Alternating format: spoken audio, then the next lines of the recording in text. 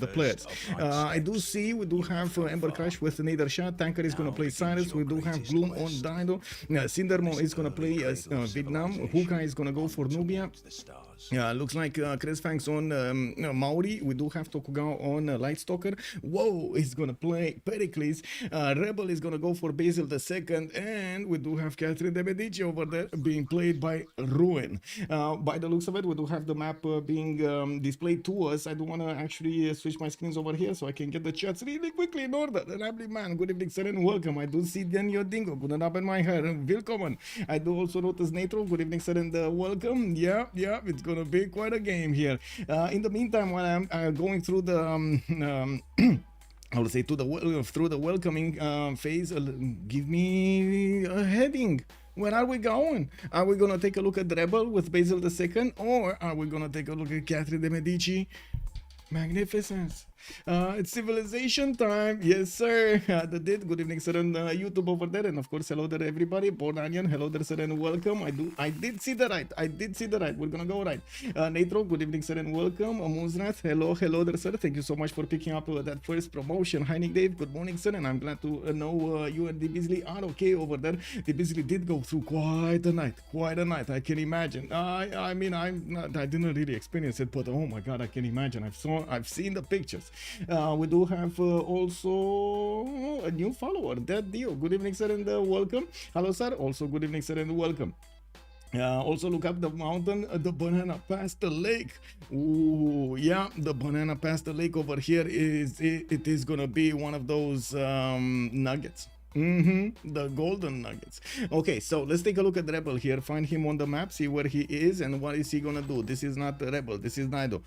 This is Maori, this is Rebel. There we go. We do have him with quite a few tutus around his capital. He does have the choice of moving across that river and settling on the citrus tile if he wants to get an extra amenity from the get-go.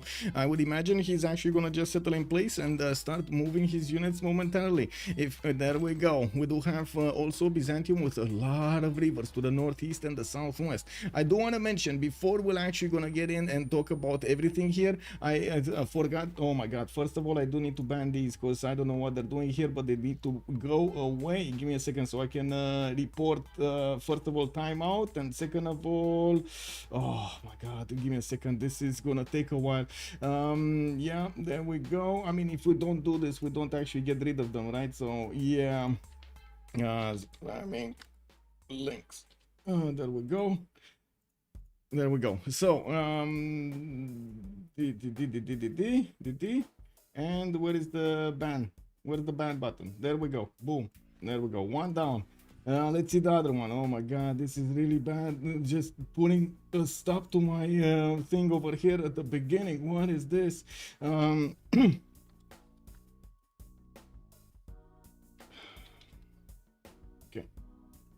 There we go, and boom, there we go, finally. Yeah, now bananas, the candy like, hey Wax TV, good evening, sir, and welcome. Also, okay, so first of all, before we're actually gonna get in, you see it in the titles, please no spoilers. Please no spoilers. I'm gonna keep on saying this. We don't want to know exactly the names of the players. I can actually show you who the players are in the game, like the total list of the players in the game, but not their pseudonyms, not their nicknames. The reason for that is so they don't bring any kind of back history into this game, and they do make decisions according to what they have on in the game, like the land, the neighborhood, the civilizations, and his leaders, the bonuses, and so on. Also, who's getting the hammer? Yeah, the boat. I saw a few boats over there spamming links. It is what it is. Colgananas, bonsoir monsieur, bienvenue. Also, okay, there we go. Let's see what we have over here. Rebel is gonna have his horses in the second ring, also his iron second ring. Looks like the rivers are gonna give him a nice defensive territory there with a lot of cities to settle, city state to take, actually two that he can take. Both of them are actually, this is a bit better, right? And Gazargamo will definitely be a city state that he will crave. We do have also Nubia on the map somewhere on the other side of the map, on the right side. Looks like Mero is gonna have his scout coming up next, and Hukai is gonna play it today. Looks like he's also gonna get a sugar settle to the right side with a lot of 2-2s around. 3-2 banana directly in the capital. Chef's kiss over here. We got Athena just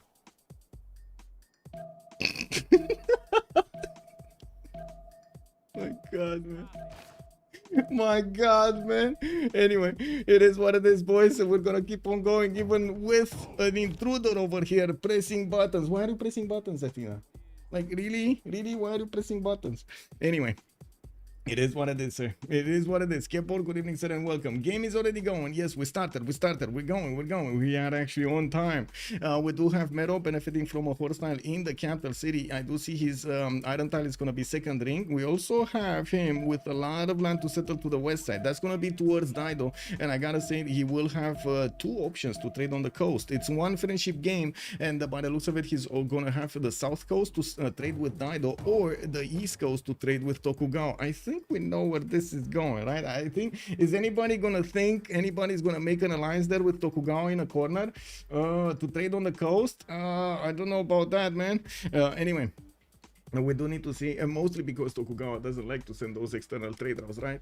We do have Nubia starting to get his huts over here, and it does seem like he's gonna have a few flat tiles that he's gonna get to use for his pyramids. We're gonna need to see how he's gonna try to benefit from them. He's also getting, I gotta say, scouted out by these two barbarian camps that are next to him. Well, some would say more gold, some would say it's pain. We're gonna need to see if one of those scenarios is gonna be today here for Nubia. I do also notice we need to talk about Pericles. He's on the middle of the map. There we go. Athens. We did see the curious banana tile there next to the lake. By the looks of it, Athens is gonna get his settler out in 5, and he does have that northern settle where his scout is laying, but he does need to buy quite a few tiles there if he wants to go there. Between the mountains, he's gonna also have another settle on 2-2 bases. That's not bad, but he's gonna have a problem with how many tiles he's gonna get to work in those cities. Now, of course, amazing campuses are going to be here, and we're going to need to see how he's going to benefit from them.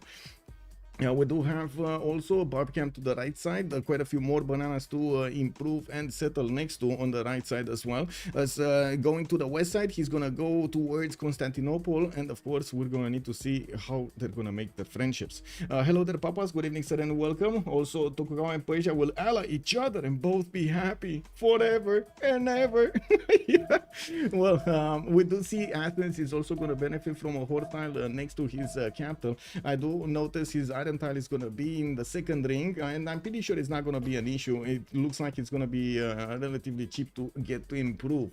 We do have Cyrus somewhere to the southwest here, and it looks like he did pump out a settler. Now Pasagarde is going to have his third settler coming out soon. And I do notice, actually, wait a second, he's going for another scout. He probably lost a scout somewhere. You see this banged up scout here? What happened to that one? And where is the, was there a camp there that he actually took out? Oh my God. I do see another bar camp to the north.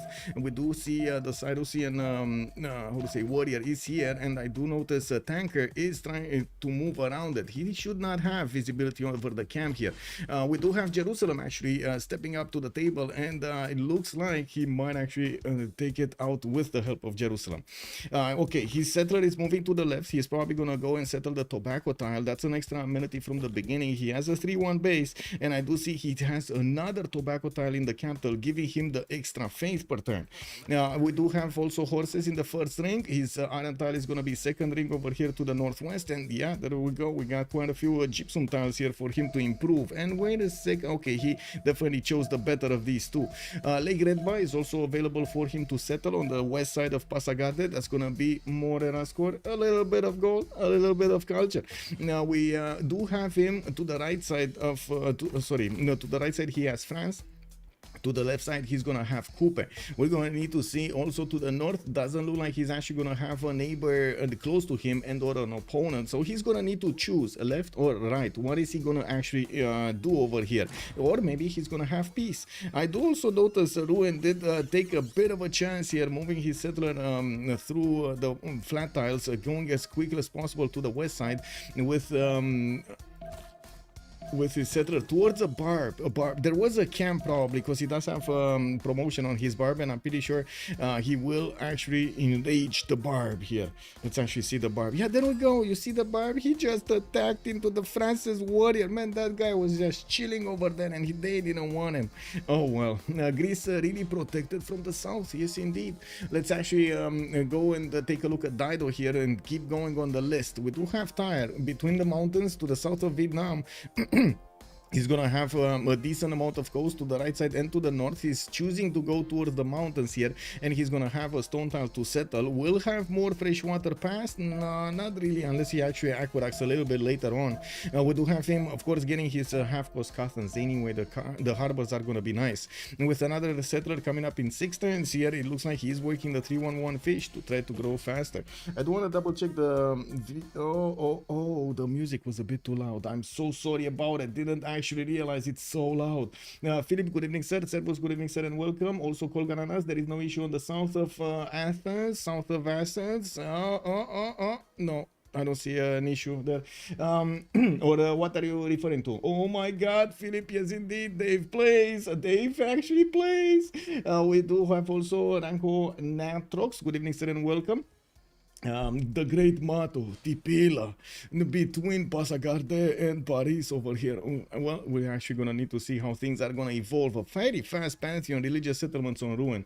Let's come back to Dido here. We do have the city of Tyre with an iron tile in the 2nd ring, another one in the 3rd ring, and by the looks of it, Athena tries to grab the microphone. Athena, please do not grab the microphone. Anyway, I do see his horses are gonna be 2nd ring to the northwest, where there is a flat tile there, and I gotta say, those are a lot of fields with forest here for him to chop. He's also getting discovered by Nubia, while I do notice his warrior. Oh my god. Oh my god. I mean, you thought Pericles has a problem? Oh my god, man. Oh my god. Look at this. Look at this. Oh, we got a lot of like, the thing is, Nubia is gonna see this, Phoenicia is gonna see this out, and I do notice that Rebel on the other side of the planet, Rebel is saying that wait, are barbs off? He didn't actually find the barb. All the barbs are here. Wow, kick W. I'm pretty sure Nubia will want his Pitati archers anyway, but first he does want to get his settler out. He will see the warriors come towards him, and we're gonna need to take a look where is he gonna want to settle. Definitely a better settle to go off the river to the northwest and benefit from the fertile. He does have a scout coming back, or at least I think he's coming back, and now he sees the truth. Whoa, 3 barbarians, 4 barbarian, 5 barbarian units actually arrived next to Nubia's border at 10-14. Yeah, I mean, this is the moment when he needs to think about those pitatis. Now, let's see his text. Where is he going? Where is he going? Hukai going courtesy extremely fast. So that means he didn't actually get animal husbandry, nor did he actually get archery. Anyway, 2nd settle got put down by Phoenicia next to the mountains. We do have Nubia's warrior coming close to it. I do have to point out Nubia's warrior already took out the barb camp, but not the one to the south, the one to the direct west. I do need to move forward also towards Vietnam. Let's actually see what Vietnam is doing here. He's about to settle. We do have him sending his 2nd city to the west side. Cindermo here is also fighting some barbs. He probably took out the camp, menacing Greece, while I do notice he's going to have a choice of hitting the right unit or hitting the left unit. Is he actually going to coordinate? No, I do see Ember Crusher is just there to take a look. You see, he's there to observe what is going on here. It's going the slinger gonna take it, or the scout gonna take it? Cindermo needs to make a decision. We do have also Cantho on a 2-2 base. Looks like he's putting down his campuses here. +3 startup for Thangtong. Wait, Cantho or Thanglong? Thanglong for the capital. While we do have the 3rd city also coming around next time. We don't know exactly what is the diplomatic status, but while we're getting through the game, like probably 20, 25, 30, we're gonna need to take a look at all of their relationships here. Who is making friends with whom, so we get a better picture of how this game will evolve. We do need to take a look also on Coupe. Looks like Tehonianga Nuya Coupe is going towards the north. He does have a city-state to take out Valletta. That's only gonna be 1 tile of attack. That seems like it's gonna be painful for his boats.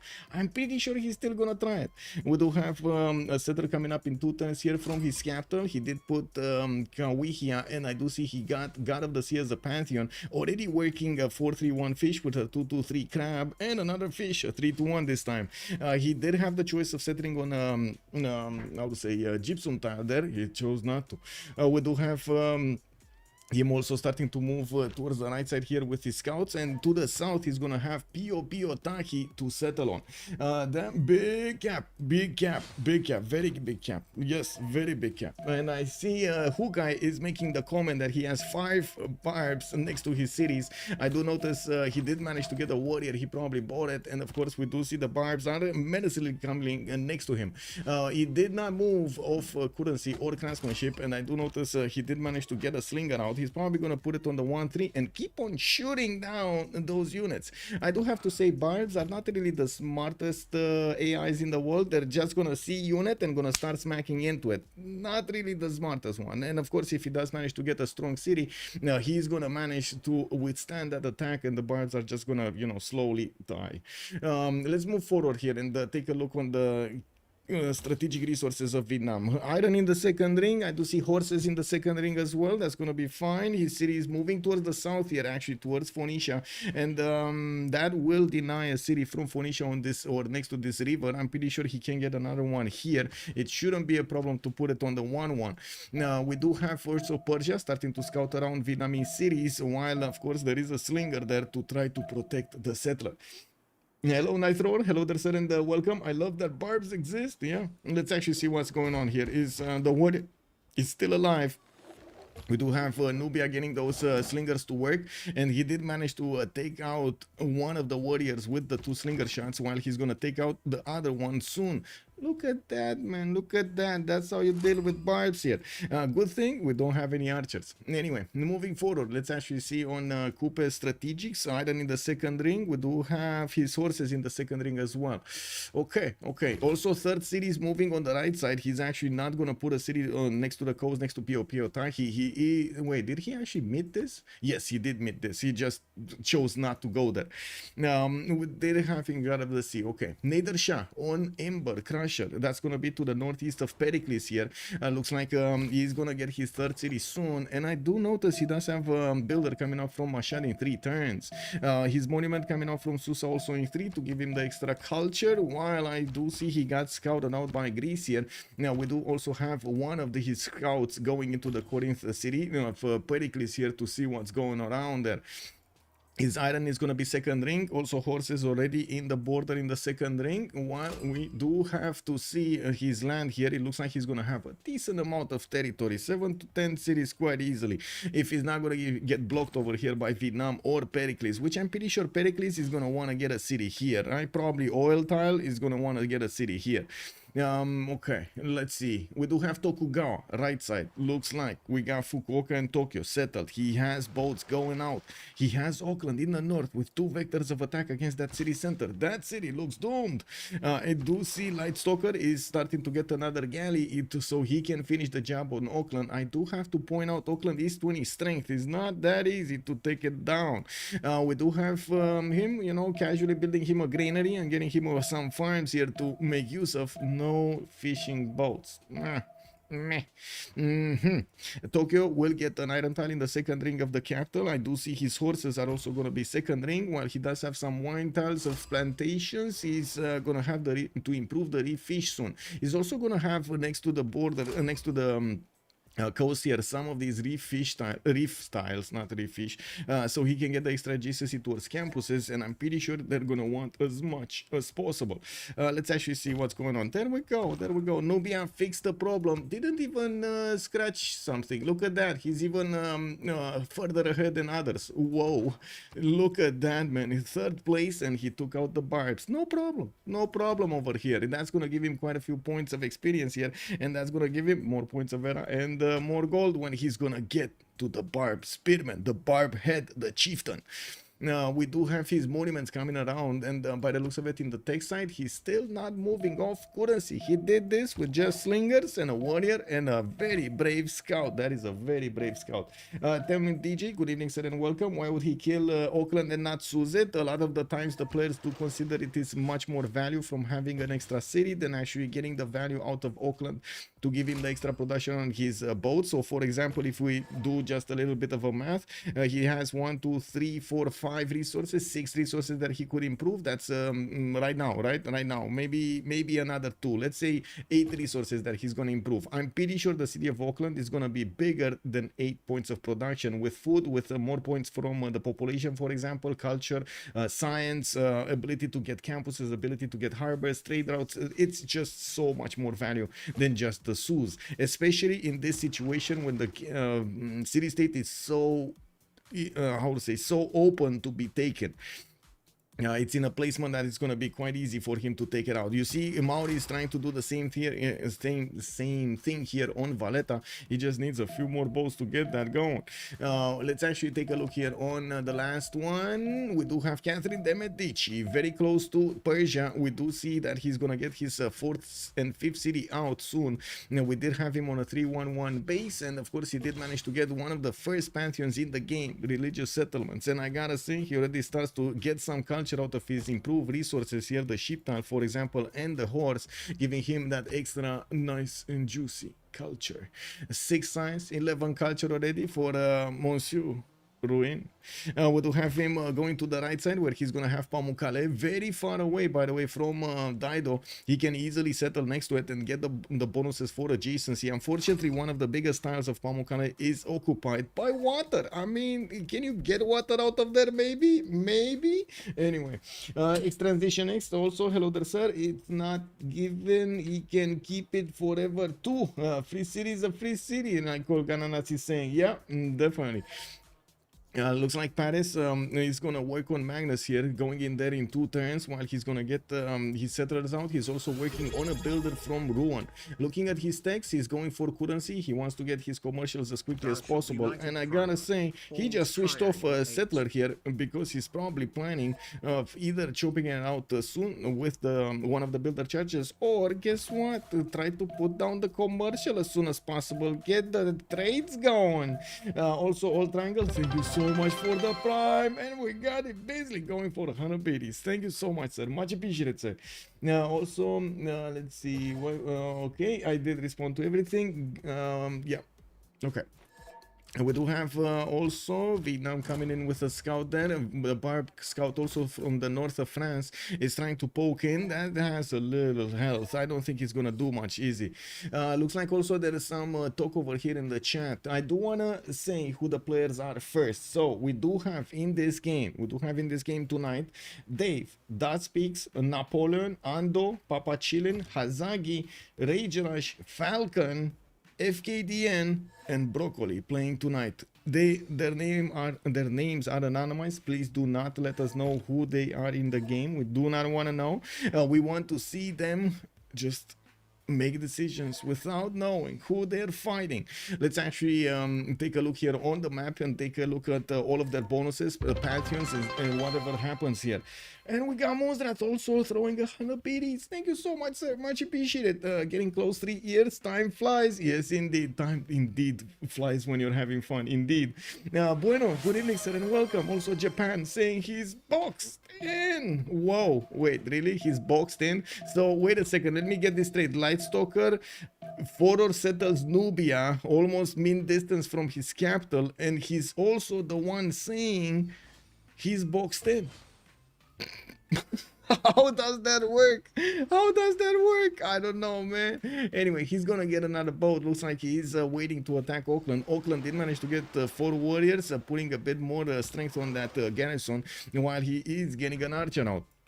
We also see Mero did actually put down his first pyramid, the 412, next to his capital. Did settle Faras there and get next to that third tile, and I do see he's gonna get his monument out next turn, working on the trader and put another pyramid next to El Kuro. These pyramids are insane to give you the bonuses for your districts. We're going to need to see if he's gonna hit some discounts, and of course, taking a look at this, he's going for his animal husbandry. A bit surprising he did not place down his commercials. Am I the only one surprised here we don't see commercials already being placed down? Anyway, we'll see. He's getting mining, so I'm thinking he's waiting, actually not really caring of chopping those tiles and just putting the commercials as quickly as possible in the ideal tiles. I gotta say, he does have over here a nice setup for aqueducts plus industrials. His campus plus something else like a government plaza could be placed in between Faras and Mero. Now, but this rainforest is just throwing a wrench in his plans. We're gonna need to see how quickly he can actually get bronze working if he wants to get bronze working. He's putting his slingers in danger, actually throwing as many rocks as possible at the barbs, and I do see he is gonna take out that spearman right now. His warrior does have a promotion, so that's not a problem to move, promote, get some heals back. Now we will see a Papa Diplo victory. We might no Diplo victory. Actually, wait a second, did I really hope I ticked that off. I'm not sure if I can actually see it in the options here, but that should be ticked off. No Diplo victory. Yes, it's ticked off. Oh, thank God. I did need to relobby really quickly, unfortunately. And I do have to say I'm sorry to the players if they're going to watch this back. I'm sorry for the players for the mix up with the slots and everything. We do have Goddess of Tides here for Phoenicia. I do see Cothons are coming around from him, getting his trader internally with Moksha establishing his capital. Vietnam is going to go for God of War and Plunder. We do have Thans coming around here, and I do see Magnus is going to be plugged in Thang Long for the internal bonuses and the chopping abilities. We do have the two Thans, or I should say the Than setup is getting built to the southwest of Thang Long. I do have to say he cannot place his government plaza anymore there. That is an iron tile, unfortunately. Well, it looks like also we got some more pantheons to take a look at. Goddess of Festivals here for Persia. He's also getting his fourth city out from Mashhad soon, and I don't see commercials anywhere. We're 1025. We should start seeing them on some civs. For example, City Patron Goddess Greece. He's getting his commercials down. Already finished one here in the city of Athens, while he's gonna go for the northwestern settle towards Byzantium. Byzantium did manage to get the first religion of the game. He does have these geothermals, which are going to be insane for his campuses, +4s on both sides, while he did manage to get a +5 holy site here from Ansira. That means he did get a sacred path as a pantheon. His capital holy site is also amazing. A +6 from the beginning. That's just like gold, man. You feel like Russia in the game here, making that faith from the beginning. Look at that. 29 faith at 10. 29 faith at 10 for Rebel. We do have also his religion to take a look at. Choral music for the extra culture on his shrines and temples, and he's gonna get pilgrimage for the extra faith per 10 from each city following the religion. Since Pericles is probably not gonna get the religion, Maori probably not gonna get the religion, he might just spread all around here. And we're gonna need to see also what Maori is gonna do with his boats. Looks like he's more interested in actually following the coast and seeing if there's any action here than actually taking out Valletta. In the other side of the map, it looks like Auckland is still not taken. Lightstalker is waiting for his third galley there, but I gotta say, you don't invest 3 galleys if you don't want a city out of it, right? Let's be real about this. Ranko also, once he gets Crusade, somebody is going down. Yeah, we'll see his how he's gonna get his Crusade. Is this gonna be one of those Stonehenge kind of things? I'm thinking yes. It looks like the other Persia, this is gonna be Cyrus. Tanker is also getting his 4th city on the way towards Lake Redba, while Pasakarde is building his 5th. I do notice he chose Earth Goddess as a pantheon and does have Magnus being plugged into that city center. He did start to improve his plantations, got the tobacco tile improved, and I do want to actually do 2 things here. There we go. He's getting his commercials down from all 3 cities. Also put down a Perideza. We're coming dangerously close to the next era, and we do need to see if the players are going to actually manage to get their golden ages. It looks like Tokugawa does have a bit of a problem here, but it shouldn't be that big. He does have a +4 harbor, a splendid one coming out next turn, and that will put a lot of points on his side. We do also see him about to take down Auckland. He started the attack, and the galleys are doing a lot of damage because that city did choose to put the warrior out of sight of the city, made way for the archer, which is lower strength on the defense, but can chew through this galley a little bit harder. To be honest, I mean, come on, man. The warrior is not going to jump into the water to deal with the galleys, right? You might as well just put him on the walls in the city. Anyway, On the left side, we do have Maori benefiting from a few more improved resources. He is sending his fourth city towards Piotahi in the south. Can he try to put 2 settles here? I'm thinking, can he actually put 2 settles? I don't think so, right? He's gonna put a city directly on Piotahi, get these pearls improved, and work the forest on the right side and on the south. That's about it. Anyway, we do need to see also how Catherine de Medici here is gonna get his cities going with commercials coming around. I do see Pingala is his second choice in the city of Marseille, and while we do have him getting his scouts to move around all of this territory. You see how many scouts there are around him? Oh my god, he's getting buzz from so many sides here. Look at that. There's a Byzantium scout, there's a Vietnamese scout, there's a Greek scout, there's a Phoenician scout, and even one of his scouts. That's a lot of scouts, don't you think? Wouldn't it be an idea to get a religion for Greece and Coupe to defend Crusade? That would be an idea if they actually do it. But the taxes rate is going to be a problem. And also, I do have to say, you cannot really stop the spread, right? If you start losing a lot of units, Basil is just going to convert your cities. Maori can put 2 settlers around Piotahi. He could, yes, he could actually try to min-max this, and I'm very curious if he will, because he definitely can settle in place here on the 1-3 and then get another city on Piotahi. And this is my question, is Cresfangs actually going to settle in place? Because right now he lost his movement on the settler moving into the forest. Is next turn going to be the turn that we find this answer? Let's see. Is he settling? He might be settling, right? He might be settling. Oh, come on, Cresfangs. There we go. He settled. He's getting this city down. Oh, my case. Good evening, sir, and welcome. Is there a scout convention? I think there's some free stuff being given by France here. We can't really see it. It might be some of those like special, how to say, croissants, right? Some special croissants. Oh my god, I've seen a meme with like a big croissant like this. Have you ever seen such a big croissant? It was insane. It was like this, man. 20 people could actually eat from that one. So does Greece or Persia die first? Well, to be honest, Greece over here does have the protection of the mountains. I do notice, yes, he does have Persia to the northeast and also Basil to the left side. It's not gonna be that hard for him to try to defend here. We're gonna need to see how things are gonna evolve to know exactly who's gonna make friendship with whom. Let's actually take it from the left. Catherine de Medici, who did he make friends with from the beginning? Persia, that's gonna be his western neighbor. They could trade with each other, no problem, although no coastal trade routes. Now we do have Tokugawa, right side. Did he make a friendship with Nubia? Because that's basically his only friend here. Nubia on the right side, he did manage to get Lady of the Reeds and Marshes for a bit more production on floodplains here.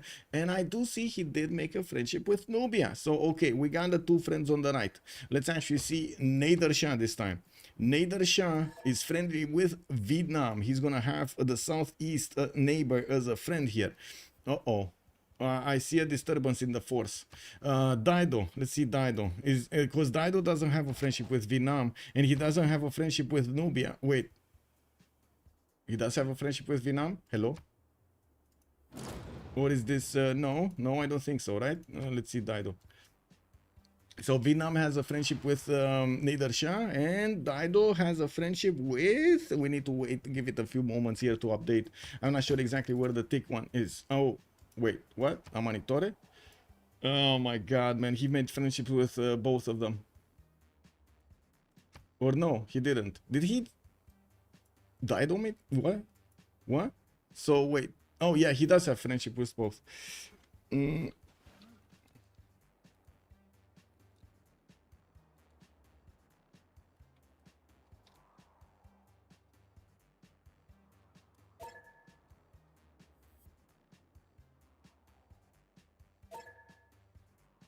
Okay, well, these friendships from the beginning, I guess they don't actually do that much, but they still are a problem. Okay, there we go.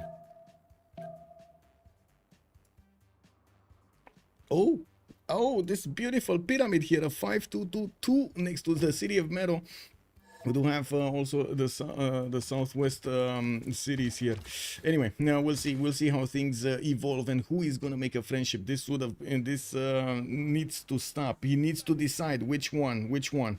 Anyway, because otherwise everybody's gonna make friendships and it's gonna be like really weird. Triangular friendships are actually quite weird. Anyway, now let's actually see what's gonna happen here on the other side, right? We take a look at Batriu, and now we do need to take a look at Maori, and then Nader Shah. Maori, actually no, wait a second. Maori, come on, Maori, show us the way. No friendship, really? No friendship, because Persia was a friend with Magnificence, and we did not see Byzantium yet, right? These are the two that we're missing. So Maori doesn't have a friendship. Whoa. Does Byzantium have a friendship? So Byzantium might be friendly with Pericles here. And there's gonna be somebody remaining without a friendship on the right side. I might think Tokugawa is gonna be the one. Anyway. Yeah, no friendship for Maori. No friendship. Let's see on the other side. Let's see, not Nader Shah. Who is it? Tanker, right? The Tanker. I hope he doesn't have two friendships. He's friends with Catherine de Medici. Okay. And I do notice in the era score screen we're 1031 and we got a normal ager. Tokugawa could not manage to get his golden age. He's in a normal age. That's a problem. Light Stalker over here will have an issue. We do need to see, also jump around the map here and take a look at what kind of bonuses they picked up in their golden ages. Let me actually open up the map here so we get to see everything. Commander King, good evening, sir, and welcome. Yes, indeed, nice catch over there. GT Snow, good evening, sir. Tokugawa, normal age. Yes, sir. Can't help it right now. Yeah, and one of them should be missing a friendship soon. Yeah. Yeah, we do have to take a look here on Catherine de Medici, from the left side. France is gonna get his commercials down, finishing his market, still 4 cities, getting 5th and 6th soon. And I do notice his government plaza got built, and he does. Oh wait, he already has audience chamber. I think he already has audience chamber, right? Oh my god, the city is not how to say, the game is not actually giving me the drop down, so I'm sorry, but by the looks of it, that audience chamber is not getting built. It's already built, right? Anyway, now we do have Tokugawa also, right side, normal age, unfortunately for him. I did not mention, by the way, Catherine de Medici is on 15 science, 34 culture with 25 gold a turn and 63 points of production. That is those are the most points of production in the game by far. Whoa, that's like, whoa, 30% more production of, wow. Anyway, Tokugawa here, we do have 12 science, 11 culture on him, 47 points of production. He does have 2, 4, 5 cities already, and I do see he's getting some builders out to start improving his land. He does have a trader going for internals here, got Auckland earlier as a 5th city, and we do still have quite a bit of coastal cities for him to settle. Unfortunately, if he can get another city here on the capital and aqueduct later, is just not gonna have access to the coast. Now we do have also Nader Shah with 11 science and 21 culture. That's gonna be him on 4 cities. Looks like with Goddess of Festivals, he's getting a decent amount of culture. 25, not bad right now. 44 points of production, 37 points of gold, getting his commercials down. Audience chamber is the way to go in the city of Mashhad. While I do notice he's using his Peridesas so he can get some extra gold and culture from them. That also gives him, unfortunately, a bit of a lack of food. But it is what it is. You make the sacrifices you think you can do. By the looks of it also, Coupe, let's actually take a look at him. 10 science, 20 culture on the left side. Oh wait, we didn't actually, I didn't check something. Rebel, who did he make a friendship with? It should be Pericles, but I want to double check this. Yes, it is Pericles. Okay, so back to Coupe. Sorry, it was missing in my mind. We got the lighthouses coming up from Tehonyanga Coupe, and I do see Crestfangs going for more of these internal trade routes. Using Li Yang in the capital and not something else. Oh my god, is he going right 3 Li Yang in the capital? Because this is not City Park's placements, no? Okay, well, he did get Moksha hitting Kawihia. And I do notice he did manage to get that extra production going on his styles. Well, we do see he's already benefiting from 52 production, but still cannot catch up to Catherine de Medici, 66. Whoa. Battery 21 science and 28 culture. Getting horses out, I do notice he does have an archer deployed towards the south. Got his setup going with the Thans to the south, while he is going to put another city there. Now, we do have him looking for trouble here, and the question is, where is he looking for trouble with that horse? Is he gonna try to take out Ayutthaya from the beginning and secure this space for him? It might be. Now we do also need to see more commercials coming down. I do notice he pre-placed Temple of Artemis, did not actually start working it until he's gonna get his horses. I do have to say he did actually get the horse in the sun and then put it in the capital. I would imagine he might be thinking of something towards the north and not something towards the south if he did that. And well, moving forward, Dido to the south of him, 9 science, 34 culture with Moksha internals. The Odin chamber coming out in 1. He's going for a non-freshwater city to the east side, northeast side of Tyre, while he's also getting more production on Ugarit and Carthage towards these settlers. He did choose Goddess of Tides for the extra culture on his coastal resources, and he already has 1, 2, 3, 4, 5, 6 improved, while next to the coast he's also going to have some reef tiles to get the extra adjacency towards campuses. I do see he has 0 strategic resources improved. He doesn't even have them in the city center. Like, look at this horse over here just hanging around, and look at this iron tile just hanging over there by a cliff. Wow. Wait, Ranko is saying if he just went on money into Auckland, he would have made golden. Yes, he might have made golden with that. Yes. Wait, where is Coupe gonna place districts in his camp? Wasn't there stuff on almost all of the tiles? Yes, it is. That's what I was saying. City Park? Are you sure City Park? Where are the tiles that we're gonna put City Parks here? Anyway, this is gonna be quite a challenge for Mauri. I would have to say quite a challenge for Mauri to get everything done here. Now, well, moving forward, let's actually take a look at Cyrus. 10 science, 12 culture, 5 cities. We do have Tanker in Monumentality Golden Age, and he is on 12 Faith of 10. Okay, I'm confused. We do have him with Hanging Gardens coming up here from, from his capital. I do see he has a builder able to chop with Magnus, and Servus did join us with tier 1. Thank you so much, Servus. Much appreciated, sir, for the tier 1. Now, we do see some more builders coming up from the west side, and I gotta say I'm actually quite confused here about his choice at the beginning. It's been so long, don't get me wrong, I've seen this before, but it's been so long since I've seen somebody try this out with Earth Goddess and the Monumentality at the beginning. It used to be, I think, Destroyer's favorite, if I'm not mistaken, because of the extra movement on the builders. He was so enchanted by that extra movement from the builders.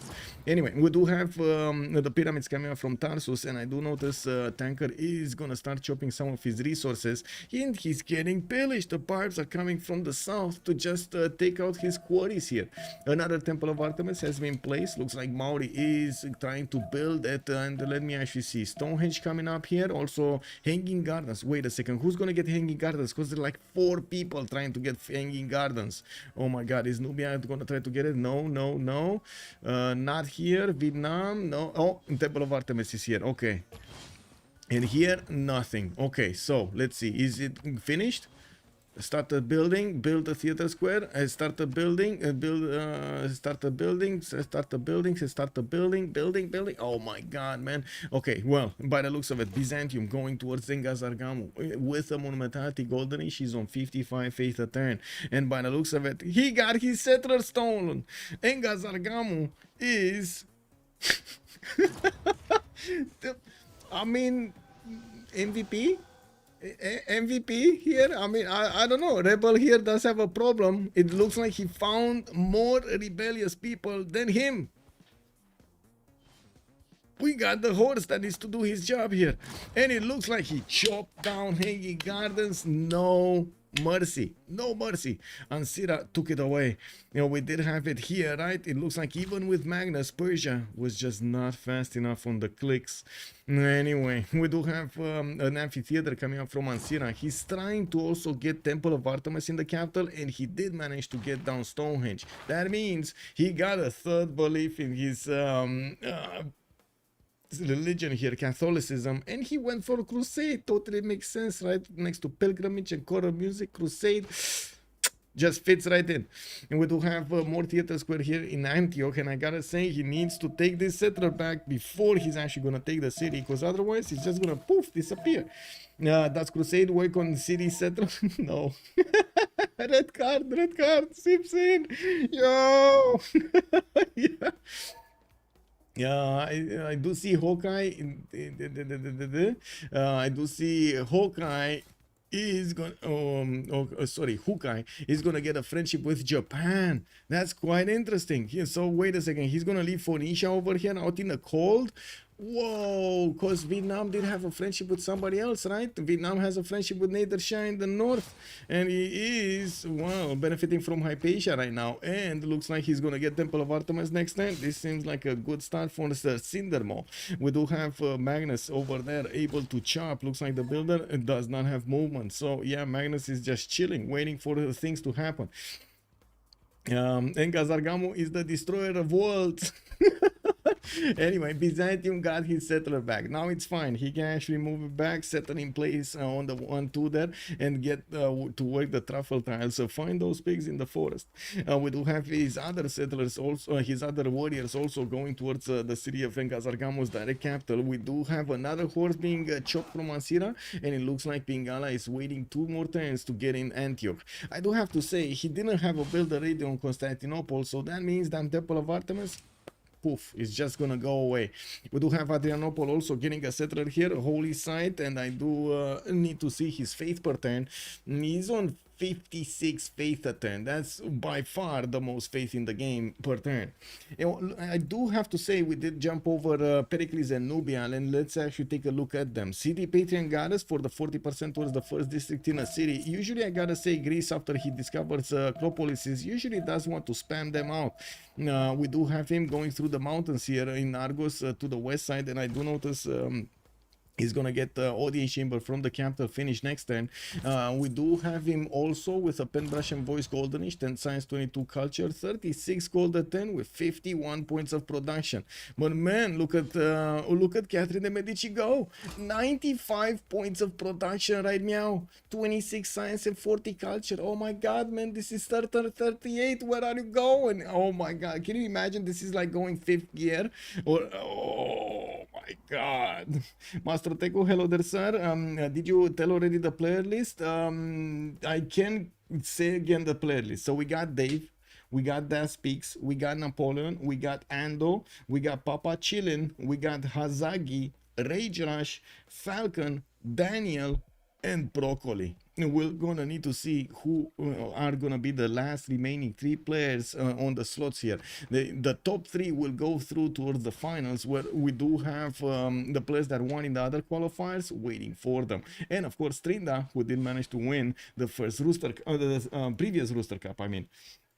There we go. Show France, show France, show France, show France. Sam Glass, good evening, sir. Yes, hands up. There we go. I'm showing France. Marseille getting campuses. Rouen getting campuses. You see, he's building in waves.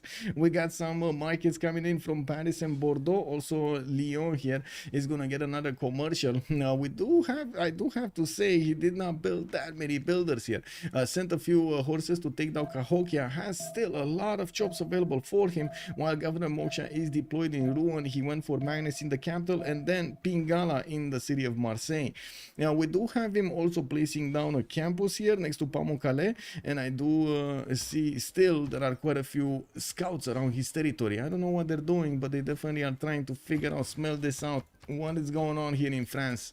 We are about to see him jump over 100 points of production. I'm pretty sure when he's gonna take Cahokia down, that city is gonna give him the remaining necessary points of production for the 100. Or the trader, actually the trader, look at that. He does have a trader that he needs to connect to the capital, get that extra food production, and boom, 101. There we go. 4 production trader using Governor Plaza in the capital, and a commercial there. Why not? We do have also the campuses finishing in Rouen. That's only going to be a +1 though. Not really the best campus, but what can you do? what can you do, right? Show us 4 Dido cities in the bottom. Let's see. So we got here 2, 4, 6, 7 cities already. Volen got taken out by Phoenicia, and I do see Ziz has been also placed towards Nubia here, grabbing as much cost as possible. He did also put Ainuk on the other side of his own bay here, and that is going to be to the direct south of Vietnam. And I do notice Vietnam is preparing for war. You see Warlord's Throne over there? You don't really get Warlord's Throne if you're not preparing for war, right? It's in the name. It is in the name. Ruan City Quarry has a culture point. Ruan City Quarry has a culture point. Ruan. Yes, all of them actually have culture points because it's Catherine de Medici and he gets an extra culture point from each of the resources improved. Let me actually put it up on the screen. I know this is a civilization that we don't get to see that much. Improved resources receive +1 culture after researching craftsmanship. Improved resources adjacent to theater square districts or chateaus receive another point of culture and may initiate the court festival project. Whoa. Okay, France over here doing damage. I do notice Greece is still struggling to get through the mountains, but he does have a 4-4-3 Coco tile between 2 exploding volcanoes. I do also notice Acropolis is coming out from his newly placed cities, and I gotta say in Mycenae, he doesn't really have a good Acropolis. He settled next to that banana tile that doesn't actually give him another hill other than the banana next to the city center. Let's take a look at the Grey people. So Hypatia got recruited by Vietnam. Let's see somebody else. We got Isodor of Miletus on the engineer screen. There's gonna be a fight for the merchant. Ivalan is the next one, and that's an extra trade out capacity one. While Catherine did get to pick a Zankian here for an extra capacity, there will be another one. That's Marco Polo that will be available for them.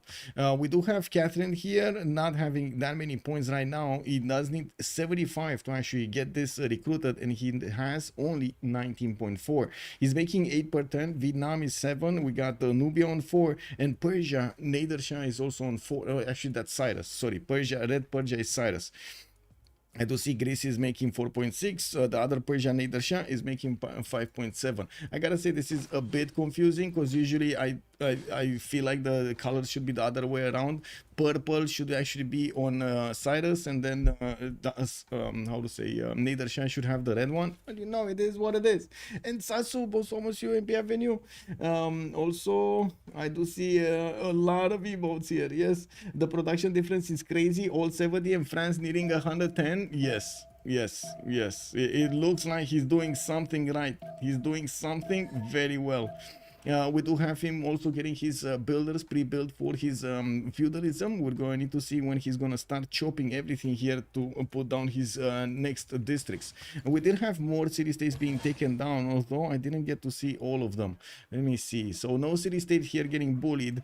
We still don't have Maori sending a city towards Piotahi, and we do have Oracle actually coming out from his capital, Great Bath, in the city of Kawihia.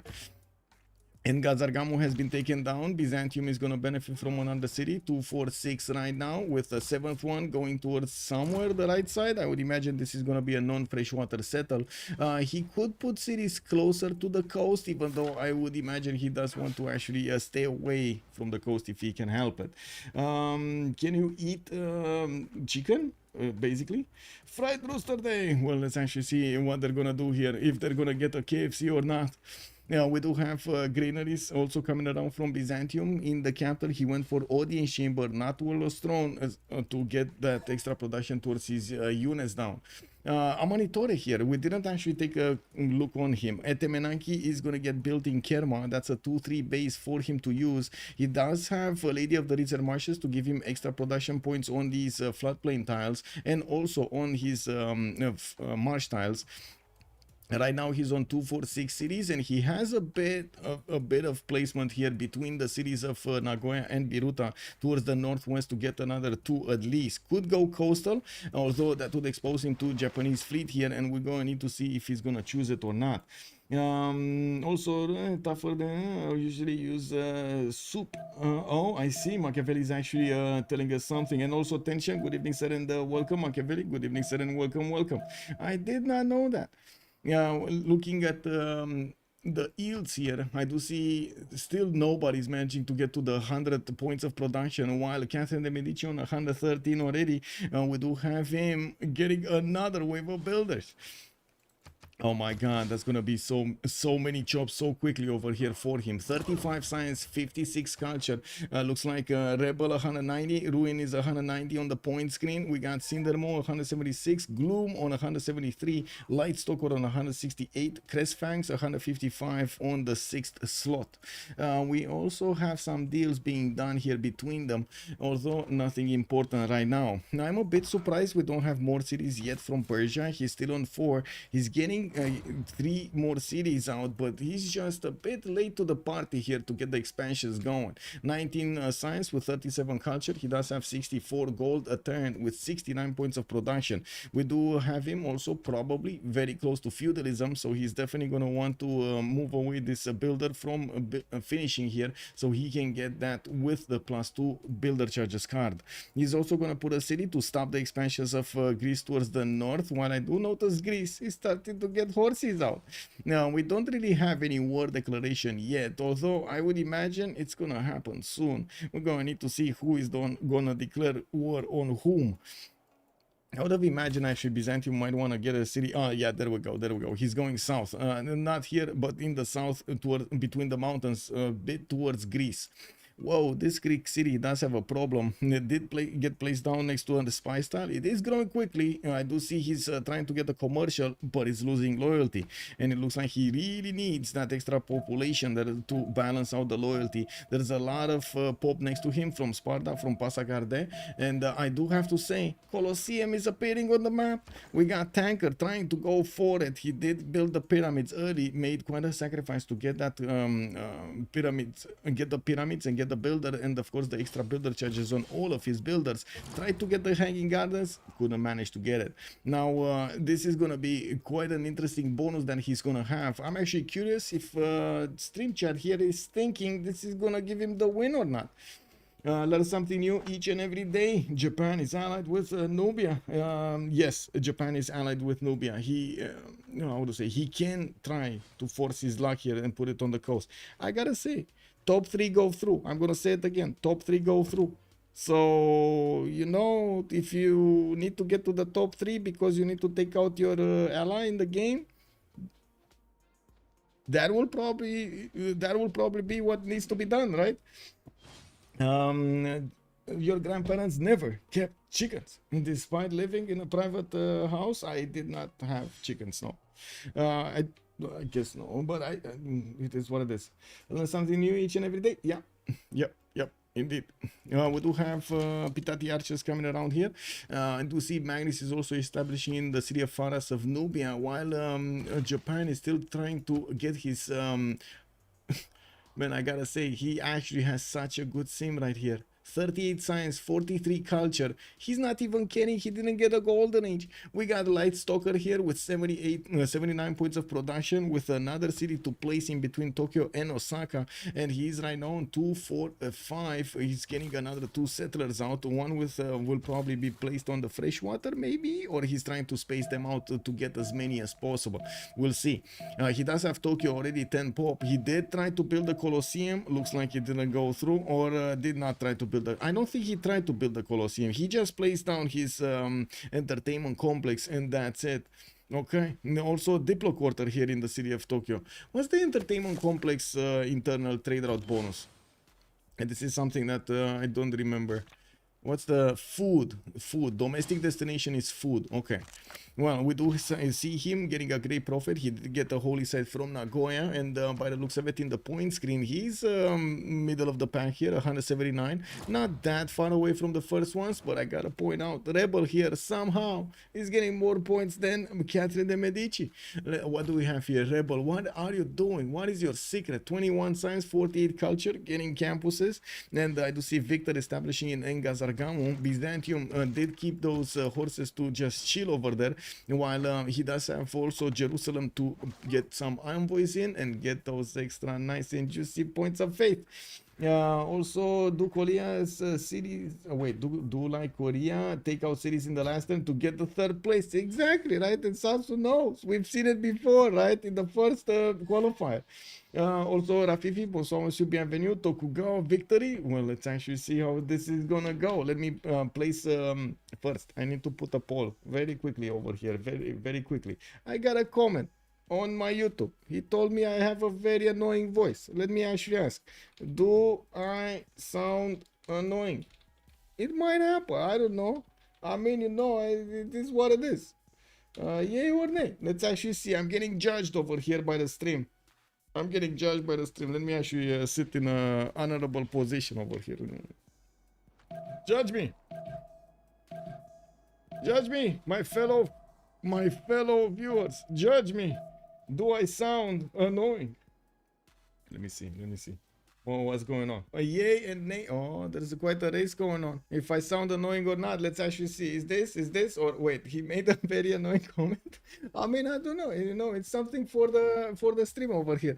Let's actually see how this is gonna go. You know, getting judged is one thing, right? This is happening to all streamers all around, right? All content creators. We get judged by our viewers just as we judge them. It is what it is. Everybody judging everybody. You shouldn't be judging. And yeah, let's see, 5 and 5. Oh my god, you're actually making it that I don't know. Wow, chat, come on, man. Okay, I'm just gonna sit here with my hat in hand, and we're gonna see how this evolves.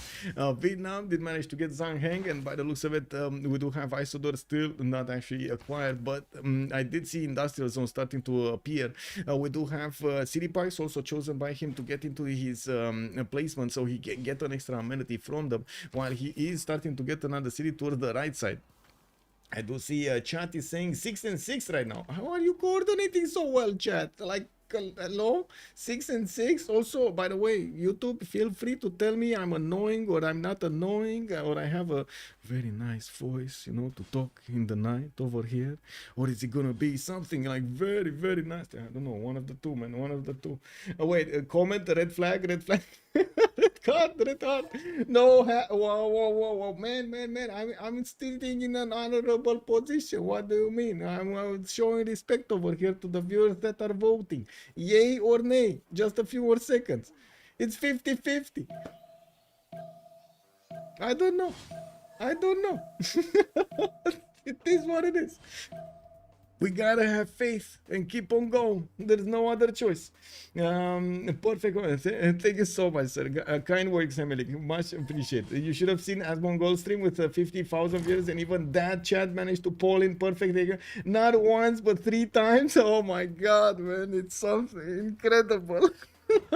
I gotta say, you know, there must be something like a common thought pattern or something that the viewers have. Let's actually see what's going on here.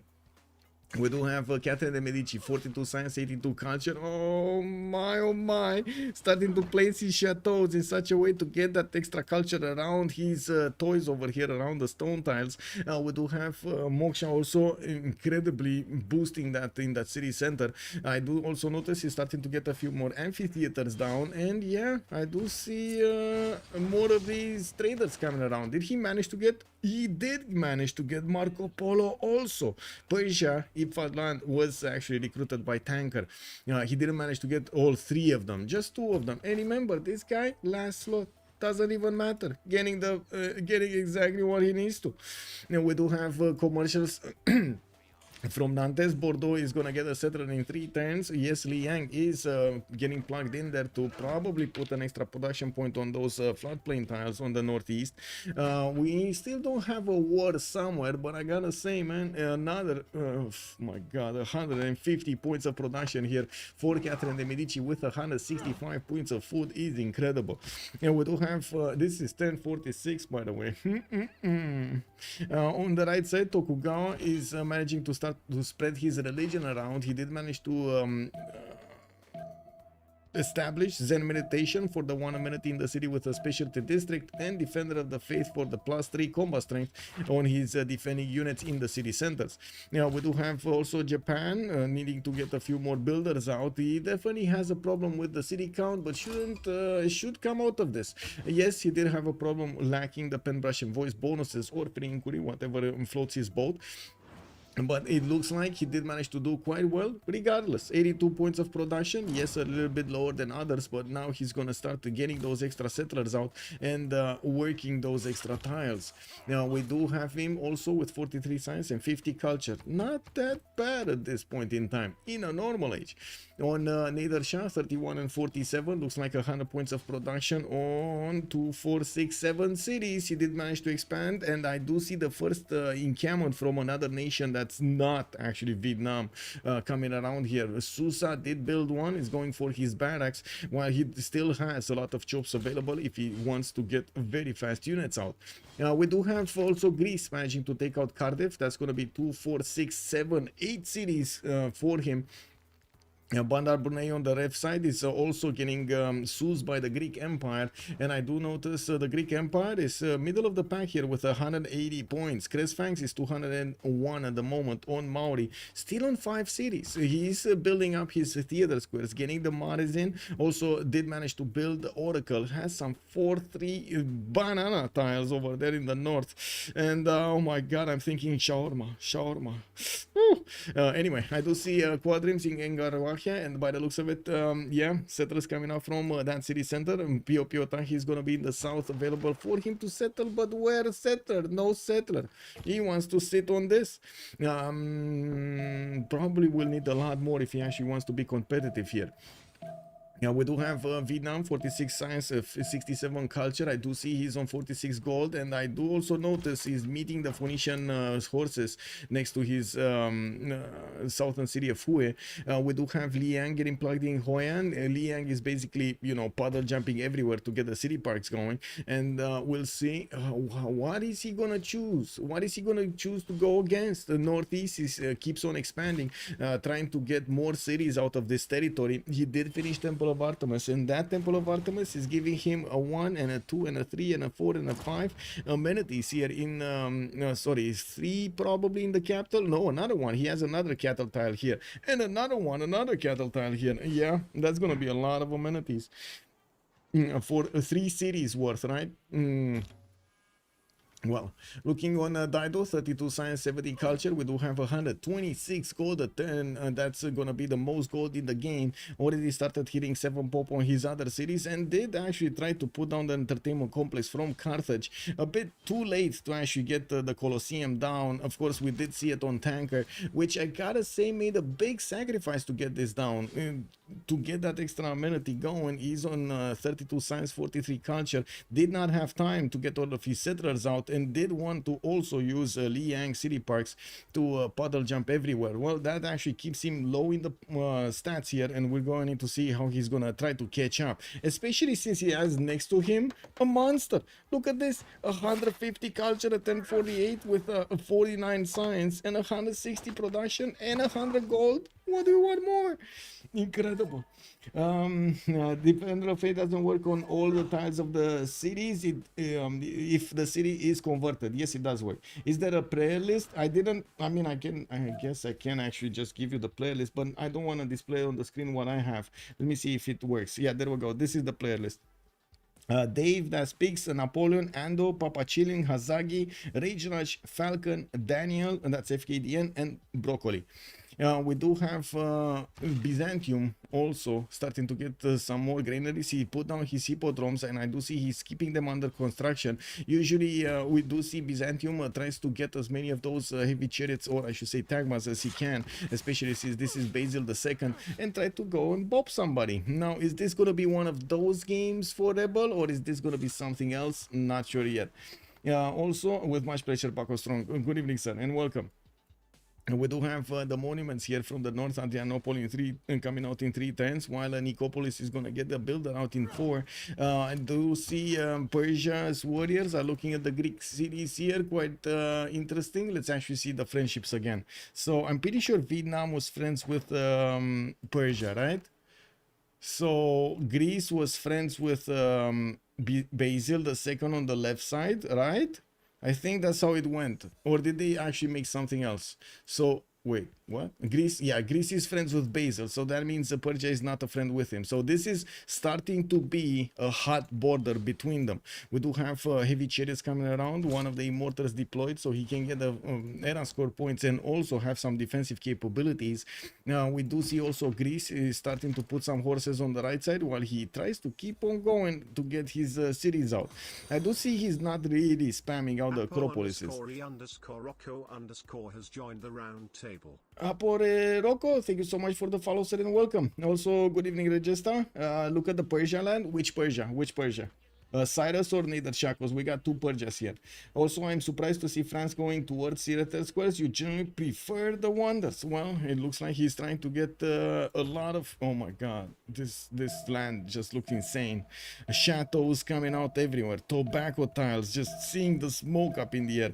We got Theater Square for those books, and we do see he's managing to get more markets and so many internals here working with Magnus bonuses. Going for the Theater Square festivals project, so he gets as many of these great writers as possible from the beginning.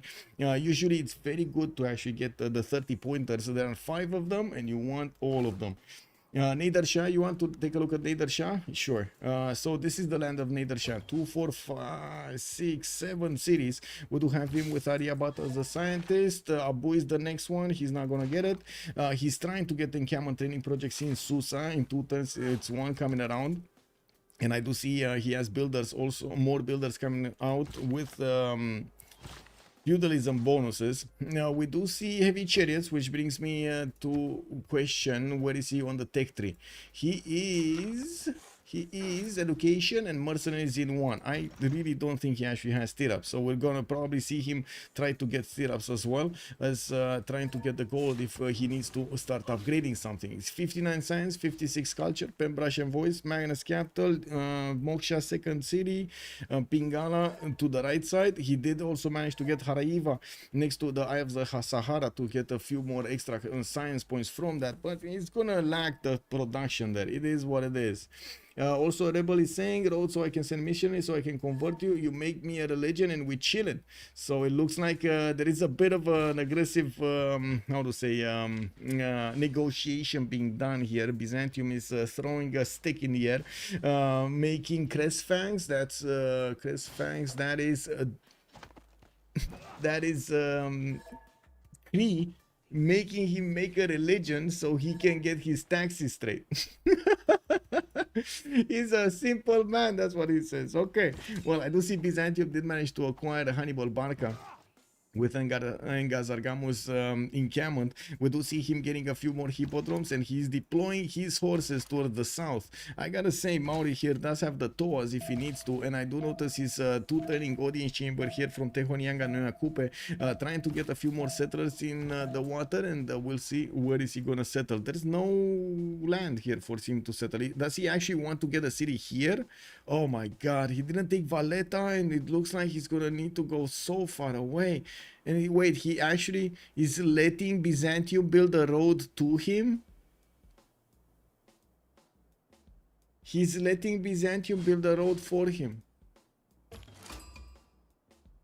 Oh, yeah, I mean, they're not friendly. They're not friendly.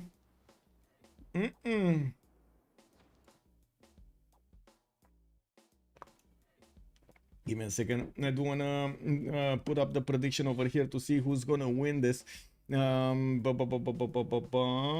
I do also wanna say hello to Tenkai. Good evening, sir, and welcome. You missed the hat? I have the hat. Wait a second, I have it on my head. So start the poll over here.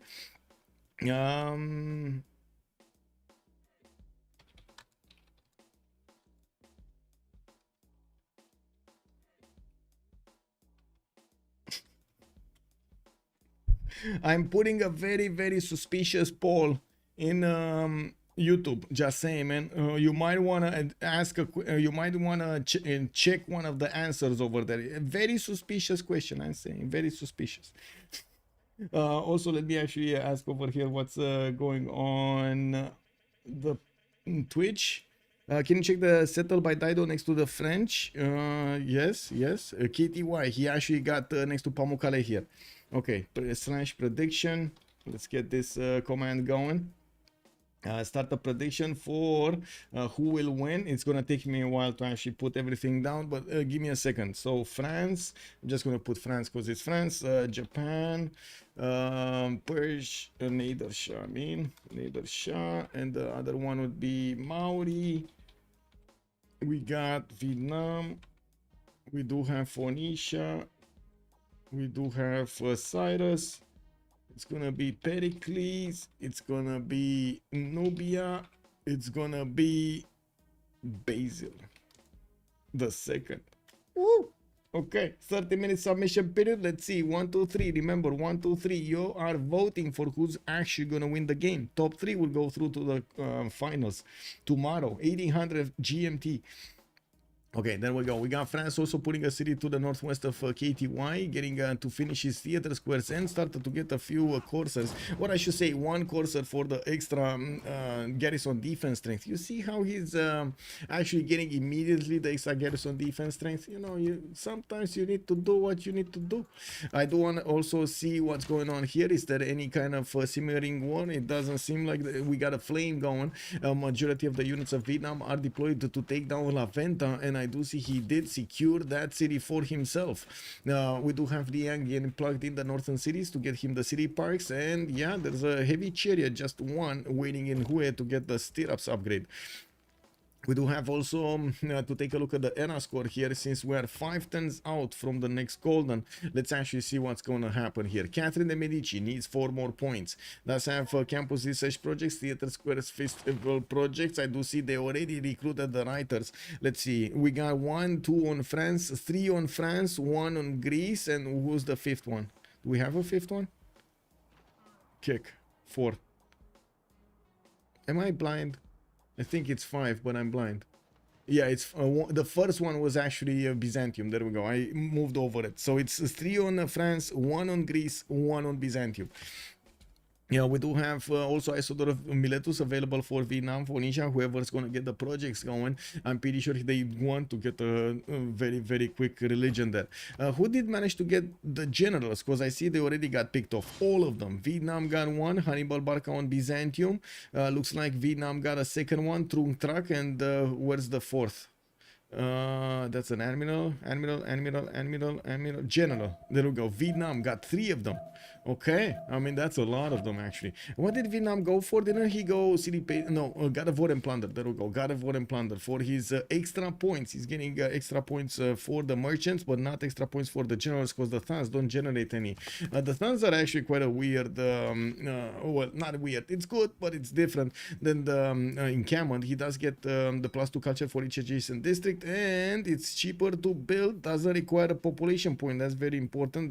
You know, the levels for districts, and does not provide great people points. This is a bit of a problem. It is what it is.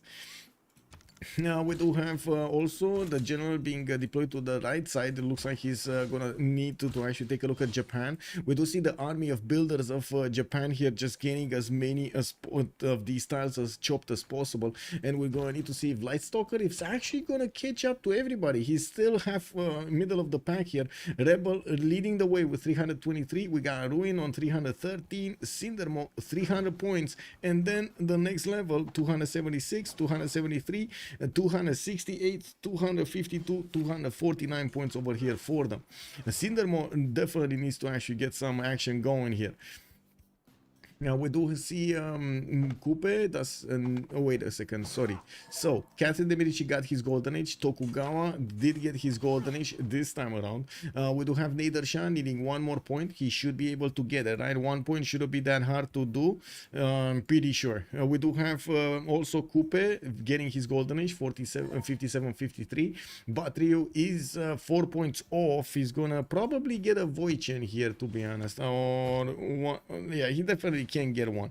Now we'll see if he does have yeah, he does have the science. 74 science and 89 culture. He should be close. Military engineer coming out next turn. More markets, and he could even try to get a boat. There's 4 more turns. That should be time. We do have Dido 51-53, does need 2 more points. Looks like he did manage to get some projects going for the industrial research centers. Let's see, he just needs 1 more and he's gonna get Isodor of Miletus recruited. I don't think he got Terra score from settling next to Pamukkale, right? I don't think he got Terra score here. Anyway, it is what it is.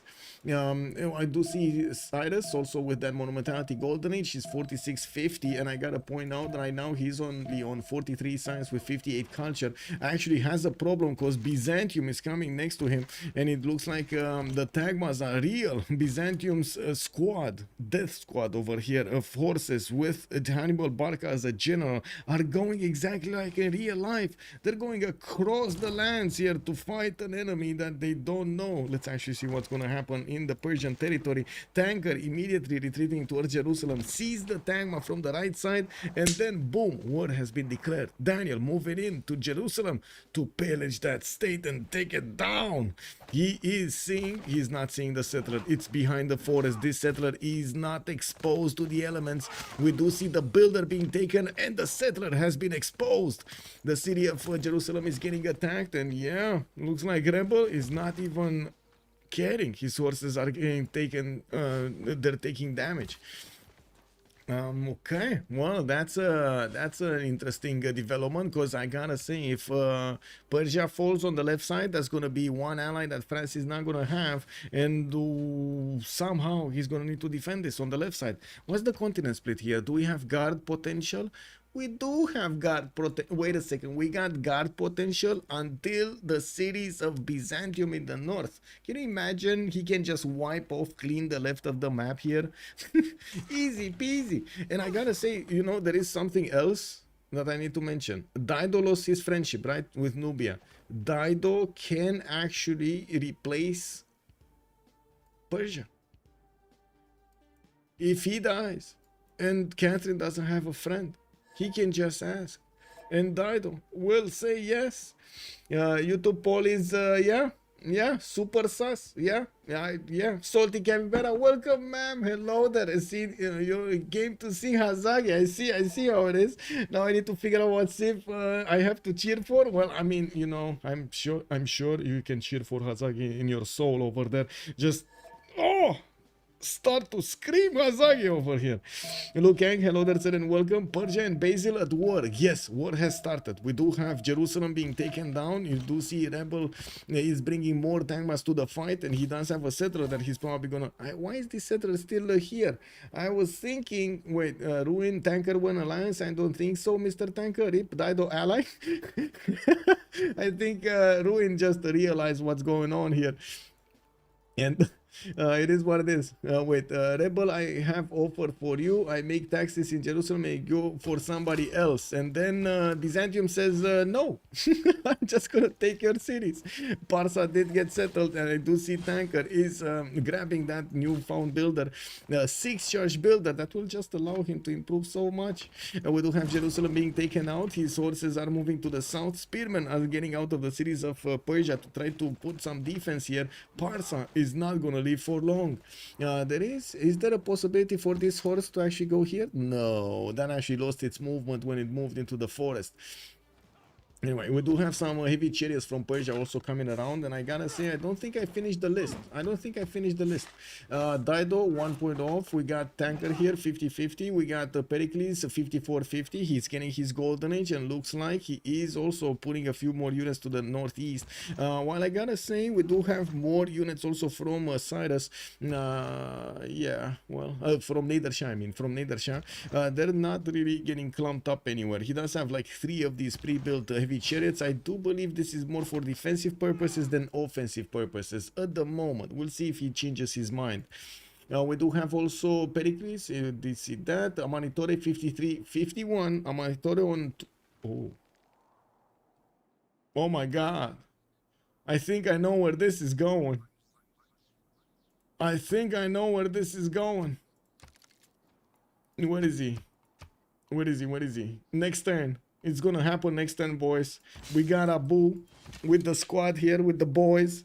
We do have Nubian Pitati archers everywhere. We got some new, very shiny, smelling like new cars, heavy chariots over here. Oh my god, the tapestry of those. Oh, something to remember. And we do have him also having a decent amount of gold in the bank here, 477, so he can invest in the boys and get all of the upgrades going, get that armor on the knights, and see the horses also get the shiny armor on them. We're going to need to see if he's going to manage to break down Phoenicia, and I gotta say Phoenicia is gritting this out like I've never seen before. Oh my god, Dido, 50 science, 101 culture, only a 200 military, next to 400 military Hukai. That's a good question, Duck Duke. Good evening, sir, and welcome. Persia settling that city is just feeding. Who dies first, Dido or Persia? That's a very good question. That's a very good question. Who dies first? Tanker is saying he's not dying. I think the tank must have something to say about that. It's just a matter of time until Crusade is gonna start getting to convert everything here, and when that happens, man, none of these units are gonna be safe anywhere. Yeah. I do want to also take a look here on Nubia. I do have to say, usually when you have something like this happen, you want to send a unit towards your opponent to try to see what's going on, right? See where his army is located. Is it towards you? Is it towards somebody else? Where do you need to defend? In this case, he already stated that he has a friendship with Japan. There is no other reason than to attack somebody to get so much military at the beginning, especially if you're only on 6 cities. And you can check this, right? You can check this in the Great People screen. Boom, you get to see exactly how many cities, what they're called, and know what's happening. We do have some units coming out from Phoenicia. I do see he recruited Isodor and Imhotep, the two great engineers from the beginning. Very nice. I'm actually quite surprised France didn't get one here. I did see one. I guess he did go for the theater squares and something else then. Anyway, spies coming around from France, from Ruin, and I do see we do have amphitheaters in Nantes and Bordeaux coming out in 2 turns and 3 turns to finish pad those culture points. He's already on 80 science and 223 culture, while we do have Pericles only on 136 culture. He's about to make double the amount of culture that Pericles is making. That is incredible. Okay, so next turn we're gonna see the golden age. Golden age here, golden age here, golden age here, golden age here, here, and here. Everybody's getting golden this time around. Everybody's getting it. No more excuses. And we do see more military being brought to fight here. We do see also a bit of I will say a bit of chat here. Ruin is saying 82 military though. Oh yeah, he's talking about how to say Persia's military, right? He just got the military and he was like, you're surviving. I don't know about that, man. Your military kind of looks like, you know, low numbers there, half effort or something. And to be honest, I want someone who is stable or trades to me. Persia, if you seem to hold, I happily renew. Okay, I mean, it definitely makes sense there. I can do 4 as well as I can. Ember Crusher is saying, okay, deal. More after that. They're talking about traders. How many traders? They're actually negotiating how many traders they're going from one to the other because of that Wieselbanken bonus I was talking about, like the policy card, that which is so important in the halfway point of the game and later on. We do see that Persia did manage to get quite a few more units here. Only horses and quite a few of these spearmen. And I say only horses because they're not knights. They're not stronger. We do have him needing to get his upgrades. He's getting pikemen. Oh, yeah, in 3 turns he's getting military tactics and mercenaries. Will have it next turn. He did manage to get the knight technology. Pasagarde is training 1. And I do notice Byzantium units do have a problem with the spearmen. We do need to see how Byzantium is gonna keep on going. He definitely would need some ranged units to also go ahead with these horses. Wow, he just doesn't care, does he? 1 general to go and boom, the spearman goes down. Doesn't care at all. He just got that going. Spread that little crusade in the cities of Hagmatana. Got an extra +5 on him. And pillaging also the city parks. What a man over here. A rebel doesn't care about anything. Yeah, we do have also Maori starting to get the message. He's putting down encampment so he can get some generals down. He's also finishing up his mares, while he did send a settler somewhere on the seven seas. It's nowhere to be seen. Wait, didn't he send the settler north? Okay, I guess he did put one in the south and got the other one back. Because I don't see it anywhere here. I really don't see it anywhere here. Oh, imagine if he puts it on a tiny island like this one. Anyway, that would be a bit too far away for loyalty. It is what it is. Two us coming around, one turn from the capital and three turn from other cities. Looking at the production capabilities. Oh, another war. Another war. Biruta getting walls up next turn. Knights, two knights on the front line. We do have El Cid also directing the fight there, with Phoenicia getting a few more heavy chariots from his cities, buying them out because he has the gold. We do have Phoenicia on 109 science and 66 culture. Did switch to a free inquiry golden age while he's fighting Hawkeye on 569 points of military, 82 science and 34 culture in his drums of war. It looks like one of them is really prepared for this war, isn't he? Looking at the tanks, we do have stirrups next turn for Dido. That will mean he's going to need to upgrade the heavy chariot as quickly as possible. And looking at the gold, he does have only 98 gold. He should have enough, right? He's 200 gold a turn. We're going to have a pause, quick pause, 2 minutes, and we're going to come back after the World Congress to figure it out. What is this Wardish lobby? Janice, good evening, sir, and welcome. Yeah, we got quite a bit of action going around.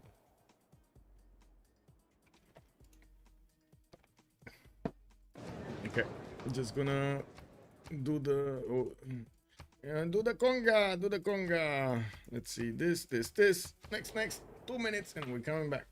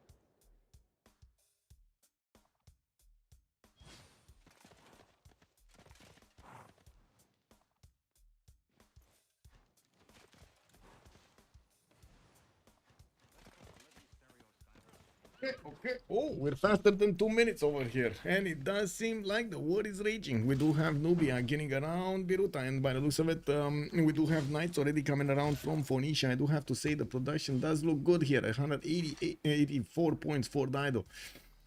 Let's take a look from the left to the right. What's going on here? Looks like Tagmas are going towards Hagmatana. Doesn't seem like the walls are going to go up. Not that it's going to help against the Byzantium Tagmas. It does seem like also Byzantium is bringing a lot more units, building up more hippodromes on the front line. And he just wants to keep on going to finish the job. He saw the, how to say, the defense over here of his opponent, and he is gonna try to outmatch it. I do see also, and Sasu on YouTube, Rage, Darsh, good evening, sir, and welcome. Please, no spoilers in the chat. I gotta say, if you do know who is who, no, don't spoil it. Just keep it for yourself and try to figure it out. Let others figure it out. We're gonna reveal the players with their nicknames later on after the stream, after the game. Fish is always the biggest. Yes, it is. Yes, he is. Why doesn't he raise Jerusalem here?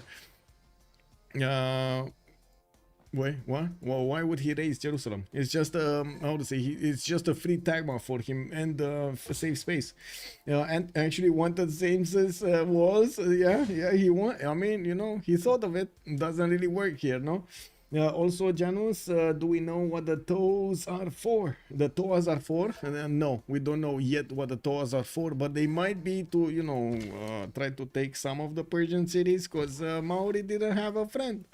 It was Lowe's Gold City, no fault intended. Ruin, wow, spying on me, France. Oh, I see. Cindermo already figured out who's spying on him. Who's Cindermo? Battery, you. I see there is a level 1 spy here from Francine Hoyan. Anyway, pen, brush, and voice. Catherine de Medici, 100 science, 281 culture. I do see his second slot here with Rebel being the first on 407. I do also notice we got amphitheaters, libraries coming in here for France. Imagine that. He has this science with not even a single library. He's getting them now. Wait a second. He does have a library here in Rouen and now building up the barracks. Because, you know, definitely makes sense. After you go read books, you go make a workout in the barracks. No, that's how you understand it also. He got the 2 city, he did, I mean, that city was already taken by Persia, so it was free gifts, free dips here. Menashi Koplik, hello there sir and welcome. Why tanker have so low amount of science? Mostly because he made the sacrifice to get the Colosseum here and he went for monumentality in the first era. So yeah, well right now he does have pikemen. He did upgrade quite a few of them. I do see he lost Sangmatana, that's right next to his capital, and I do see he has the opportunity to start shooting back at his opponent. The Tagmas are in danger. The pikemen are definitely quite strong. Now we don't have them with all of them, or I should say with bonuses here. The Tagmas with bonuses, with Crusade, with the general bonus are definitely strong enough to handle. Now they're not going to be strong enough to push, and this is where Byzantium really needs to start getting some crossbows to start pushing these units. On Ruin, right? We were on Ruin. Getting his universities next up, putting down encampments in Bordeaux, closing up the choke on the right side, still has libraries to finish. We do have him 250 points of production, well over the production of Tokugawa here. Under Civ is not playing. No, he's not in the game. I don't know when he's gonna be streaming. I don't know of other games, but I know he's gonna be streaming the novice tournament finals on Sunday, 1500 GMT. We do have Tokugawa, right side, 185 science with 94 culture. And finally, he got his free inquiry golden age, working on his workshops in the industrial zones, which he does have a plus 16 with another plus 4 here. We do see workshops coming out from each of them with more libraries, more settlers from Auckland. We does have more city spots on the west side and also non-freshwater placements here next to the mountain to aqueduct later. He does need to get a bit more culture though. Anyway, 200 points of gold per turn, 214 points of production looks good. I do also notice Maori, Nader Shah, free inquiry golden age on Nader Shah, 2, 4, 6, 7 cities, starting to get knights hard built, and I do see he still has these heavy chariots pre-builds. Did get a few crossbows in the meantime, and he does see Greece next to him. Well, Greece next to him doesn't have that much military. Whoa, only 200 on WoW. Anyway, next up, Batriu, Coupe, 86 science, 95 culture, in a free inquiry golden age. Does look like his harbors are not that great. We don't actually have him with that many campuses, and he did prioritize getting that culture from such an early stage. Now he's forced to get some defensive tours, so he doesn't let the Tagmas just run wild all over his territory. Yeah, we do have also, let's actually take a look here on, come on, Daido, yeah, okay, I want to see what's going on here first, and then we're gonna take a look at Vietnam. Daido is 114 science, 69 culture, free inquiry golden age, getting crossbows out, intelligence agency, upgrading more coursers, and trying to fight off Nubia that did get to wrap around the city of Biruta. Now that city does have a knight inside, it's actually quite strong, but I do have to say Phoenicia doesn't have a general, and I don't see an encampment down. That is gonna be an issue. He's trying to get one from Ainuk, where he does have a binding fleet defending that city center. Although I do have to say, Nubia is getting catapults, big siege units that throw very big rocks. Do you know how many men actually carry those rocks? A lot of them. That's the answer. All of them.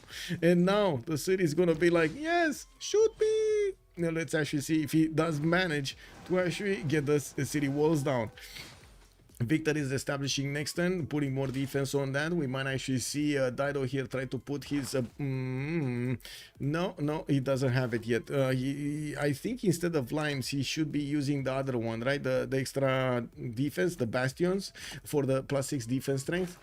Anyway, it might be giving him a bit more time. He did build already the walls in the cities he needed to, Ziz and Biruta, the ones towards Nubia, so yeah. Anyway, Batriu, 144 science, 94 culture. We do have him putting down some industrial zones, and yes, I do see universities are gonna give him the extra science points. He's getting scouted. I do see France is trying to spy out still some text. How is he stealing text from a non-built campus? I don't understand. Je ne comprends, je ne comprends. What is this? What is this? Mosaic, good evening, sir. Yes, Tokugawa killed Auckland. That seems short-sighted unless there's no way Toku could seize it. I think he could have, but he just wanted an extra city. I guess it is what it is. Man, the spy is just that good, Balik is saying. So wait, are you telling me this spy actually is seeing into the future? He's seeing, so he got into that place and he's seeing all around him actually the campus built over there with the library down the street, with the university on the right side, with a big research lab in front of him, and he just can take the pick of the litter. He can just walk in there while all of the scientists are you know, minding their own business with their like data pads and stuff like that in the year 50 AD. That's what you're saying? Yeah. I mean, you know, it is what it is. Whoever actually tested out their PC, you have seen in 3D Mark, you know, that's yeah, that's how it is. You can see into the future. You just put very special glasses like this, and you can see into the future. Did you try them out? Did you try them out? Oh my god, man, this actually can, oh, you don't know what I'm seeing over here. The spy is actually a golem. The spy describes himself as a brick. I don't see anything here. Rafael, good evening, sir, and welcome. I don't think Basil Push will go further. Well, let's actually see. He is starting to get those archers going. He definitely doesn't get more right now. He's trying to also get campus research projects. Looks like he's fighting for the scientist. You know, it's going to cost him quite a bit. Isaac Newton is 300 points, and I'm pretty sure we do not have Khaldun over here available for them. So yeah, they're going to need to get these quickly. In the south, I do see the Byzantine units were trying to see if there's anything around. Persia did manage to stabilize the war, but he's 42 science and 86 culture only. While behind all of this, it looks like where's the big guy? Rebel here, 159 science and 129 culture. I mean, this is just Cuirassier waiting room, isn't it? This kind of looks like Cuirassier waiting room for me. Anyway, on WoW, we do have 170 science and 150 culture in between the mountains. He's also trying to get more Theater Square festival projects going so he can recruit more of those writers. Did recruit a general, very thoughtful of him to actually defend himself against Persia if needs be. And I gotta say, Persia does not have a general from what I can see. We do have him also with more campuses coming around. That's gonna be a nice +4 here in between the mountains. And yeah, he does have Knossos just pooping out over there outside of the mountains, not really caring about the Byzantine tagmas that are just, you know, smashing through the Persian defenses. Hawkeye is on 95 science and 37 culture. He's fighting Biruta with as much strength as he can muster, throwing the rocks with the catapults and throwing the arrows from those crossbows. I do notice Phoenicia is having a bit of an issue here. He cannot push back. He cannot push his opponent back. And yes, we do have some Pitatis also that are trying to get in there to try to throw their arrows also, but it looks like it's a bit too late. Spy came out of Tyre. We'll need to actually establish in the city of Nubia somewhere. While I do see Nubia did manage to get a religion here. Oh, the religion of Islam, Jesuit education and holy waters for extra healing, and of course the ability to purchase campus and Theater Square buildings. And now that the walls are almost done in Biruta, as in they're almost down in Biruta, his garrison health is on 164 out of 200, and I'm pretty sure these knights could actually smash through the defense. I gotta say, Phoenicia here is in trouble. And I also gotta say, this is usually what happens to a coastal nation in a game like this, whenever you have a war nation next to it. I gotta say, be careful what, you know, what kind of nation you're gonna pick on a Pangea Classic Ridges map. Sometimes it works, sometimes it doesn't. It's like, I would say with one of those coastal nations, it's like 50-50, right? Also, Mosaic, good evening, sir, and welcome. Greece should rename Knossos to Thermopyle. What is Greece and why do we need the Thermopyle here? Knossos, yeah. This kind of looks like the hot gates, doesn't it? Yeah, very hot. We do have a counterattack here. Persia is actually trying to push back Byzantium, maybe getting his cities back, while Byzantium, in the text screen, I do notice he is going for machinery next turn. He's going to have his archers upgraded. Only has 2 on the front line, while new Tagmas are coming into the fight. It looks like his coursers are taking the brunt of the damage of these pikemen. Finally, Persia did manage to get a general. He only has 1 on the left side, and I do notice he has crossbows alongside those pikemen. These will do a lot of damage here against Byzantium. With another campus research project coming out from Engazargamu, we do have some universities in Constantinople, Antioch, watermills coming around, more campuses in the north. He did get a apostle, so he can finish his belief system. He's only on 3 beliefs. He can get a 4th one. Looking at the city-states, I gotta say from the get-go, we had no science city-states. Zanzibar, Samarkand, Bandar Brunei, and Venice will be up for the trades. We do have Kumasi and Ayutthaya for the culture, while I do see Armagh is the only one for religion, and Valletta is the only one for military right now. It's the only one left, because there were quite a few of them, like in Engazargamu here, for example. Looking at what's going on in Vietnam, we do have something happening here. Did I hear? Oh yeah, we do have, by the way, the city of Biruta falling next turn. That seemed like the Nubian attack was successful to take out the majority of the units of Phoenicia and also the city center's defense. We do have the Nubian units actually having the opportunity to delete more of the Phoenician coursers in the meantime, while his upcoming units can keep on doing damage against Biruta. Let's actually see what's gonna happen here. How is he gonna deal with this city? Yeah, just getting more experience points on each of his units, and there we go. Biruta taken down. Now we do have also Nubia getting a few new pre-builds here. His heavy chariots are moving to the front line. They will need quite a bit of gold to upgrade. Okay. Whoa. What's happening in the point screen? Rebel still first, 490 points. Ruin is second, 456. And look at Japan. After he got a normal age, he's actually 3rd slot here. Light Stalker is on 406 points, while Pericles is 398. We do have Sindermo 393. It does seem like the top 2 are in another level here. I do have to say Byzantium might actually lose quite a few points if he's not going to get to stabilize the counterattack. Persia is not kidding. Persia is not kidding. Now this is a powerful counterattack against Byzantium's initial attack against his cities. He lost 3 cities, might get them back. Let's actually see what's going to happen here in the next few turns, since the Tagmas are starting to cower in the cities of Parsa and Hagmatana to try to keep away these pikemen from doing too much damage to them. Saps, bună seara domnule și bine ai venit! Also on YouTube, looks like those Nubian troops, they're too many. Yes, exactly. But I really think Basil is actually playing for 2nd or 3rd place. Basil? Well, let's actually see what Basil is gonna do here. He did have the opportunity to go against Maori just as much as he could have had against Persia. He just saw Jerusalem was much too juicy to not take, right? Now we do have the campuses also coming around here from him. He's in a Drums of War Golden Age, and he does have 150 science with 134 culture. That is a good result in any case. 245 points of production also, while Catherine de Medici is on 295. I do notice Tokugawa is starting to catch up on 280. We also have Battery on 226, which by the way is also getting to the 200 science mark. Did you see that science on Tokugawa? 238 points. 2, 4, 6, 8 cities. He's getting a 9th one soon, and started working on his libraries from every one of these campuses.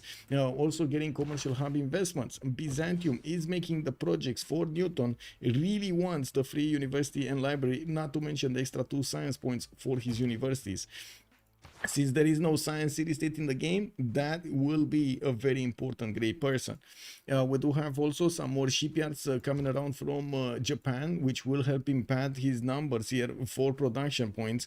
He did manage to build a mausoleum in the city of Fukuoka, getting some extra points of science, culture, and some of these faith points on those tiles. While I do notice he kept on settling cities here. Gifu actually got settled quite far away towards Vietnam. France did manage to move his spy. I do see Vietnam is getting a foreign ministry. I also notice Persia is starting to get more units, and he's on cuirassiers. Wait a second, did Vietnam just declare war on Persia, or is that friendly?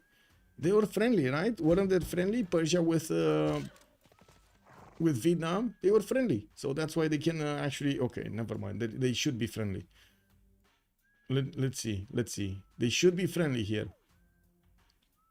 And I gotta say, if he actually went for cuirassiers so quickly, he must be thinking of war.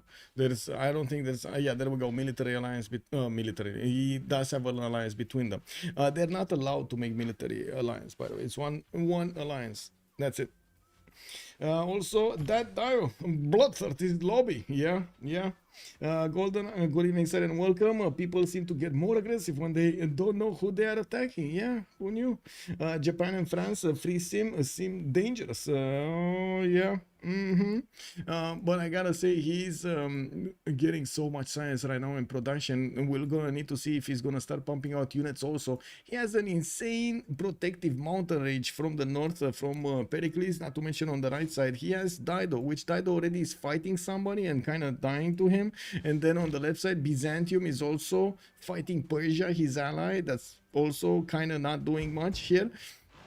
So he can just freeze him. He can just keep on going, right? France does feel like it is too ahead to put down. Well, let's actually see if it is going to be like that. Tokugawa will probably have something to say about this. We got Pericles here that's not going to sit around. And you've seen Byzantium. He's doing so much. Blazecat Games, hello there, sir. Thank you so much for the Prime. I have no idea what you wrote there, but I guess I can just copy paste into a Google Translate and see what it is. In my dreams, when I woke up, we shall meet again. Good evening, sir. Dalun, also good evening, sir, and welcome. Okay, let's see. Persia getting his cuirassiers. Let's take a look at the technology of Greece. He's on machinery. He's just on machinery and naval tradition in one. Oh no! Let's no upgrade button on the knights. Oh my God! Does he have? Oh, yes, he just got the crossbow tech. We don't have. There was a hoplite somewhere. I can see his tech. He does only have pikemen, so no metal casting. I don't even know if he has muskemen. There's a warrior somewhere, maybe a warrior somewhere. No, he doesn't have a warrior, so I can check. Yeah, I can't check. And we do have Persia over here starting to get field cannons and cuirassiers. He just got his general Gustavus Adolphus is available, could actually hit directly towards the cities of Greece and take him down. I do have to say, we do have Nader Shah here with 200 science and 87 culture, 229 points of production, while Pericles is only managing to get another 9 over here on him. He does have similar science with a lot more culture, and the problem would be his unit count. He's kind of ignoring the fact that Persia is getting so much military. 523 points on Nader Shah, while we do have 423 on Pericles, and they're like, look at them, they're scattered everywhere. Let's actually see when Ember Crash is gonna choose to click on the attack button. He can almost two-shot the knights here, and I do see he has multiple cuirassiers that will get to start moving soon. His general is not showing us the way yet. Is he going Halicarnassus? Is he gonna actually punch out from that city towards Cardiff, towards Megara, just moving around this hilly territory, going into the flat tiles? What is he gonna do? Because look at these coursers can just get into the commercials and feast over here in the markets. Getting walls at least. Yeah, he's getting walls in Megara and Mycenae. Probably not gonna help him that much. Let's see the gold per turn. I do see Nader. Oh, wait a second. He has 1,000 gold. So this guy just kept on getting gold and kept everything. Yeah, there we go. Rebel has declared war on Crusher. That means the war declaration has been sent. And we do have over here Greece starting to get hit by the coursers and the cuirassiers of his opponent. We do have Greece in major trouble. Looks like the first city of Phoenicia has also fallen. Biruta is taken down, and now Nubia is trying to make a home in it. We do need to see if Phoenicia is going to manage to counterattack, while he does have, let's see, his yield stamp here, 124 science and 70 culture. He's really very close to Amanitore's points here. Looks like also Gloom is going for education next turn, while he does have some more of these traders coming around. He's building up his crossbow count and getting a few more of these knights going. This is terrible, terrible event right now for him. On the western side, Byzantium is getting pushed so hard by Persia. He's starting to lose the grasp of Haimatana and Parsa and Jerusalem. We do need to see when he's going to get his own cuirassiers out, but it looks like he's not, he doesn't care about these units. We do have gunpowder next turn. Nationalism also coming out in 3. He has some tagmas that will need to resupply themselves here. Get some heals popping off, while on the right side, he does have crossbows upgraded coming off from Amasia. We will need to see his upcoming units. He really needs to get more units. He really needs to get them. There is a serious chance that Persia might actually push him back here, but the damage has been done. Look at the stats here. Cyrus is a third of the points of Basil in the science screen, and half of the points, well, a bit more than half of the points of Rebel here. Cupcake, also good evening, sir. It is so beyond me how nobody ever thinks of going for Tokugawa. What do you think is gonna happen? Well, we do have encampments coming around from him, and Lightstalker is getting his campus research projects. I do have to say Byzantium is still not getting Newton yet. Still not getting him. Did he manage to actually get another project out? No. No. Wait a second. Is he gonna get out projected by Tokugawa? Is there a sliver of chance here for Tokugawa to make so many points in the next 2 turns? How many projects does he have? Only 1, right? I don't think so. I don't think he's gonna get it, right? He would need at least like 4 projects. Oh, he has 2 projects. 3 projects. 1, 2, 3 projects coming around. Can he chop another one somewhere? Not really. And in the capital, I don't think he has a campus. He just placed down a commercial? Okay. Okay. Yeah, commercial city, let's go. Newton is kind of meh. I mean, remember, this is a no science city-state game. It's not really that meh. The extra +2 is a lot. One of them is an industrial project. Wait, which one? Campus? Oh, this one, Fukuoka. So he only has 2 of them. Thank you for a nice catch. Nice catch over there. Thank you, Temu DJ. Much appreciated. So let's actually see. Is Byzantium going to take this? Because I'm pretty sure with only 2 projects, Japan is not going to take that. Yeah, we do have France getting 2 level 2 spies. I do notice he did manage to also recruit Amina as a great general and started to pump out men at arms. Remember, he has all of this continent towards the western side that he could actually get the guards going against his opponent. Also, Mosaic is saying Tokugawa always spawns at edge in Pangaea. Hard for most people to get to him. That is very true. Also, let's take a look here. What's going on? What's going on in the text? What's going on in the text? Because Basil is getting pushed back hard. Nationalism with metal casting coming up in 2. Looks like Byzantium is shooting back and still actually clearing out some of the Persian attackers, but still lost his how to say, unit count, so he can put up a good fight. We also need to see when he's going to get the field cannons, if that's going to be the moment when Persia is going to get pushed back, or Byzantium will definitely need a lot more units. More Tagmas getting trained here, getting spied on by Persia, and I do see he's putting down an encampment from Constantinople, getting his science up from his newly built campuses, while he's getting his universities everywhere. On the side of Phoenicia, I do notice he built a semicircle of defending units, while Nubia at the moment slowed down his attack. We will need to see if Gloom here is going to manage to counter, and if he's going to manage to also get his correct units out on the field. Vietnam is taking a chance, and since he does have quite a bit of a friendly space here, he's trying to go for industrialization, which I am also expecting to show from Catherine de Medici. Actually, did he get it already? No, not enough science. No, he's 150 and 338 culture. Wow, that's a lot of culture, bro. No tourists though, no tourists. And what's his tourism? He's on 31 tourism. That's not that much tourism.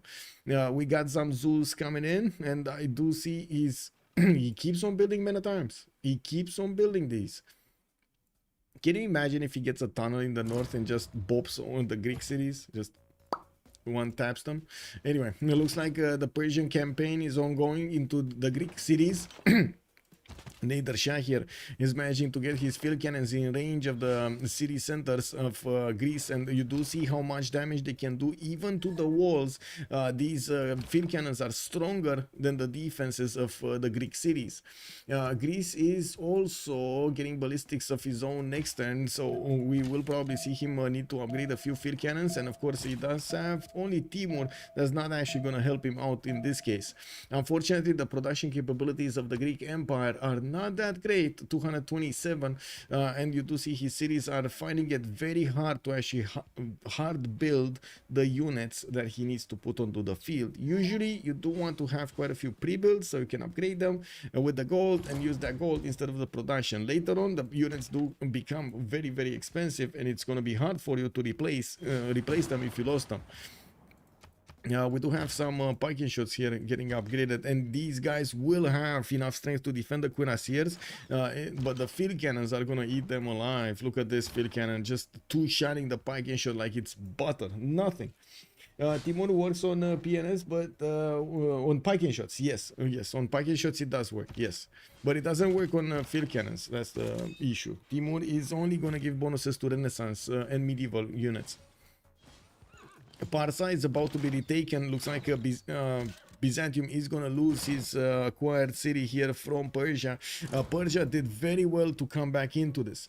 With Persia, tanker, 55 science and 181 points of production. He built only pikemen and did manage to break down the Byzantine tagmas with crusade. He did it. Bună seara, Diegis. Bună seara, domnule. Bine ai venit. I see also the cat has arrived. Hello, Athena. How are you doing? Hello, ma'am. Hello? Mademoiselle. Mademoiselle. How are you doing? Doesn't want to talk to us. Doesn't want to talk to us now. This war will go nowhere. Greece will maybe lose 1 or 2 cities, but will stand. Well, let's actually see if he will stand here. We do. I'm sorry, I need to get this. There we go. There we go. Can you stop, please, with the microphone stuff? Yes, thank you, thank you. Okay, so Megara is gonna get hit by those field cannons. We do have the cuirassiers also managing to get out of the cities, get upgraded here from the cities of Pericles, which will give him more strength. And you do see how the damage difference has changed here. The field cannons don't do as much damage to the higher strength cities. Let's take the kitty and keep her in the lab here, so she's gonna be yeah, okay, there we go. We do have to see also how fast Byzantium is gonna get his units. Metal casting next turn. He does need the cuirassier, stronger units here coming out from the tagmas, while he is gonna need to hard build a lot more of them, or I should say pre-build a lot more of them. On the side of Nubia pushing into Phoenicia, we do see some clear inner routes towards the cities of Phoenicia. The bridges that Phoenicia will try to plug next turn, we're going to need to see if he's going to be quick enough. He has 1, 2, 3 tiles that he needs to block here. While I do notice Nubia is getting his upgrades going on his crossbows, he's starting to break down so many of these units of Phoenicia, pushing these crossbows back, and of course making the knights shiver. Now I do also want to see in the northwest here. What's going on in the first turns? Okay, Phil Cannon's just going ham here against Megara, also taking some hits, and those are gonna give him promotions anyway. It should be fine.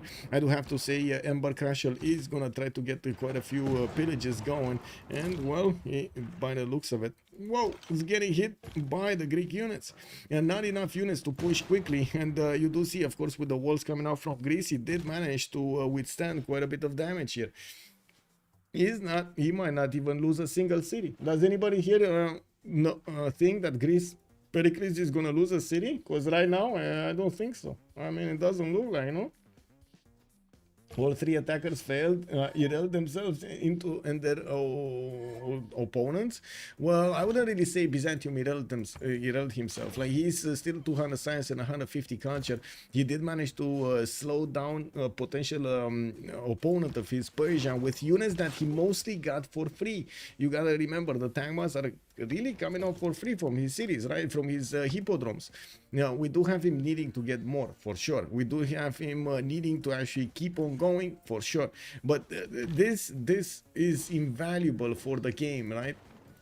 Looking at the score screen, he is also again top scorer here, 566, while Ruin is coming on 520 on Catherine de Medici. We do have Japan Light Stalker on 497, while Pericles is on 490. Let's see how Catherine de Medici is gonna try to catch on this. We do have him one turning many times from multiple cities, and he is sending him. Oh my god, this is gonna happen.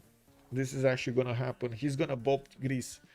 We do have a level 2 spy Gnosos deployed. Persia does have one there, and by the looks of it, no defenses in the city of Argos.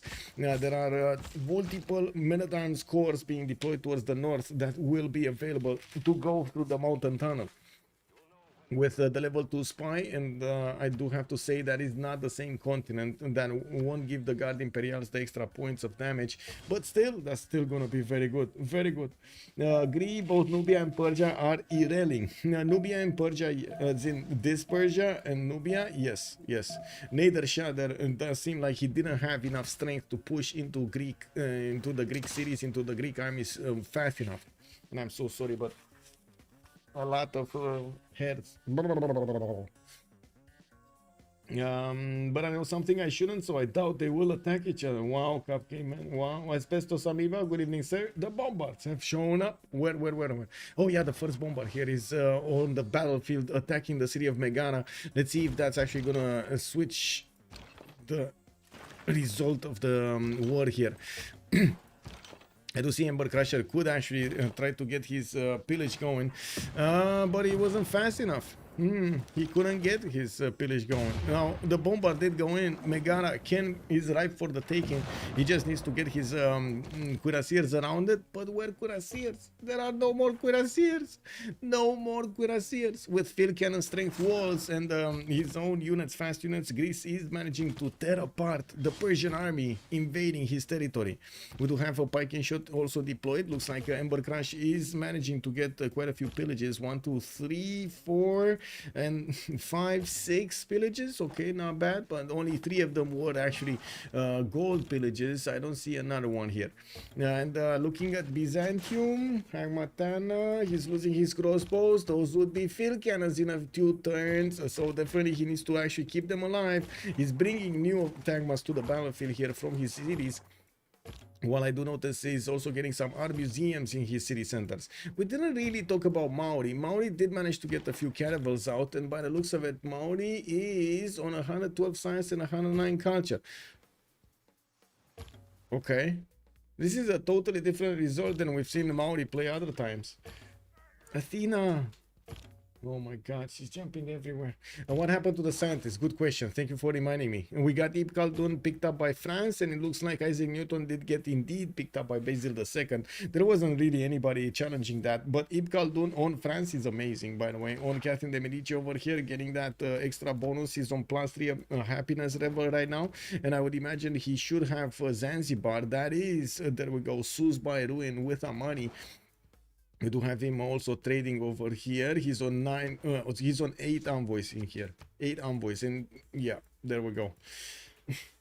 Units. 1, 2, soon to be 3, 4 men at arm corps. Where is he on the tech side? We do have Ruin 3 turns away from getting military science with the mobilization. Oh my god, he's gonna get armies.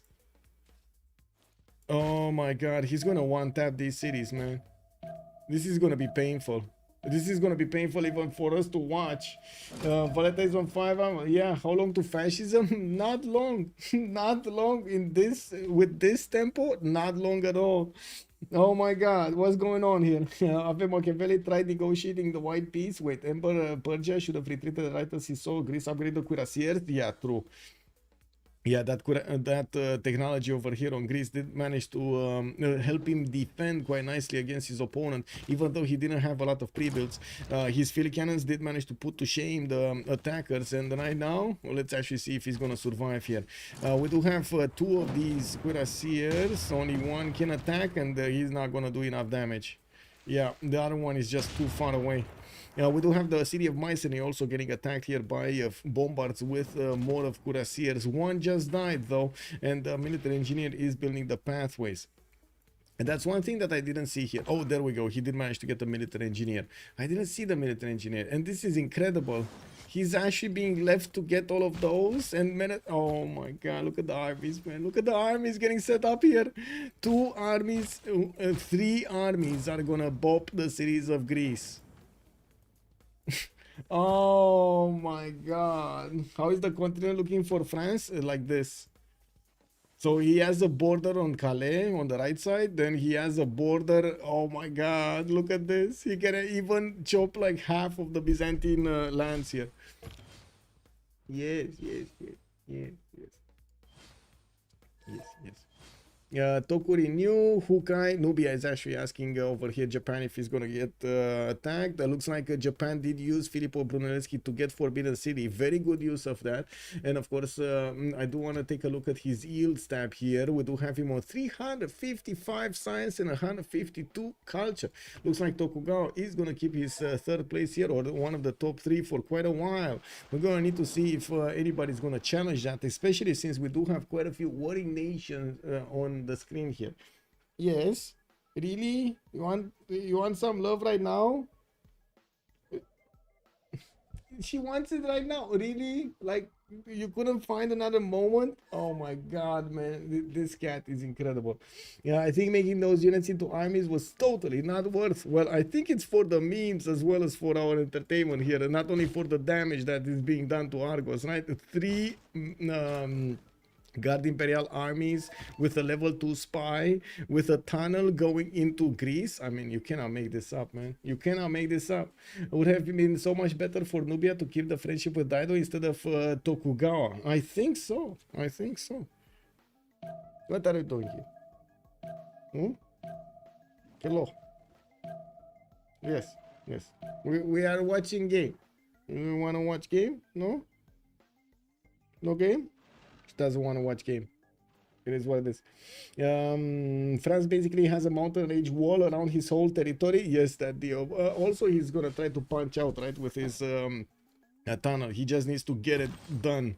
Okay, industrialization also coming out in 2 turns from Niedershan. I do notice the majority of the units of Byzantium have been taken down. We do see Byzantium will need to somehow recover somewhere else, while Tanker is trying to get as quickly as possible to his pen brush and to his metal casting for the parking shots. We do need to see where is he. He's going education in 1. He's very far away. That's the answer. Very far away. Rebel just got his ballistics, so he does have the upgrade button, and he will start upgrading these cuirassiers, making them much tougher units to attack into, even with the pikemen and the crossbows. With Rebel managing to get a lot more of these heavy chariots coming up from the north, we do see him rebuilding his army to go again against Persia. In the east side, there we go, military engineer appeared next to the mountain. We're gonna see it probably next turn being built, and the war will be declared. Oh, wait a second, is he gonna put 1 man at a time, 1 Guard Imperial through the tunnel before the war is declared? Is that what's gonna happen? My god, man, I need to time you out. Can you not? Oh my god, man. Please don't share this on my stream, Janus. Would have okay, yeah, there we go. I mean, CPL stuff is CPL stuff. Why don't share it on my stream? We're here to have fun and take a look at games, not to discuss something else. Anyway, we do have water park coming out from France here, and I do notice armor is in Paris. I do also notice mooring camels on the left side, while Persia did manage to take Hagmatana back. Now, the walls are going up in Jerusalem to try to save that city from being retaken by the original owner of Persia. Now we do have also Mauri managing to get a decent army towards the northeast, but not really upgraded while he's working on his universities. We will have the new session of the World Congress coming out in 6 turns. That means in 5 turns, we're actually going to get into another era.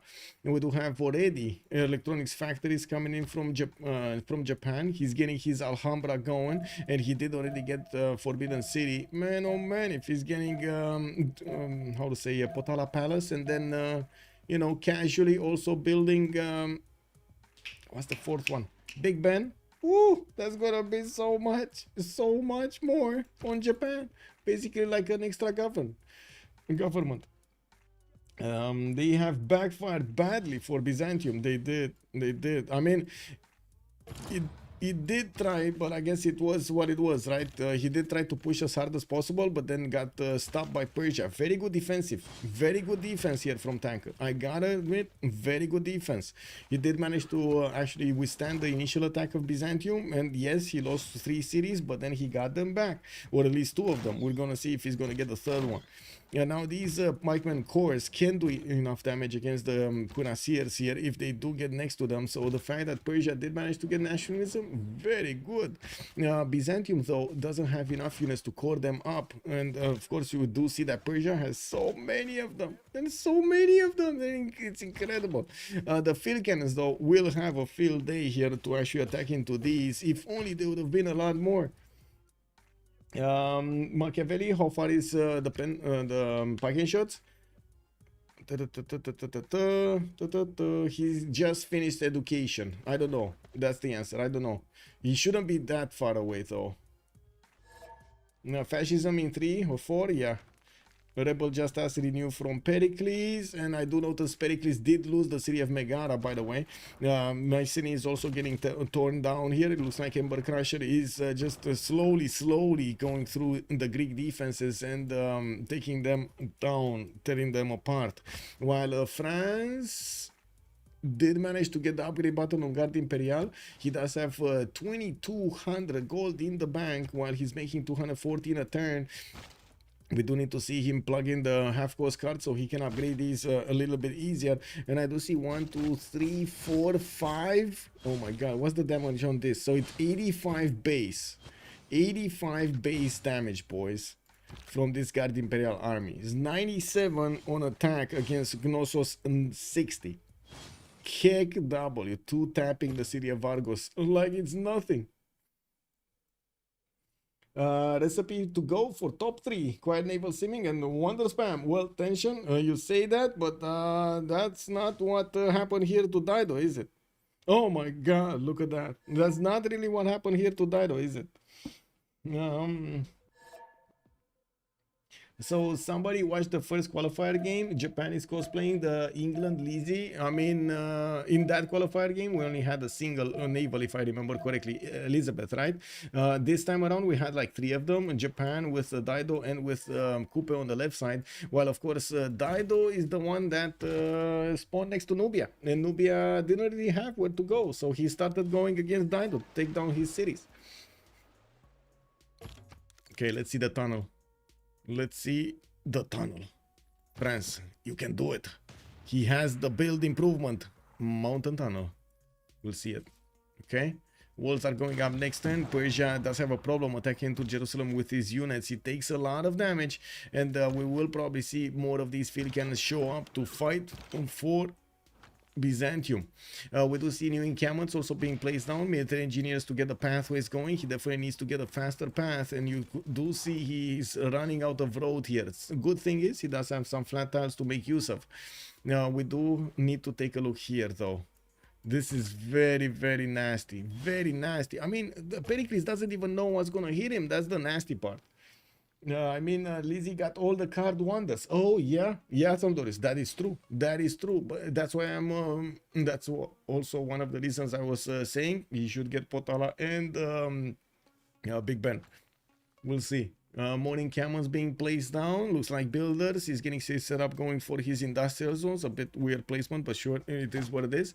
We do have Sendai getting coal power plants and building more banks. While Nubia is flexing all of his military against Phoenicia. Phoenicia did manage to get to his own core ability, but it doesn't look like he's going to be able to withstand the cuirassier damage. In the tech screen, Dido next turn is going to get ballistics, while he's going to start to be hit by field cannons level 2 and level 3 field cannons here from Nubia. This is gonna be very painful. Even if he does manage to get his cuirassier cores, the field cannons should have enough damage to go through them. And I gotta say, this Corsair core really needs to get hit. Like, this is a Corsair core that shouldn't be allowed to have full strength here. There's 2 movement on the cuirassiers, just tap it gently, you know, give it a bit of a nudge. France waiting for the siege. We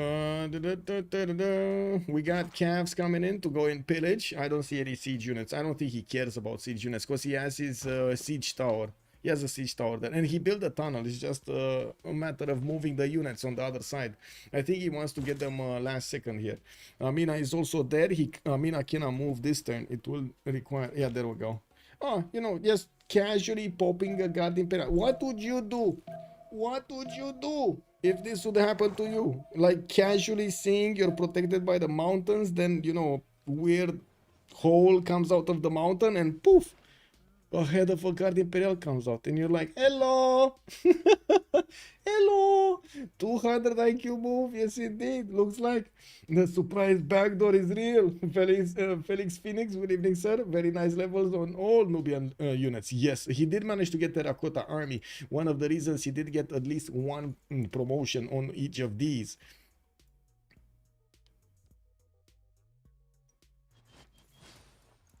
And I gotta say, Rebel is in trouble. Yes, more heavy chariots coming in. He's starting to lose his cuirassiers here. Oh my god, there was some nasty moves here. He does have a promotion on that one. 4 units, 5 units attacked into it, and he's still alive. I think he actually started to run out of gold here because there was a crossbow that should have gotten an upgrade but did not get an upgrade. But anyway, do you see this number? 264 science, 150 culture, still looks good. We do have France also needing to declare war against his opponent, while I do see Greece just lost another city, Mycenae. We do have Ember Crusher managing to get better moves than Pericles here on the war front. Woe does have field cannon cores defending his cities, and I do see he's having a very hard time, actually, hard building them. 5 turns to get to 1 line infantry. I mean, you don't even know if that city is gonna survive 5 more turns, right? Teleportation everywhere. Oh my, yes. Catherine is gonna put a few more of these tunnels on this range, and yes, he will teleport everywhere. In a heavy cav dominated meta, Pikeman and Tertius are king, or Pike and shots I should say, instead of Tertius. Yes, sir. Tanker going wild in the chat. What is he doing? Bro, I live for a long time still just so this guy loses. Okay, be right back. If I ever doubted you, it's because I didn't know better. Okay, renew, Nader. Yes, I railroad our trade routes. Okay, Cake W, man. Cindermo over there wanted to get the goal going. He's also industrializing most of his land here, getting spied on by Japan, even though Japan doesn't really have a standing army. I do see Leonardo da Vinci has also been. Oh my god, this is gonna be so big. This is gonna be so much culture on Tokugawa. He just got Leonardo, and he has so many of these industrial zones built, not to mention Mausoleum at Halicarnassus. Man, that guy, man, is gonna give me so much culture. So much culture. Why did he not activate it? Where did he move it? Wait a second. Where did he move Leonardo? Here? Sure, bro. Yeah, I guess sure, bro. And there we go. It has been declared. We do have France walking into the borders of Greece, getting his calves going for the pillages, and the walls are trying to go up in 3 turns. Well, it looks like a ruin here with Catherine de Medici is pushing in to get more points. He has been outpaced by Light Stalker, and of course we do still have Rebel there on the first spot. Cinderbo is coming up on fourth on 547 points, and then Pericles 598. But with Pericles dying, losing cities to Persia, oh, whoa, were these? No, those were normal wars. For a second, oh my god, look at the damage. For a second there, I thought these are like steel walls, and I'm like, oh my god, he didn't. Anyway, Persia does manage to outproduce here Greece quite nicely. Thank you so much for the 100 BDSD Beasley. Much appreciated, sir. Also, is Japan allied with Vietnam? Japan is allied with Nubia, not with Vietnam. Vietnam is allied with Persia, Nader Shah in the north. Pericles is allied with Basil. Greece is allied with Persia. The other one, Cyrus. Please move. Okay, there we go. Hey, stick with it. There we go. Yeah. Japan running away with the win. It might be. Also, no problem, Janos. Just saying. It's not a good subject for the stream. Also, Cool Kong. Hello there, sir, and welcome. Is Nubia at war? Yes, Nubia is actually tearing apart Dido. Slowly but surely. We got field cannons coming off from Dido, but they're not a match for the units of the upgraded units here of Nubia. And it looks like it's gonna be quite a tough game here for Phoenicia. He did try to expand, did try to get as many cities out as possible. He was on 2, 4, 6, 8 at some point. Now he lost Biruta, and it looks like he's gonna also probably lose his capital here soon. I do see Huka is going directly for that one, trying to get back into the point screen here. Look at that, he's on the 7th spot here. He definitely can climb a little bit higher.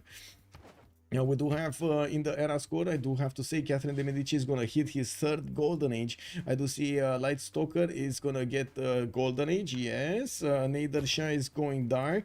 We do have Coupe also 6 points out from getting a golden. Doesn't seem like he's going to get it. 6 turns from Chichen Itza, but you know, it's going to be only 1 turn until the next era. I do see Vietnam also 4 points off. Let's see if he's going to get this. Doesn't look like he's gonna get this. Dido going Dark Age, Cyrus Dark Age, Pericles Dark Age, and Amanitore going Dark Age, and Basil did manage to secure enough points for a normal age. That's not the golden. He needed 119, only got 108. And I do see both Coupe and Datriu are gonna miss this golden. Only 2 of them, Tokugawa and Catherine, will get their 3rd chained golden age. Yes, Athena? Păi, ce vrei să ne spui tu aici? Ia vină.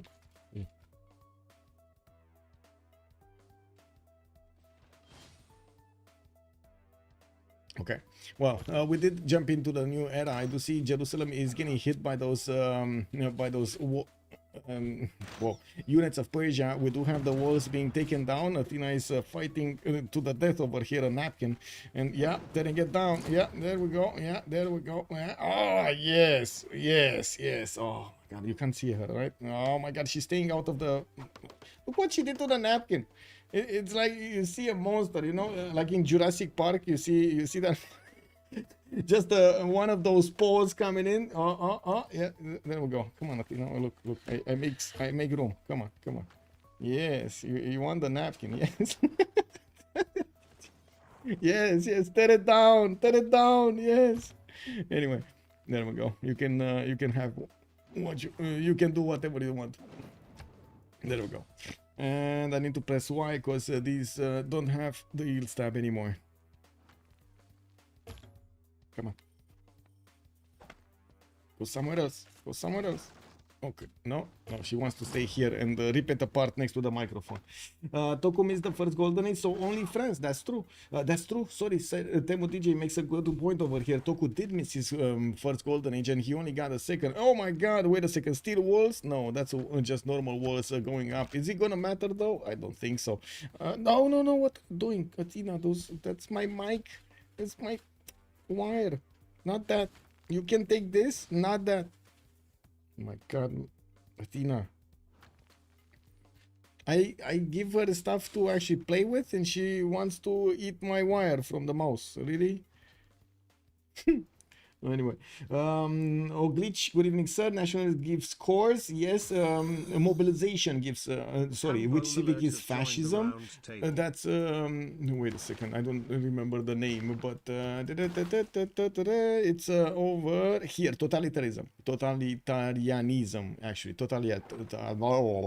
And mobilization is the one that gives you the army ability. Time to get a wireless? No, never. Wireless mouse, very bad, very bad, very bad. Tanker has also declared war on somebody. I don't know exactly whom. Yes. Wait, no, no, no. I don't know why I said yes there, but good thing I actually thought about it. Wired mouse master race, exactly. Wired mouse master race. I did try at some point in my days of Counter-Strike. I did try to actually play with a wired mouse. Never again. Never again. Yeah, send me some what I do with them. Oh my god, send them back. I'm gonna get to see what happened there. We're gonna have a pause for 2 minutes.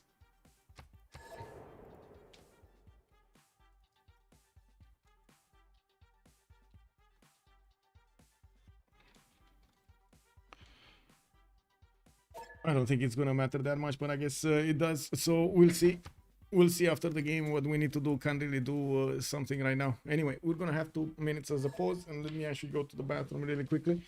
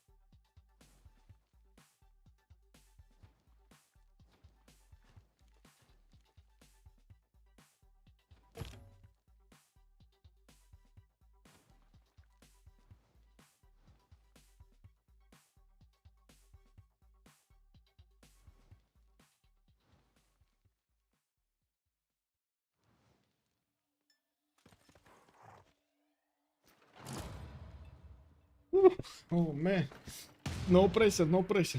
Johnny Cancers, Greece places preserved next to mountains. Well, Greece right now is in trouble. We do have Argos being taken down. France did manage to secure the first kill on the city center. He does have, I do have to say right now, drums of war activated, 208 science with 318 points of culture here.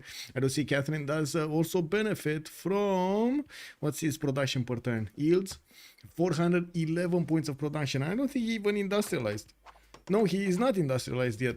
Tex is going for rifling, he's going for Cold War, and by the looks of it, he does have already the first musician of the game. Jerusalem has been taken back by Persia. It does seem like a rebel did get only 631 points right now, with Ruin on very close to him, 627, and Japan is 639. They are so close to each other in the point screen. Not to mention Cindermo here is also coming close with only 2, 4, 6, 8 cities, and starting to get line infantries out of his cities. Not courts though, it's just hard building these. On the right side, it looks like Nubia did manage to delete most of the Phoenician army. Gloom is in big trouble. Field Cannon Corps in the capital can two-shot these Nubian cuirassiers, but there are so many of them. We will need to see when Nubia is going to get his tanks. He's rifling in 3 turns, while I do see, how to say, for Dido is very close to that anyway. Military science into, by the looks of it, on his side. A little bit slower, I gotta say. We do have Tokugawa also getting his labs, 416 science, 244 culture, getting his spies out, putting down more workshops to get that culture. And look at how much culture he got from, incredible, from that guy. 20% faster population on Coupe, 100% production towards industrial zone buildings. Oh my god, exactly what Japan needed. If he is going for a culture victory, no need. What kind of wait, no induce may invite him.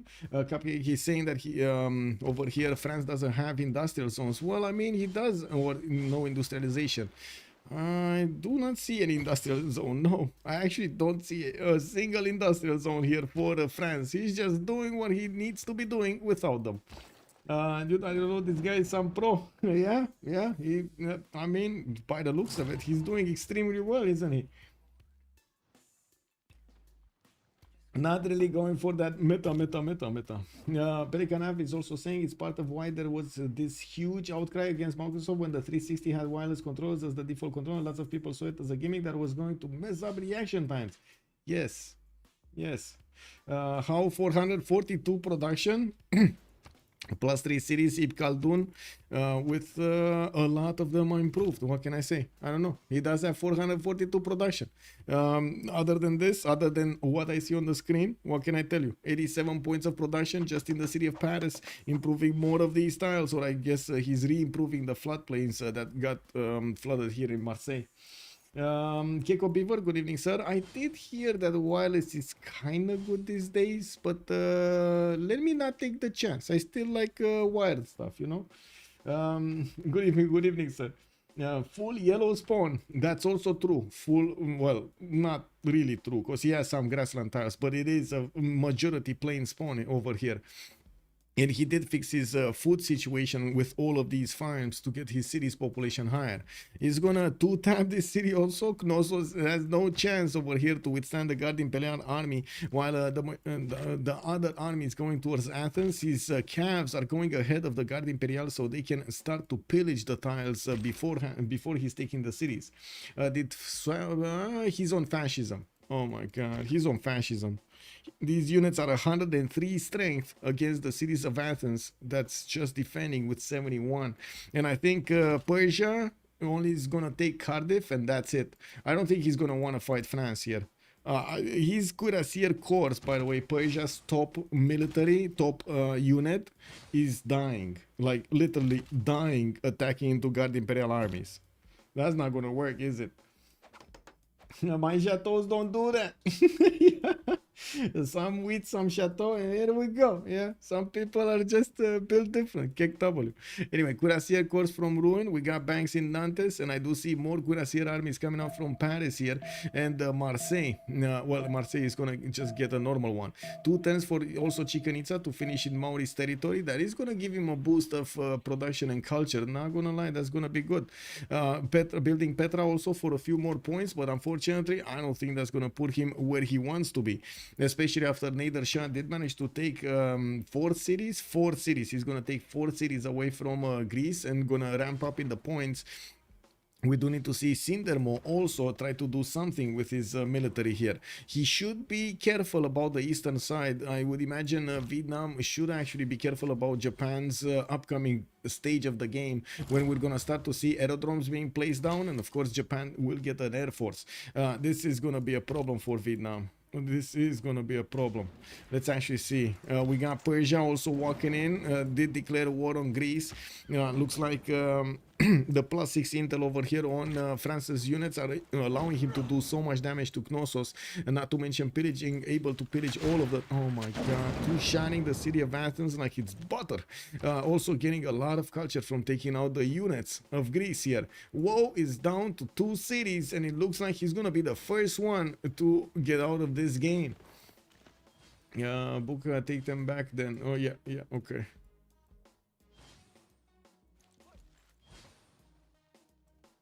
Yeah, okay, he's sending them back. He should be fine. I don't think it helped out the Rebel that much, to be honest here. But it is something that it shouldn't happen, so we'll see after the game. Anyway, we do have Byzantium retreating behind his river, getting his heavy chariot course, more pre-builds in the meantime. He's working on commercial hub investments, building up his military academies, and it looks like he's waiting for the tank timing. We do have Rebel on 256 science, 161 culture, cartography next turn. Whoa, mobilization in 3, while we don't have him actually with steel walls here. It looks like he is thinking about going into industrialization before he's actually going to finish all of his infrastructure and get to his tank ability, tank technology. Okay, well, it looks like also Dido is about to...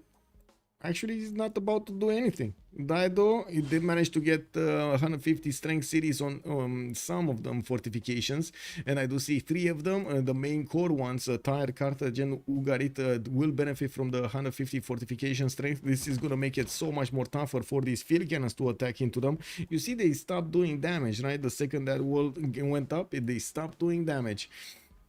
I do have Dido getting cartography, moving away from going to steel, which might actually bite him. We do have Amanitore also going for astronomy and nationalism in 3 turns, while Vietnam is going for tanks, refining in 1, natural history. We do have him building up some railroads towards his ally here, towards Persia, while he's getting some armories in his... Thans. He's also wanting to build the military academies. In the production screen, whoa, wait a second. Tokugawa production. Bro, we're 1080. This guy is on 830 points of production, 438 science, not even finishing his full lab count, and not even finishing his full electronics factories count. He's on 255 culture, and by the looks of it, in the tech side, he is getting his steam power, just finished nationalism. Definitely will want to go towards his fascism and democracy as quickly as possible. And with that culture, he should get there quickly. Daniel Logan, good evening, sir, on YouTube also. What Byzantium did attacking Persia, taking a few cities, and then just decided to sim instead of continue the war is earnest is so funny. Yeah.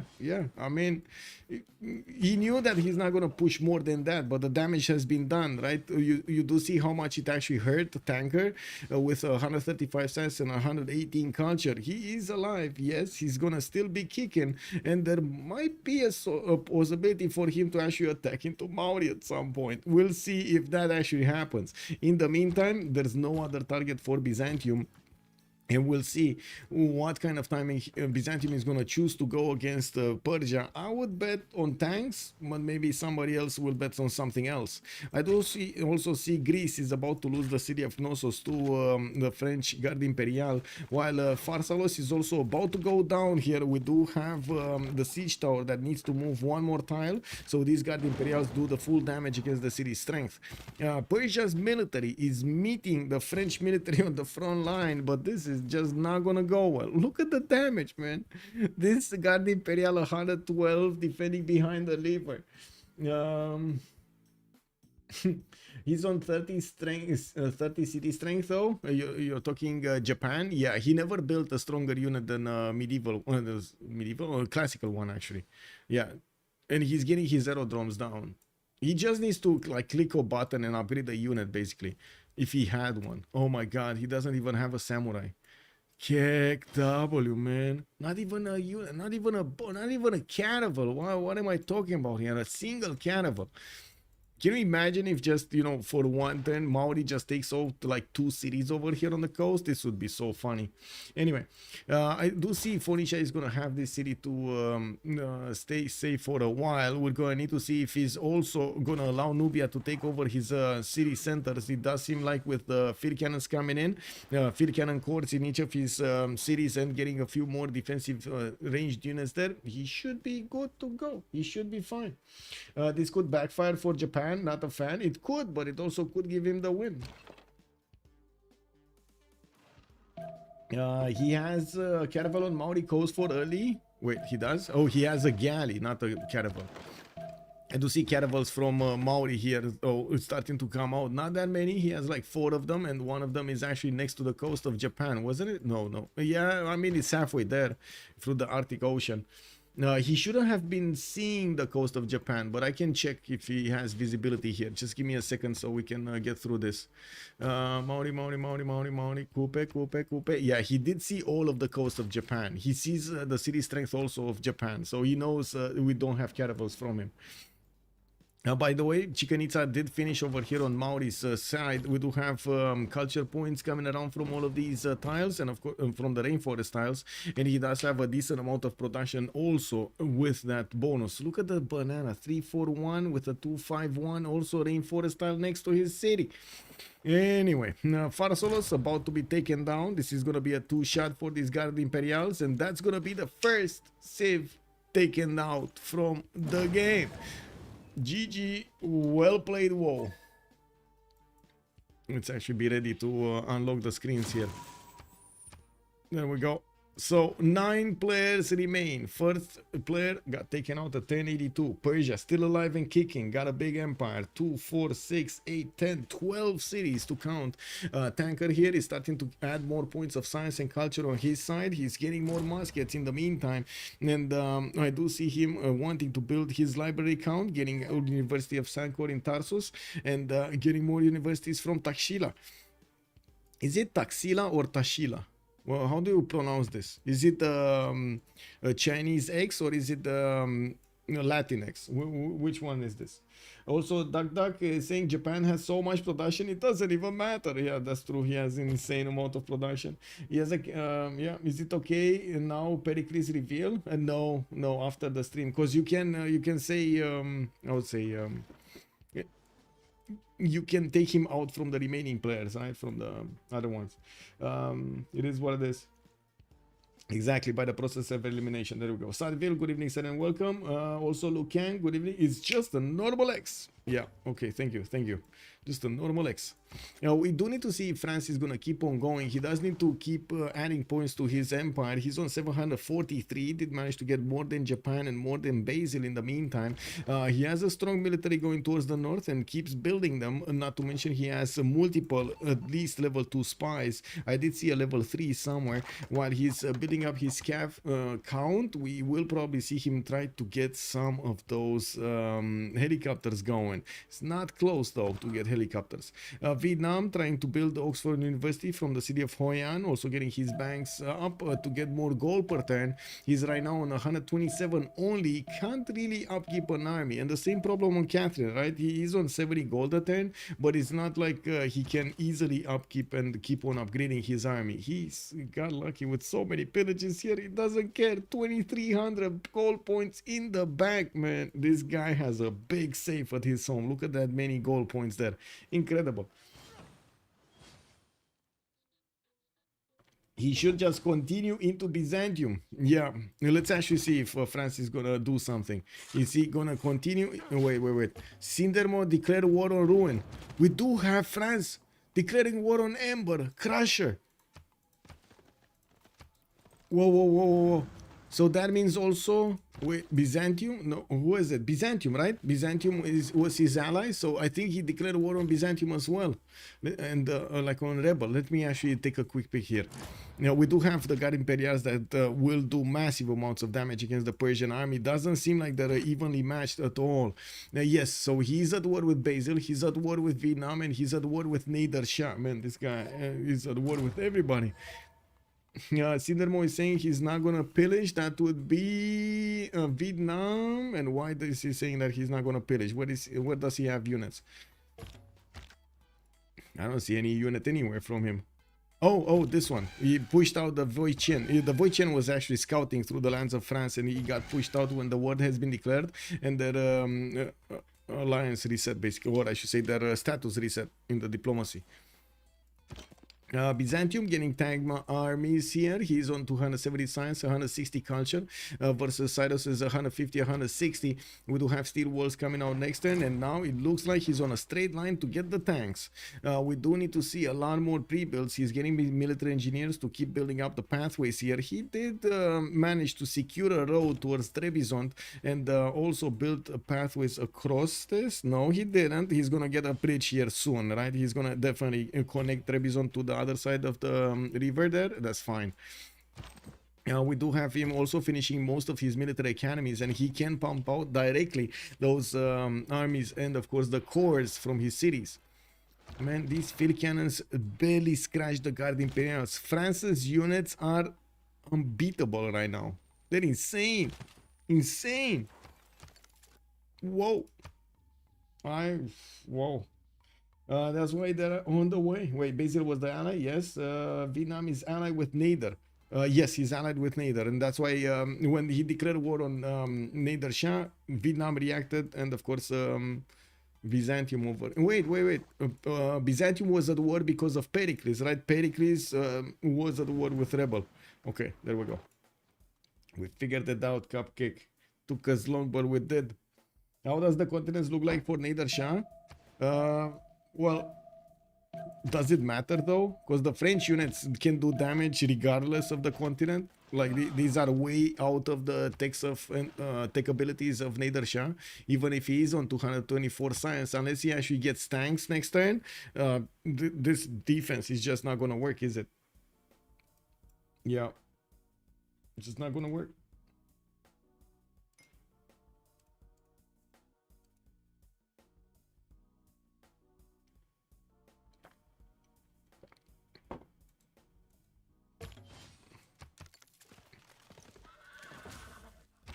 Okay, France did manage to push in, get another tile next to the city of Corinth. He will need his siege tower to come closer, even though, yeah, these are not steel walls. We do have Cardiff also about to be taken down, and I do see his France's Cav armies are going on the front line, moving further to start to get the pillages and scout whatever Persia is doing here. It does seem like new units are coming out from Persia, field cannons and cuirassiers. He's trying desperately to get as quickly as possible to his tanks. It just takes him so long to get there. On the right side, Tokugawa did manage to get to 873 points of production, 664 points of science. What happened here in the Great People? Did he get Einstein? No, actually we didn't really have that many good ones recruited anymore. In the Great People screen, Ada Lovelace is the next one. Toys for the merchants, and it looks like Persia. Wait, Persia passed this?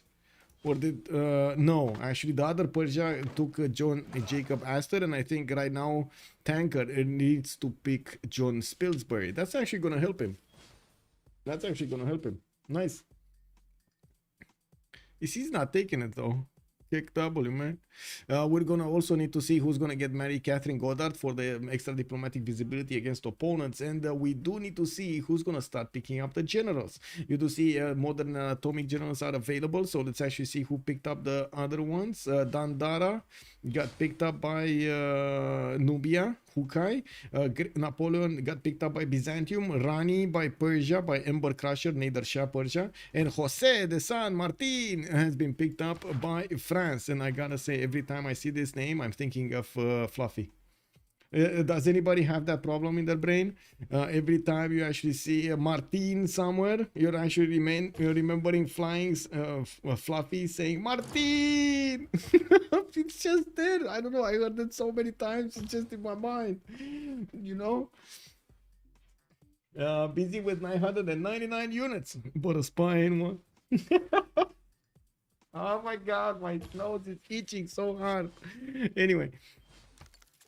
Now we do have the field cannons coming out here from Mashhad and need to get onto the front line while the walls are going down. It looks like the bombards of France are starting to do quite a bit of damage here. He does have a weak cuirassier corps that has been how to say, attacked by the field cannons here of Persia and the city centers. We're going to need to take a look how quickly France can get to tanks. Steel walls coming up in 2, rapid deployment in 2. He already has oil, so he has refining. He just needs combustion afterwards. Looking at also what Byzantium is doing, he's getting his refining, got the steel walls up before refining. Now he's just gonna need the combustion. Heavy chariot corps and armies are being deployed to Trebizond, and of course he does have his general ready. That's not gonna be a general that Persia tanker is gonna have, right? It's only Nader Shah that managed to pick up the general for his modern units. Gustavus Adolphus, no, not Gustavus, Napoleon, or what was it? Rani Lakshmi Bai. There we go. It's in Megara. We do have also France that will probably want to get his cav armies in behind scenes here, getting them into the main trader line of Persia and starting to pillage, while these Guard Imperials are more than enough to deal the damage against the Persian city centers. Now we do have, there we go, one cuirassier taken down. By the way, good counterattack from Persia, but that's not a unit that France cares about. Corinth is about to be taken by the French units. It's just a matter of time until he's gonna go through this river. Oh, actually he chose not to take the city. Okay, he chose to take the unit, not the city. Nice 2-shot, by the way. Nice 2-shot on these units. Let's actually see. Oh, he didn't take. Yeah, he tried to actually move this Guard Imperial last, but yeah, I guess it is what it is. Okay, left units. I do have to say, we do have Byzantium here actually not positioning his units yet towards Persia. He's more positioning his units towards Mauri. Do you think he's actually gonna hit Mauri here after he fought Persia for the longest time in the game? Is he gonna hit another nation and take him out? He might. James Young as a scientist. Okay, Charles Darwin also got picked up by Nubia. And we do have Dmitry Mendeleev, the next one. And France, Persia will have dibs on this. We're actually going to need to see who's going to pick it up. Ada Lovelace is still getting some, you know, recruitment going there.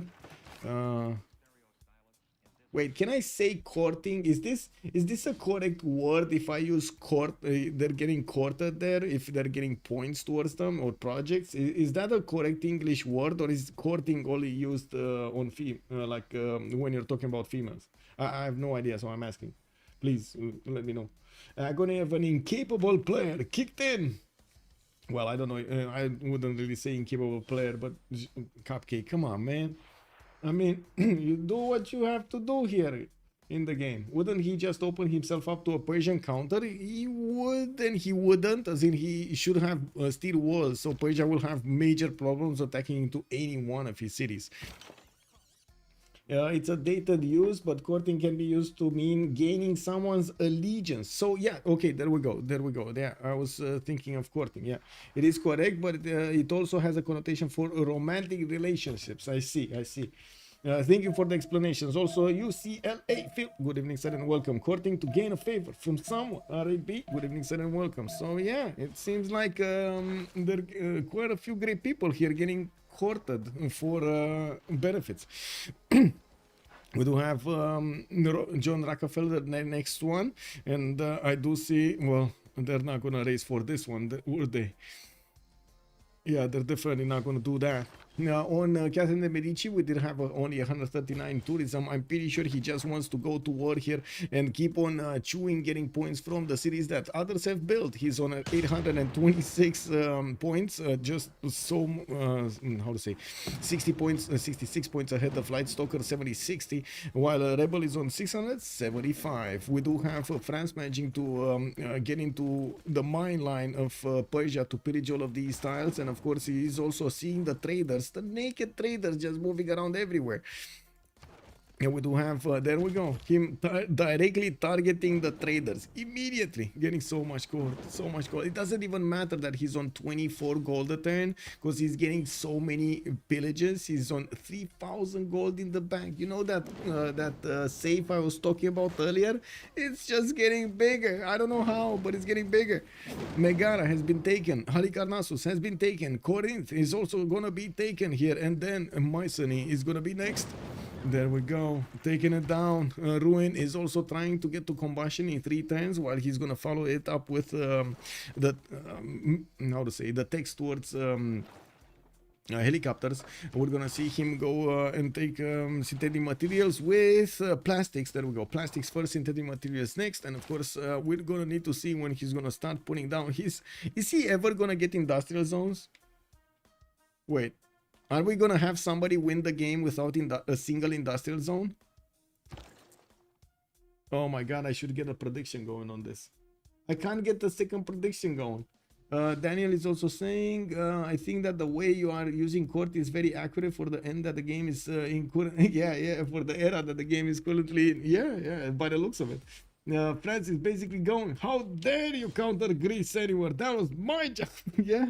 And then Persia, but I was first. What do you mean? I was first here. Yeah, it is what it is. Once again, ridiculous number of encampment production points. What's going on with Dido? Chilling. He's not doing anything, but they can't really do anything, right? We do have the units of Nubia that actually gave up on attacking Dido. We do have another war. Gloom has declared war on Ember. Okay, Ember has declared war on Crestfangs. What's happening with Nubia here? With Dido. What did happen with Dido? Oh, you wanna dance? What? Oh, oh my god. Oh my god. Wait, Crestfangs? Oh my god. Oh my god. Wait. Whoa. We got kind of a fleets coming in from Phoenicia. He's not at war yet with Japan. He's at war with Basil II and Nader Shah, Ember Crusher. He might actually just want a few pillages or something, or maybe declare from city-states, not something, you know, in particular. We do have him getting more production, and looking at his tab right now, 166 science, 167 culture with 163 production. That doesn't look like he's gonna have what he needs for the next stage of the game. How is France tourism looking like? He's on 130 something, 139. It doesn't seem like he's actually gonna have tourism, good enough tourism for any kind of culture win here. What is he gonna have is a lot of tank armies and a lot of helicopter armies with, by the way, a lot of promotions. So yeah, artillery armies already moving in towards the cities of Persia. It doesn't even matter that Persia has steel walls. Those artilleries are gonna chew through them very quickly. I do see Nader Shah is also trying to get combustion in 6 turns, while his cuirassier corps are getting ready in the city of Susa to withstand the damage. Now, I do notice France does need to go through Mycenae as well, but first he does want to pillage all of these tiles and reap the benefits of getting that gold back in his empire, into his coffers. Putting the city under siege, getting the cabs around to keep on pillaging, getting all of the stats that he can milk from this. Now, he does have 6,500 science in the bank, though. That's half. It's about half of the science of Tokugawa. What's happening in the text? So Tokugawa is 49 techs and Catherine de Medici is 34 techs. Whoa. He's also 10 techs ahead of Nader Shah. Where is Basil? Basil is 38 techs. And look at the points. Look at the points. France is the first one, we got Japan the second one, Rebel the third one. And I gotta say, since we have been using this, oh my god, the text and so on, you know, who's having the text, who's gonna win the game, what's gonna happen there? This game is totally different. Yeah, oh yeah. Shipbuilding turn 87, you know, yeah, I mean, better late than never. Confused as to why Nubia stopped pushing. Field cannon cores. It was way too hard for him to keep on pushing. Also, Rebel, I thought people in FFA aren't allowed to defend a tanker. What? Wow. Byzantium is managing to get his units right on the doorstep of Maori, and I think the war has been declared here. I do see he's gonna have the opportunity to attack into his neighbor here. We do have him also on 3 turns to combustion, or did he get combustion? I'm not sure. I do see Cuirassier, so he didn't get, he's 3 turns away from combustion. Score screen, he needs the gold. That's why he's going on the offense. He doesn't have the gold per turn. He's only on 88, and he needs to get these units inside of the borders of Maori and try to pillage as many of these, well, I mean, it's Maori. What are you gonna pillage? I guess this one is gonna be a lumber mill. That's gonna give him some gold. This one is a mine, but you got pillaged first by the mountain. Okay, I do see another one of the lumber mills here. Not that many tiles to pillage. And I gotta say, Byzantium here is at a loss. He's getting commercial hub investments. Yeah, there we go. 3 of them to start gathering more gold. 4 of them to start getting more gold per turn. Let's see how much he's gonna get next turn. I'm very curious. So he has 88 base.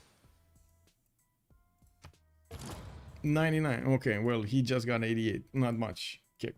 Anyway, we do see France's armies are about to start hitting the Persian main cities while they're taking out Mycenae. I gotta say, he started off with only like 4 imperial armies and then a few supporting units like these Cav armies and so on. Now he has so many of them on the front line, and he has the gold also to upgrade his units into tanks when he needs them. And by the way, he just discovered the biggest tech of them all, tank technology. He will be able to start upgrading his cuirassier armies into tanks, and he will start going against the main units in the cities of Persia here. While Dido has put some boats next to the borders of Japan here. I think Dido kind of is trying to poke the bear here. Oh, yeah. Look at that. Gloom is actually figuring out that he's not going to do any damage to Japan. Steel walls are up, 68 defense strength. That's not going to work. Phoenicia can go for Maori, but Maori, well, let's actually see. He's getting some of these units, some of these privateers out. We do have Maori. Metal casting, he's very far away from steel, very far away, and we do need to see if Phoenicia is going to keep building a navy, because usually when you go on the offense like that from far away, you should be able to keep reinforcing those units if need be. Big Ben going to finish on Vietnam. He's going to get an extra economic policy slot and a lot of gold. We do have Japan also finishing combustion, and I do see Nader Shah is going to be a bit too late on his combustion. 5 turns too late. Actually, I do see also France is not even upgrading a single unit here. Not a single tank has been upgraded. He has the button, he just chose to keep on going with these units and attack the cities of Persia before he's going to get his tanks out. Not bad. Oh, there we go. 1 tank. 115 strength against the cities, what it is, 89 or something, 87, 80 something, 100 something, 85. Whoa. Now, how much oil does France have right now? 82 in the bank. 82 in the bank, and let me actually see his tiles. Does he have oil here? No. I don't see oil. I see uranium. I don't see oil in the water. He had an oil tile, but it's actually Persia style now. Maybe he got oil from Pericles' land. No oil here. No. Oh, oil here in Mycenae. 1 oil tile. I found an oil. There may be some underneath the districts, but we unfortunately cannot see them. Maybe underneath some of the improvements here, and he does have military academies, so he's getting the oil from the military academies as well. Already has one of the uranium tiles improved to the south of Marseille. He just needs that how to say he needs that upgrade. Wow, no oil here either. Does Zanzibar have oil? Not even Zanzibar has oil. Wow. Okay, so that's why he doesn't actually want to upgrade so many units, because he's gonna run out of oil quickly, especially with quite a few artillery corps here and artillery armies that he definitely wants to keep doing damage with. His Guard Imperials are strong enough, you know, to go against these cities, even if they do have steel walls. But now the artilleries need to actually get to check in and start deleting the units. We do see the French Guard Imperial armies are managing to tear apart the majority of the Persian military. The tanks going in, oh my god, from so far away, while France is starting to put the artilleries to attack the city centers. Susa is going down. We do have on the west side also Byzantium managing to get into the tiles of Maori. He did manage to bring artillery armies to the fight, and by the looks of it, these cities are going to go down really quickly here with the artillery getting back in. You know, with Maori barely getting to metal casting, this is going to be a terrible defense here, or I should say terrible event for him. We even have a navy from Phoenicia, not a very strong one. He doesn't have a single frigate with this navy, but he does have a few caravels that can do damage there. I don't think he's going to take cities with. Okay, well, let's see if we're going to have enough gold, acquired by Byzantium from the cities of Maori here. We do have Byzantium 339 gold. That doesn't really look like he pillaged any tile. He did pillage this one though. Okay, he got one tile. He got one tile. Can he get more? I do have to say, Maori doesn't usually build commercial, so you only have like campuses, theater squares to pillage, not really anything else. Yeah, doesn't look like there's gonna be that many mines. Not that many gold points, and you do see how many of these commercial hub investments he wants to do. They're good also for Mary, right? For Mary, he really wants Mary anyway. Dimitri Mendeleev has also been picked up by Ember Crusher that is going down here, and he's gonna go down with him. We do have France also not really wanting to take the city of Susa. There is a level 2 spy in there, giving him the extra diplomatic visibility. He wants to make sure he doesn't have anything to counterattack into his cities if need be. Yeah, we do have aerodromes, multiple aerodromes coming up from Japan. I did ring the alarm earlier that Vietnam might actually have a problem here on the right side because of the Japanese army and air force. While we're going to need to see if Vietnam is going to choose Nubia as an attack point. We do have artillery armies and cuirassier armies coming out from the Vietnamese stands. Vietnam, Sindermo is 2 turns away from combustion, and he is going to get fascism alongside with that. It does seem like Nubia will be out-teched here very quickly by his neighbor, by Vietnam. What kind of deal with that? Well, wait. Well played anyway. Oh, Tanker is saying well played. Yes, I mean, does anybody disagree? Tanker played extremely well. Anybody on the stream here? You guys got to see firsthand how you defend against the Byzantium. That was one of the best defense we've seen in a long time. Anybody disagree here? Let me actually put up a poll. Let's see the poll. Did Byzantium? No, sorry. Did Cyrus do well? Yes or no? That's it. Two choices. Tanker should really try for third. I think he will. Yeah. Nah, was a good defense. Yeah. Guy knows how to build any. I mean, you know, yeah, that is a skill, Cupcakes. If that is a skill. Okay, what do we have here? France managing to get the city of Susa. He doesn't have the extra diplomatic visibility anymore. We'll need to bring a builder, and I do see his tank armies are well on the way towards Zranka. We do have so many of these Guard Imperials that will also need to keep on moving. By the looks of it, Persia is starting to run out of units to resupply his defense, and he's down to only 4 cities. It looks like this empire, 5 cities actually, there's another one, Haraiva to the northeast. It looks like this empire it's getting torn apart so quickly by Catherine de Medici, acquiring more points in the meantime. Ruin is also going to have a border. He's going to carve a path to Japan. Look at that. He's carving a path around Vietnam and getting to Japan. Man, this guy is going to... can you imagine if he just makes a O? If he just makes an O until the end of the game, like tearing apart Japan at the same time? Whoa. Oh, let's see. We do have Japan on 657 science, 342 culture, 1,000 production, while Catherine de Medici is only 662. I do see he keeps on building tank armies and getting his cav armies out. We do have more artilleries also. He just keeps on building military equipment, and in the score screen, he's on 4,000 gold a turn. In the tech side, it looks like he's now going for his industrialization, square rigging next turn, and I would imagine we might see 1 or 2 industrial zones somewhere. Oh my god, he still didn't build one.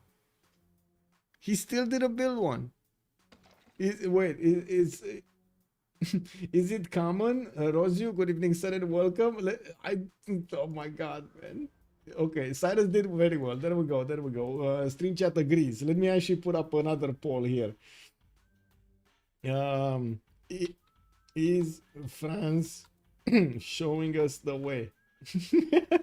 Yeah, let's see, man. No industrial zones. Yeah, exactly. Like, why would you build an industrial? I don't know. Like, look at him go, man. Incredible. And I gotta ask chat over here, is he showing us the way? Yay or nay? Look at that. He's actually cutting in between. Yay, 2 yays and 2 nays. Yeah, okay. Yeah, I mean, we definitely have quite a few fans of industrial zones, but it looks like France just managed to find a way around them.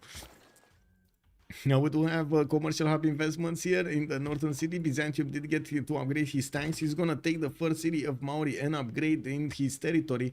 I do see he does have a big problem with gold. Still has a big problem with gold. He's gonna roll a few more of these projects though, and we'll see how much gold he's gonna get. Right now he's on 160 a turn with almost 300 science and 164 culture. Let's see it, 417. Okay, so probably another one of these tanks. Two tanks. He can get 2 tanks. Can he get another pillage? This might be a pillage. Pillage it. 219. Man, that's a tank, bro. That's a tank right there if you pillage it. Never mind, he's just milking more science. Also, cottage industry somehow accurately seen. Yes, sir. Also, if Dido snipes and raises the Maori city, that would be so funny. Yes, it will. Yes, it will. Can he take down a city? Because there is a fleet here from Maori, right? Chris Fangs does have a fleet to play with. And we do have quite a few of these caravels coming around towards him. We're also gonna have a raging Byzantium just plowing through the Maori territory with tanks, tank armies, not only normal tanks. We did have also, what is this, Renaissance walls going up in Quao here. That's quite interesting. I don't see that every day. What I do see also Persia tanker is putting one of these great prophets in the front of Byzantium. Hello, you see this? You're not getting the religion points. Can you check the ally of Dido? I think ally of Dido. There we go. Walls against Basil. Yeah, they're gonna help a lot. Oh man. Yeah, it is what it is. Wait, Tanker is saying it's called a scam. Cake W. So yeah, he is allied. He actually Dido is allied with Coupe. You're right. Allied is allied with Coupe. So they cannot attack each other. They will just, I don't know, meet each other on the battlefield here on the shoreline. So basically Dido is just finding a way to get out of there. I think so, right? He wants to take Valletta and probably just sit here, but he doesn't have a unit to take out Valletta with. So whatever. That's not going to happen. We do have also the French units managing to tear apart the remaining tiles of Persia. Is starting to wrap around Zraka and Mashhad at the same time, while he's sending a few scouting units towards the other cities, the remaining cities of Persia, to see what he has. Now we do have these Cav armies still waiting for the upgrades, but to be honest, Catherine de Medici does want his industrialization. So he's 666 points of production before industrialization, turn 91. Yeah. Can you check the late game 3 for Japan if he's gonna get the space victory? So wait, stealth technology will reveal the second one. We do have robotics revealing 2 of them, and nanotechnology is revealing only 1. This is a very weird tech tree. Very weird one. He's gonna need all 3: robotics, nuclear fusion, and nanotechnology. Or no, he's gonna need 1, 2. He's gonna need nano. No, not nano. He's gonna need robotics and nano. Yeah, robotics and nano. This is so weird, by the way. This one from the bottom is revealing the one to the north, to the top, and the one to the top is revealing the one to the bottom. Really, bro? Wow. Japan got fascism. I think he already has fascism. No, he's not. Whoa, no, he's not. He's getting it next turn. Fascism and combined arms. And I do see he's getting also Venetian from the city of Auckland. While we do have some helicopter armies, he did manage to get his cities a very, very, very strong 87 defense strength city on his cities.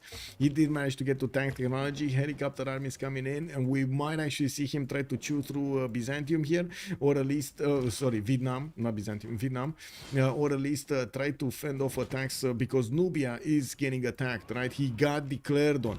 The second Vietnam did declare on Nubia, he did activate the war against his neighbor Tokugawa as well.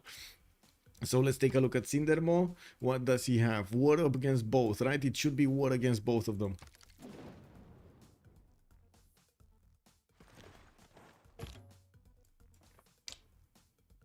There we go. It's war against Catherine de Medici, but not against Japan. Japan, no war. Japan, no war. Wait, did I click on the correct one? Nubia, right? So maybe I clicked on the other one. Sindermo just, oh, he just declared war. Never mind, he just declared war. And we did see Vietnam getting his infantry armies there, moving in, one-shotting one of the units of Nubia. That infantry army did feel the sting of all of the field cannons cores, and now we're gonna need to see the tanks in action. He just upgraded a few of them and moved quite a few others. We do see them managing to easily two-shot the cuirassier corps. While Vietnam in the meantime is gonna go for his, guess what, helicopter tech also. We do see right now Vietnam is on plastics, and he did manage to get his fascism also +5 activated, while Nubia is just not gonna have that civic. Toku France and third could be literally anyone. We'll see who's actually gonna get there, because yeah, Light Stalker is trying to hang on. France is there with 1,000 points. Rebel Basil is tearing apart Maori, and I think when he's gonna finish with Maori, he's probably gonna tear apart Persia here. We're gonna need to see if he's gonna have the strength, and of course the planes. And we do have him still trying to get as much gold as he can from his commercial hub investments, hard building tanks as he goes along. While he did manage to take the first city down, we're probably going to see Kawila being taken out next turn. These tanks are not fooling around. Artillery armies not fooling around. Hukai is also saying renew or clean up. I mean, he makes a good point, right? You either renew or take cities. Light Stalker is saying, you might have a point there. Okay.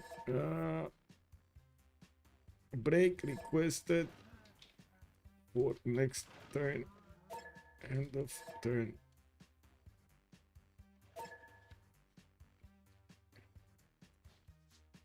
Okay.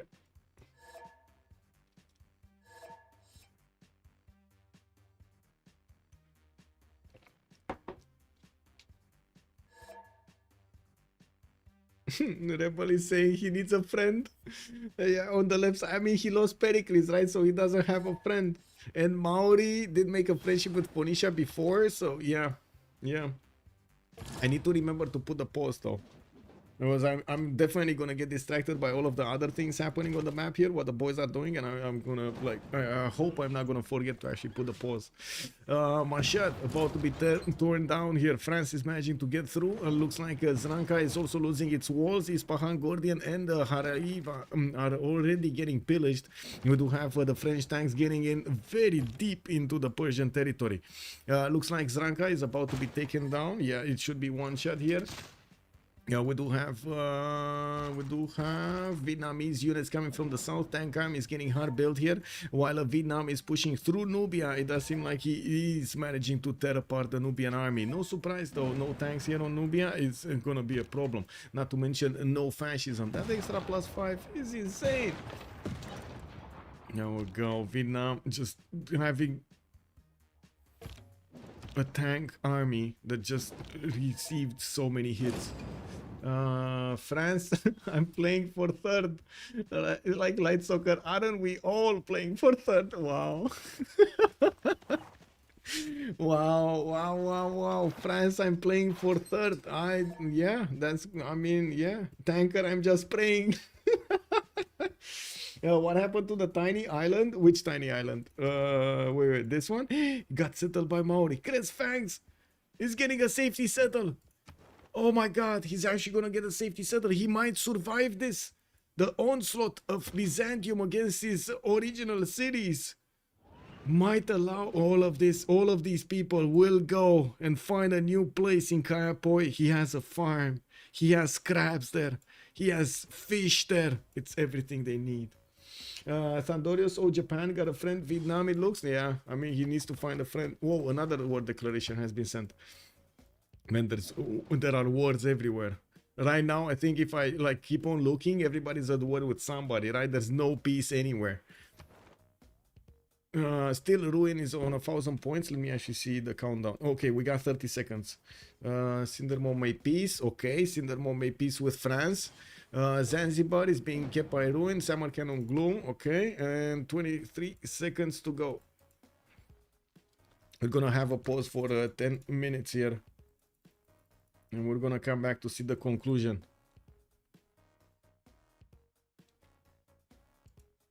H6 29. think 29, right? It's 12:19. Yes. Okay. So let's put the countdown timer. I'm gonna put it up on the screen so you can see it, and we're gonna go for a break. A really quick break. Really quick break. 10 minutes. 10 minutes. Yes. Thank you, Temu. Much appreciated, sir. Oh, Japan gonna friend. Yes, yes, yes. Did I miss a message here on YouTube before I go? No. Okay, that's fine. That's fine. Hey, remember to put a like on YouTube. Thank you so much. Much appreciated, sirs. Be right back.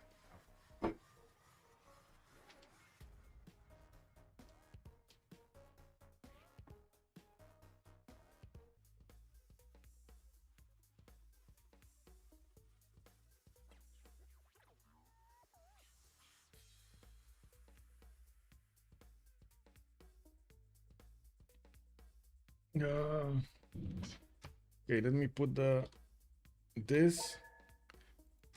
Let me also message Bloom.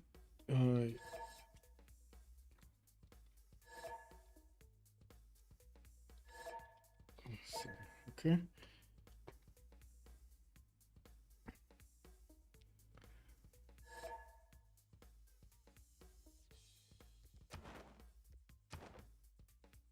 Okay, we got 2, 4, 6. How many players? 9, right? We got 2, 4, 6, 8, 9 players in the game.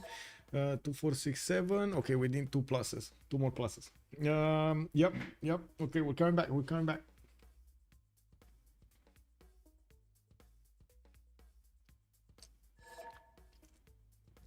Again, 2, 4, 6. Wait, 2, 4, 6, 7. What? 1, 2, 3, 4, 5, 6, 7, 8, 8. Wow, I can't count one. I'm just gonna need somebody. Who's the last one? Oh, there we go. Tanker.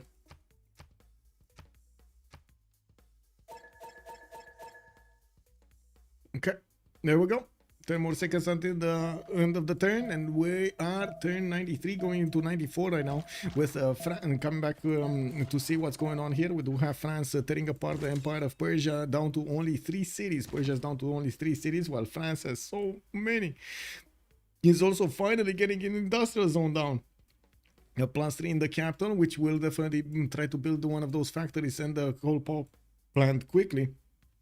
We're also 4 turns away from the new era, and in this era we did have the 100% production towards industrial zone districts.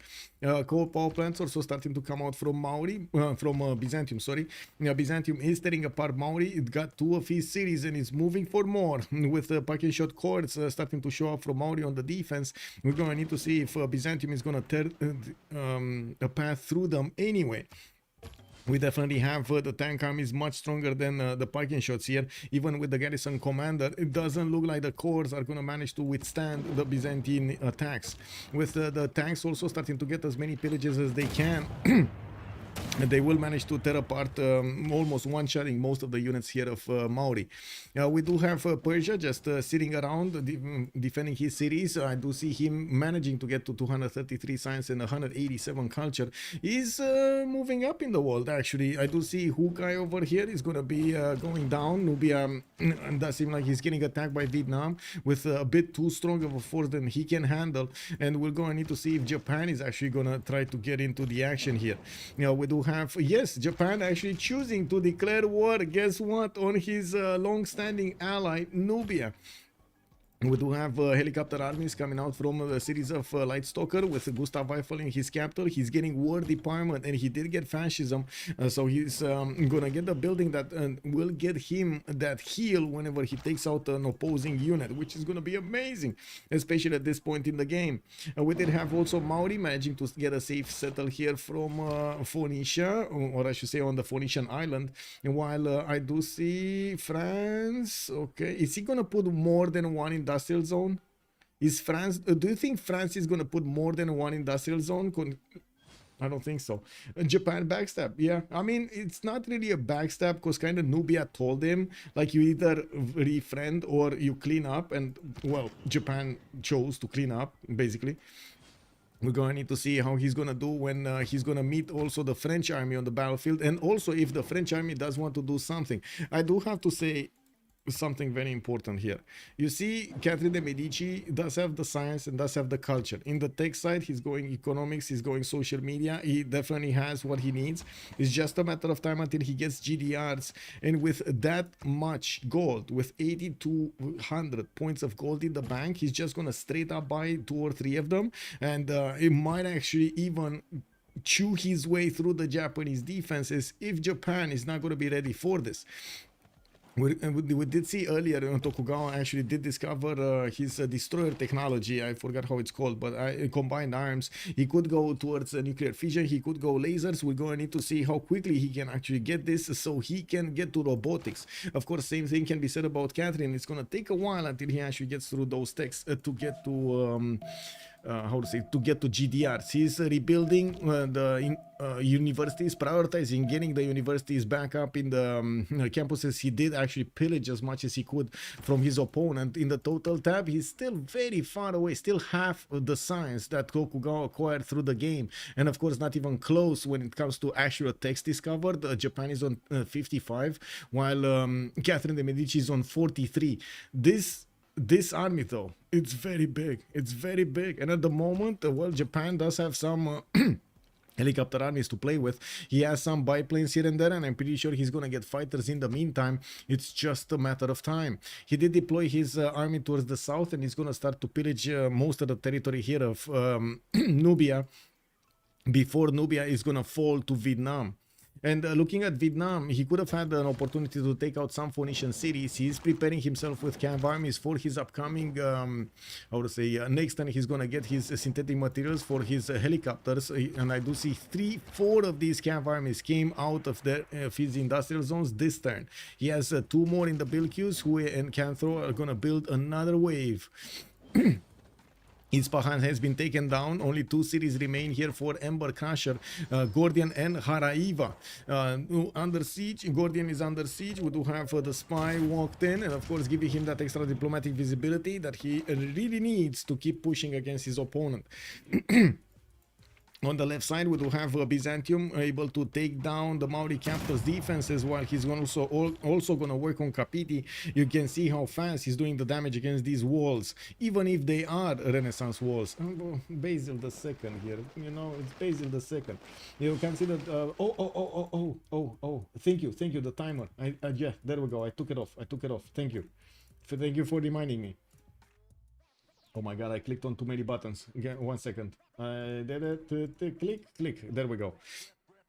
We do have some units from Maori on the coast that are trying to save the cities, but they're not strong enough. Imagine the privateer actually just shooting arrows at the tank, and you can see like ding, ding, ding. Imagine what's going on from the tank perspective. You know, just seeing over there, eating popcorn in the tank, and then you hear ding, ding, ding, ding, ding, and this guy, wow, man, we getting some fireworks in here, man. Yeah, I mean, yeah, it's pass over the beer. We need to go to the capital city of this guy and see why is he pinging us? Why is he pinging us so badly? We do have Byzantium also getting, well, Hannibal Barca is, well, he did manage to get Hannibal Barca way before. I thought it's a new one, but it's not. Multiple zoos coming around here from Byzantium to get into his hippodromes, get more units. Apadana in 3 turns is going to finish in Constantinople, and I gotta say, he's keeping his 3rd place here with 60 points away from Sindermo. And Sindermo, though, is going to start acquiring points quite quickly while he's going to start to take cities from Nubia. Finally, Nubia did get his tank cores up, and that will be a technology that will help him defend a little bit better here. You can see even the tank armies of Vietnam do have problems attacking into the tanks of Nubia. With artilleries, though, he should be able to do the initial damage that he needs to actually go through the tanks also. He's also going to meet the Japanese army on the battlefield here, while Japan is pillaging as many tiles as he can from the east of Nubia. We do see him getting jet bombers. Japan is starting to spy also on Vietnam, getting ready for the attack. We do have France about to take down Gordian. I guess next time we're going to see this city being taken out. He's probably waiting for the artilleries. That's only 1 artillery that can attack, and he has 5 tanks. Can he get it with 5 tanks? Let's actually see. And what is his Where are his helicopters, bro? Where are the French helicopters, bro? He's not going helicopters. He's going replaceable parts right here. Okay, he's going labs. I do see Rural Valley is also getting built. Immediately did get a workshop factory and oil power plant. He used the gold that he had taken out from Persia and from Pericles to buy out immediately every one of the buildings in the city of Paris. Now he jumped up. Oh my God. My God, do you see this? Guys, do you see this? He jumped up to 1,000 production just with that, and of course all of the cities that he acquired. Whoa. We do have more of these tank armies deployed to the north. He's getting aerodromes out, and it looks like he's getting ready to actually do the damage here against Japan. He did manage to pillage all of the tiles that he could find here on the French, on the remaining two cities of Persia, and now he's working on taking them down. Ember Crusher is about to lose his last cities.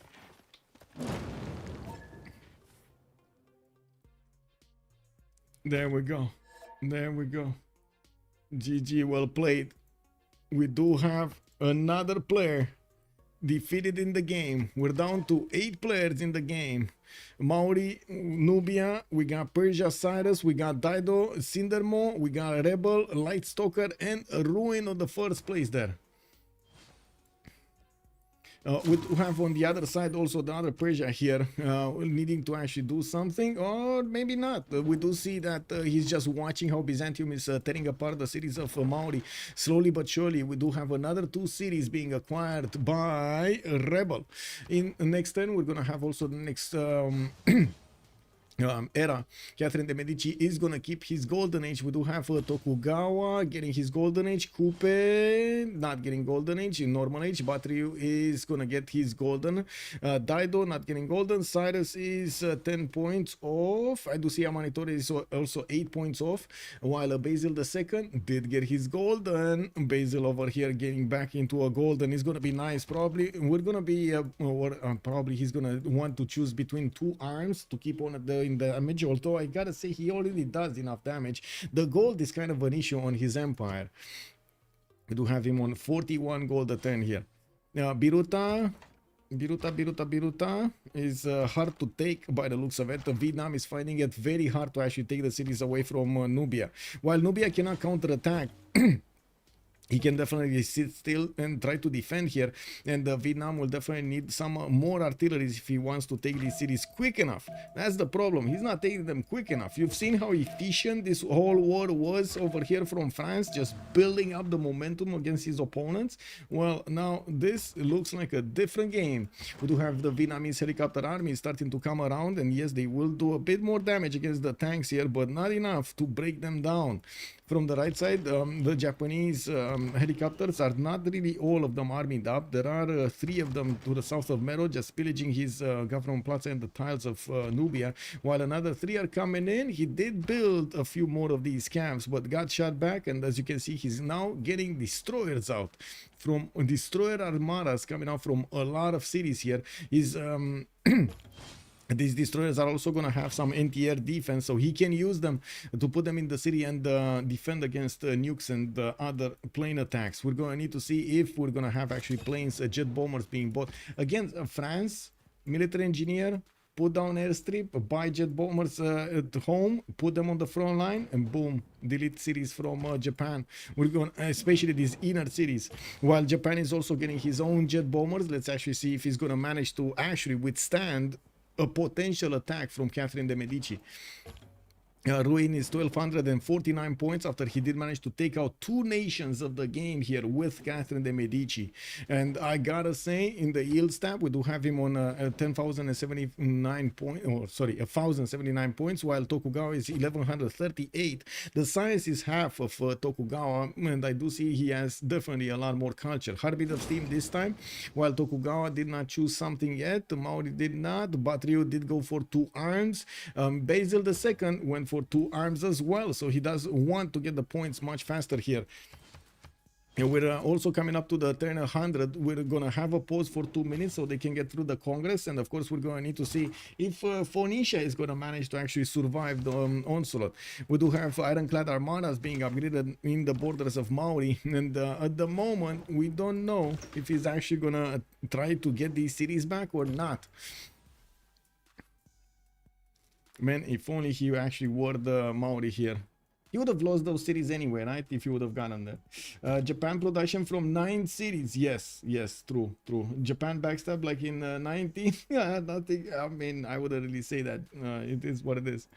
And again, he didn't really backstab. I wouldn't really say this is a backstab because Nubia kind of said it, right? You either do this or do that. You either refriend or you pillage. Because, I mean, you clean up. Because he was getting attacked by Vietnam. He knew he's not going to withstand the attack for long. And he wanted to give a heads up to Japan, right? He's basically being a good ally here. Even though there are no really allies in this game, right? This is a free-for-all. Yes, you can get the ability to make some friends here and there. And get to lock in for like a few turns. The ability to war, but that's about it. What's happening here? Biplanes getting bought. Rule Valley in Paris. This city, by the way, is 185 points of production with Governor Magnus. We don't have any other, by the way, being built. Any other industrial zone being built. He's getting stock exchanges for the gold per 10. Jumped up to 665 gold and 459 science points. Oh my god. He actually has more production than Toku. Whoa, oh my god, 1400 points of production on Catherine de Medici. Magnificence. Amazing. Cyrus just activated his prophet. What a religion. I didn't see. Friendly Vietnam, warrior, monks and tithe, Islam, Nubia. No, he didn't. I don't see a religion. Anyway, let's get the pause going here. 2 minutes and we're coming back. Be right back. So much production, man.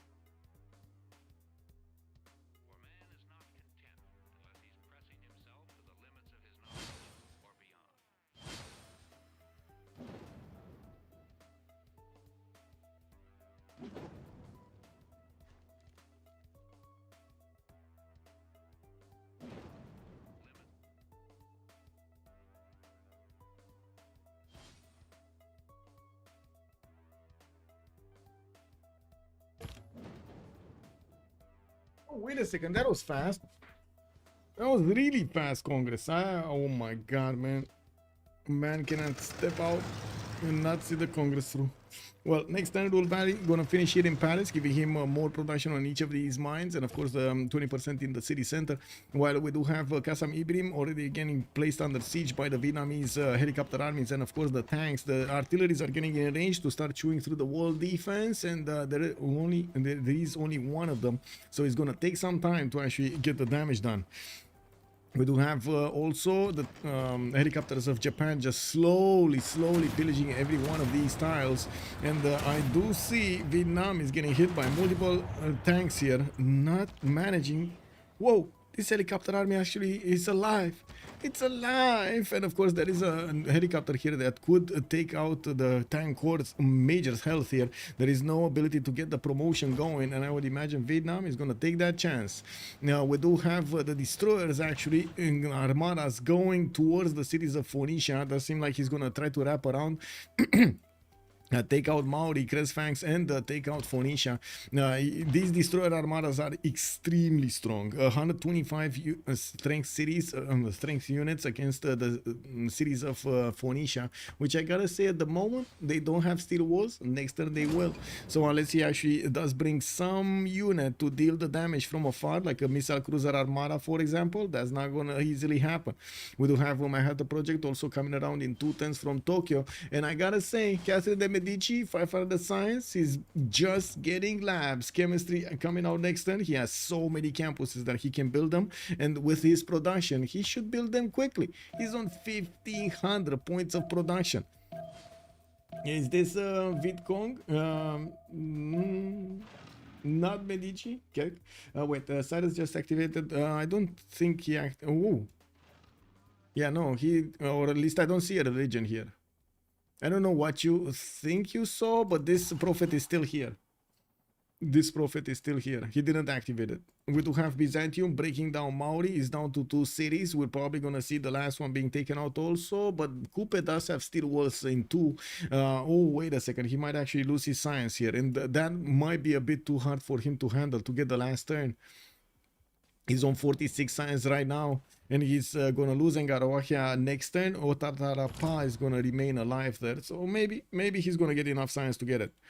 Let's actually see. Ruin just got his labs, 513 science, 579 culture. And I do see him keeping his army in Hariharala and Gordian at the moment. We're going to need to see how he's going to follow this up. And at the moment, of course, he's just simming, putting some planes on the right side, trying to fend off a potential attack from Vietnam and or Phoenicia, even though it's very, very hard to actually see that happening. He's starting to build up his also railroads around his cities to get the trade routes moving faster. More military engineers being bought so he can finish the job quickly. And we do need to see how things are going to evolve here. Looks like Nubia is also trying to get a safety settler out somewhere on an island. He doesn't have an island to settle down on. There is one tile here that maybe he can settle on. Wow, this game and this game. Ruin is the first one with 1,300 points. We do have Rebel on 984, still 16 points shy of 1,000. Lightstalker is 954 of his own. And I do notice the next one up is Cindermo with 800. Now, Cindermo is going to acquire more points by chewing through the defenses of Nubia. And while his helicopter armies were on the road, now they did manage to get onto the Nubian tiles, and they're going to start pillaging. I do see the damage between him and let's see, take a quick peek here. Armies, yes, I can't see the damage against the Japanese units, not right now. They're not at war, so I can't see the damage. Nuri has been taken down. Japan did manage to break down one of the Nubian cities, and I do believe he did manage to get jet bomber tech, right? So he has one jet bomber coming out from Gifu, also jet fighters here with multiple missile cruiser armadas that are going to wrap around. He did actually put 2 jet bombers on the aircraft carrier that is going towards the cities of Phoenicia here. Okay, so he's gonna take down Phoenicia. Maori down to 2 cities. Looking at the tech side, he's next time gonna get steel by the looks of it, and he's gonna make it a bit tougher for Byzantium to get that going. Persia infantry armies are gonna be quite strong here. We do have a tanker again telling Byzantium this is where he shouldn't pass through. This is not where he should be. That was a great scientist. Okay. Oh, the one that he popped. Yeah. Wait. Phoenicia did get the prophet also. I think that was the last prophet actually. Emergent screen, who did manage to get... so first of all, Nubia got Einstein. Catherine de Medici got Nobel. We do have Japan managing to get Mary Catherine, the extra diplomatic visibility one. And that's going to be a problem for Vietnam. I don't think it's going to be a problem for Catherine de Medici, but it's definitely going to be a problem for Vietnam. Because of the level 2 spies. I did not see Japan managing to get the level 2 spy, but Although, however, we did see France getting multiple level 2 spies. And I think we can actually follow the spies and see where he's gonna attack next. Rock Pants here from France. Look, kick W, man. There is a level 2 spy in Vietnam. He might follow the attack on Vietnam. There is also a level 2 spy in Japan. So any one of those might be targets. Catherine also, I do see him. Ruin is going for his research labs right now and adding more science points every turn. We're probably gonna see him also. Oh my god, 900 gold a turn, bro. He's not losing the gold he acquired. He's on 8,000 again. And getting all of these stock exchanges online is gonna give him more. Yeah, from the lands of Persia, he did manage to acquire more of these strategic resources like oil, like coal. He needed to get this, and he's going to need to repair most of these tiles. We're going to need to see him also make a few builders to do so. You can see he has a few builders coming around. Okay, he has. Tech side, he's going for nuclear fission, and of course we'll need to get the nuke going. Rule Valley did finish in Paris, and that's a 231 points of production city, while the others are 126. We do have Marseille on 84. Bordeaux is 116. This is a very powerful core. Very powerful core. Yeah. The spy in Japan we will just let France know that a war will likely end with nuclear radiation in the French territory. Yeah, and we'll see how this goes. Nuclear devices are already getting built here, 3 turns to finish the first one. And the good thing is for France, he has so much territory, he has so much land until Japan is gonna get to his cores. Oh, wait a second, he might actually... He will get here. Japan Lightstalker actually scouted out next to the city of Paris. And yes, we do have France getting a great army on the deck here. And I do see Cindermo just declare war on Gloom. He's sending some units to actually take out the Phoenician cities and of course pillage the tiles beforehand. While we do have the armadas of Japan going through the Gulf of Tunis, we'll probably need to wait first to take down the Phoenician defenses and then keep going. The second France will see this happening, you will see the cities of Phoenicia taking damage over here. He's gonna get a wake-up call. And the question is, how is he gonna react to this? How will he defend, or if he can get to GDRs? Can he get to GDRs by the time the nukes fall? Does anybody think that? I think not, right? I think that's gonna be a big problem. Getting GDRs over here in Paris to defend this off, that's gonna be a major problem.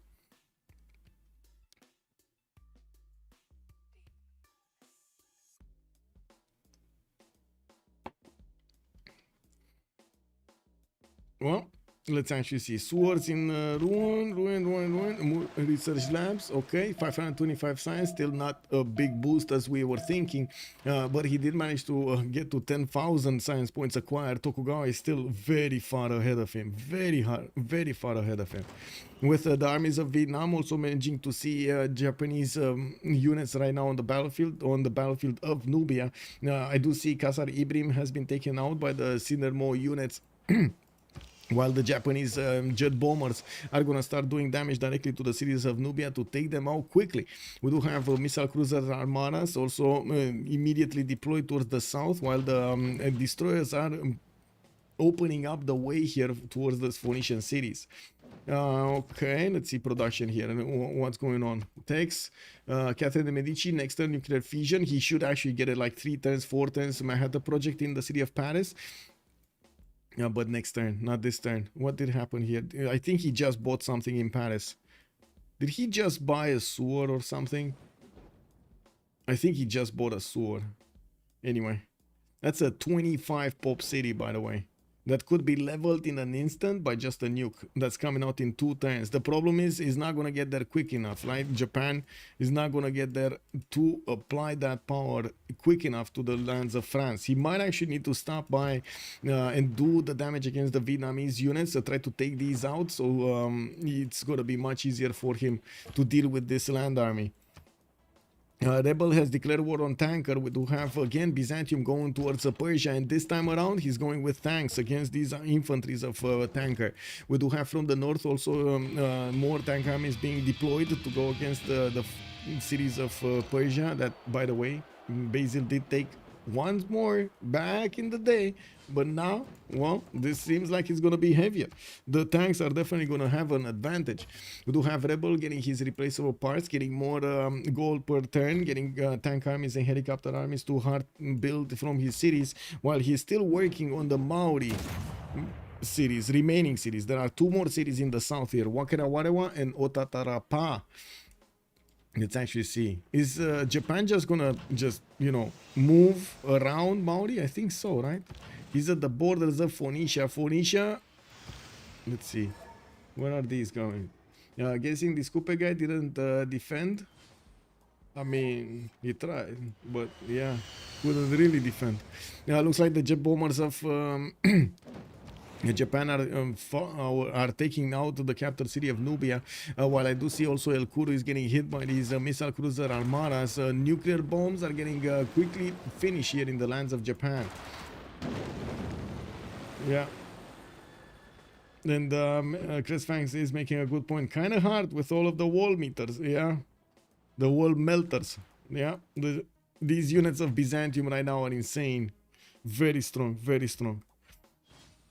And this is him without the combat strength from Taxis. If you would have had like an extra +4, oh my god, man. It's just so much damage. I do see also Sindermo is more interested in actually pillaging the tiles of Phoenicia rather than taking him out. We do have Vietnamese bombers showing up on the front line, 2 of them to help him chew through the defenses of Nubia. Kerma is going to be the next one on the chopping block and is probably going to die next turn, while Faras is also going to need to lose its wall strength here. I'd also noticed Vietnam could actually take Kerma with just tank armies, while definitely Faras will need to be taken out by those bombers.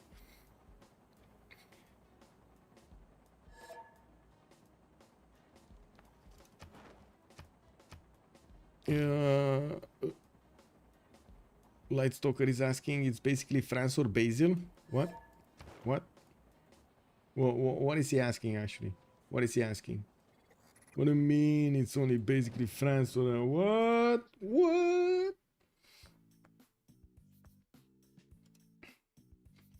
Civilization teaching PC gamers the doctrine decades after. Yeah, I mean, it happens. One way of learning history here. What did happen? Why did it happen?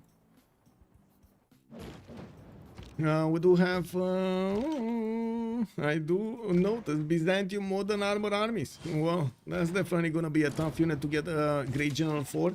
I do see Hannibal Barca and Napoleon Bonaparte are now giving the bonuses. And of course, from the north, Byzantium is starting to get all of those railroads towards his opponent. Persia is starting to lose units in an incredible time. Ruin is saying, you have some deal with Vietnam? No? Okay. Well, I gotta say, the question is, can actually Lightstalker get to plug in that nuke in the city of Paris by the time of Catherine de Medici gets his GDRs out? He switched friends. Oh, he made friends with Vietnam. I see. So he can. So basically, Japan is tearing apart Phoenicia, gonna get this territory, gonna get a border with France on 2 sides. First of all here, and second of all here. This is not gonna be good. This is not gonna be good for France. He needs to somehow find a way. There we go. 4 tens for Manhattan Project in the city of Paris, starting to put down more industrial zones. He definitely has the goal to buy the units if he needs to, and of course buy the buildings when he's gonna get these industrial zones finished. We do need to see if he's gonna do that. And also, Lightstalker is saying that he doesn't have a flat tile in the capital. And yeah, we did actually see this at the beginning. Unfortunately, that means he cannot get that spaceports down. He can use it from the other cities. They're just not going to have enough production to work. What's going on here? Did you guys see that effect? Wow. I don't know what was that. Whoa. Was that a whale? Oh my god, man. Like, these cities are haunted of Japan. You never know what's coming out from the thing. Am I streaming? Victor Kiko. Good evening, sir. Am I actually streaming? That's a good question. I don't know. What is streaming? We need some definitions right here, because in these days, you never know, man. Like, somebody might say he's streaming, and you never know what that means. Need the proper definitions. Let's actually see left side. We do have Byzantium. Yeah, there we go. Tearing a road path towards Persia's main cities, while he's also repairing the cities that he got for Maori. He's about to take down Otarapa and will need to finish Wakarawarawa in the south. I'm actually quite surprised we didn't see Japan take out the last Maori city. Looks like he's finding it fun to actually keep him there alive. He's more focused on taking down the cities of Phoenicia first. And while I'm pretty sure it's also going to be Sindermo here that is going to try to do the same. Also, Cresfangs is saying, "Hi Japan, if you could just leave me be, that would be so lovely." Yeah, I mean, you know, it is what it is, right? Let's talk it over here. Is he going to just take cities from Phoenicia, or is he going to take Kayapo as well? Yeah.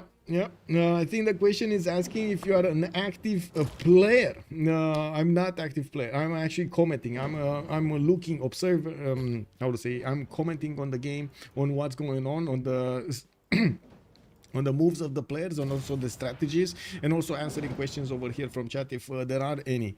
I do see Persia did manage to get to 80 crews, which are going to be tougher than those units that he was using beforehand. Now, they're not going to be sufficiently big enough in number so they can actually take on all of the units of Byzantium. It's still going to be making Byzantium, how to say, work for every one of these cities. With modern armor armies starting to come out, I do see the damage on these 80 cruisers not looking that great, not gonna lie. Like 116 unit against 104 unit, that's not gonna work, is it? Yeah, we do have also to take a look here what's going on. So Japan going for the gold instantly, going for those harbors to pillage them. We do have the Japanese aircraft carrier also sitting around here so they can split apart the cities of Nubia.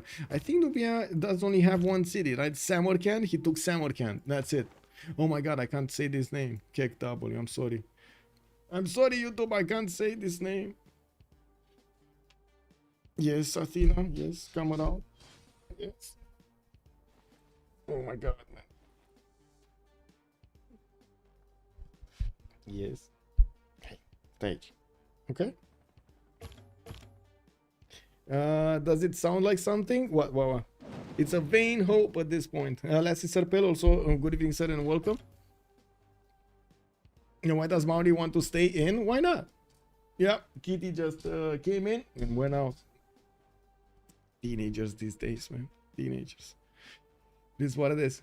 Yeah, okay, so France did manage to get okay to Pakamaru, very nice. Also Alexander Pushkin here as a writer. We do have more biplanes coming around from him, and in the tech side he's going steam power. He's probably gonna want his own advanced flight. Now we do have him still needing to get a few of these techs, 1, 2, 3, 4 of them. So that's 4 turns at least until he's gonna get advanced flight. He can't really do more than 1 a turn. Mr. Nobody 2, what is this qualifiers for tomorrow's game, Rooster Cup? That is gonna be the final. So basically we got 3 qualifier games. Top 3 from each game will go into the finals.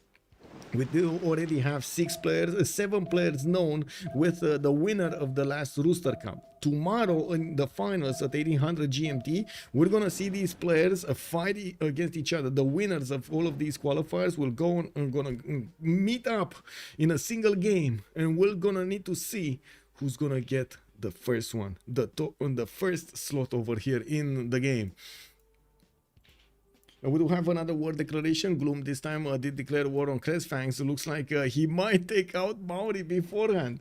Is French army moving up north? Crispy Jack, let me actually see. Good evening, sir. He's not moving. He's not moving yet. No, he's not moving there.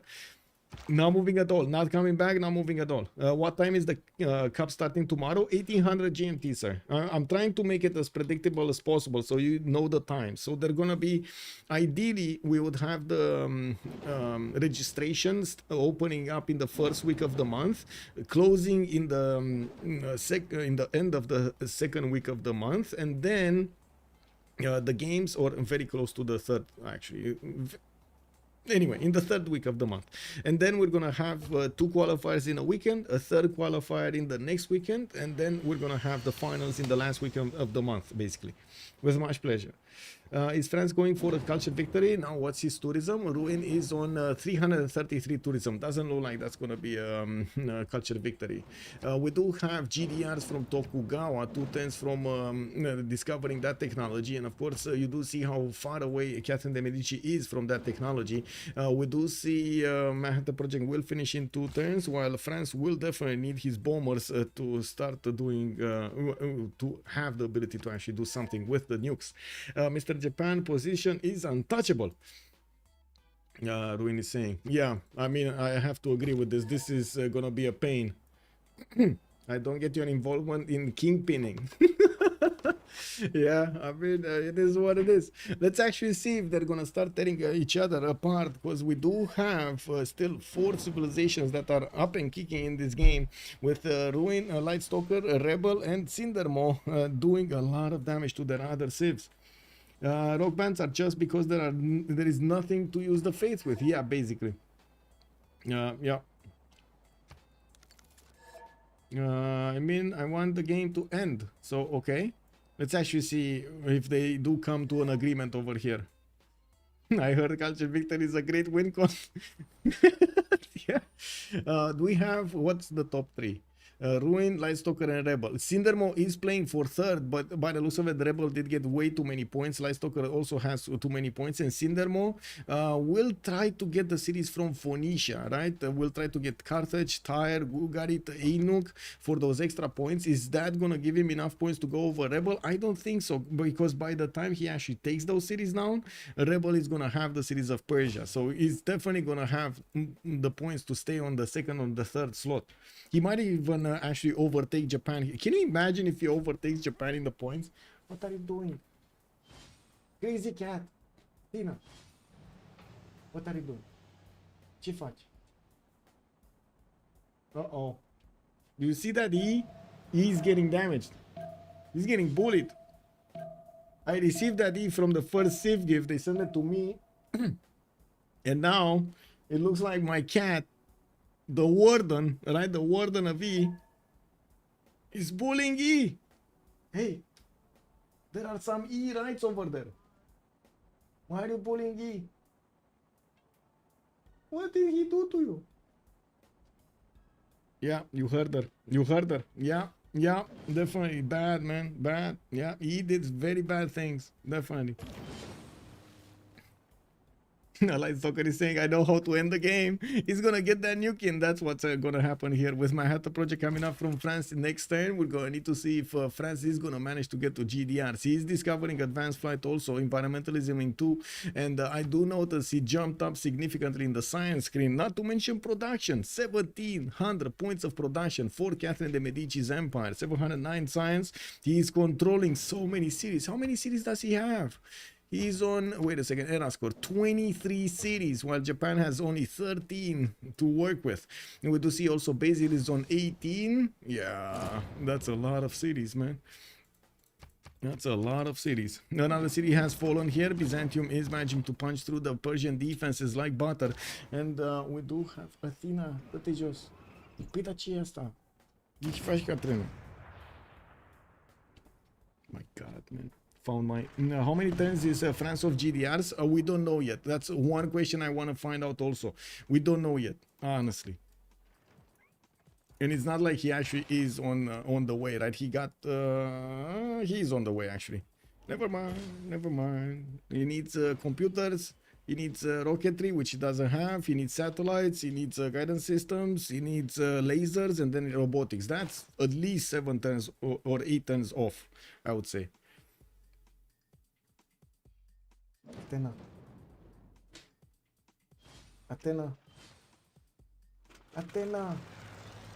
Pe cine face? Nu mă auzi? Mă ignori? Sorry, cat troubles. Mixed smile there. I have never heard of anybody punching butter. Buttercup, where is Buttercup? Hey.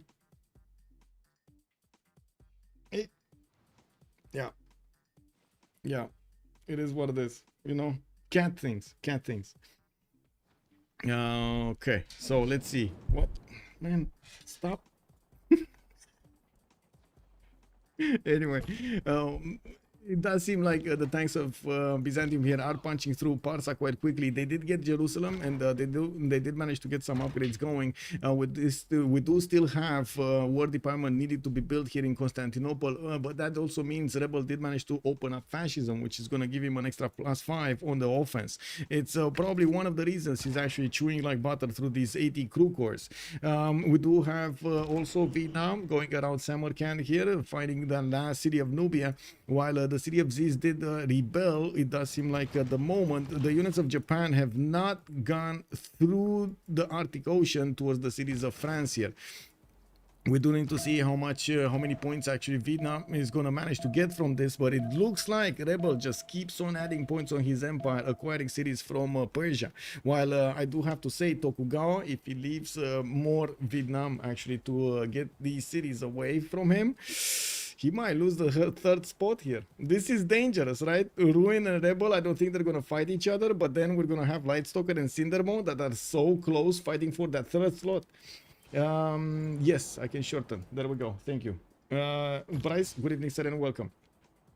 I didn't see actually. It's yeah. Let's put it to the limit. Let's put it to the limit. Let's see. Is that limit? Yeah, there we go. That's about the limit.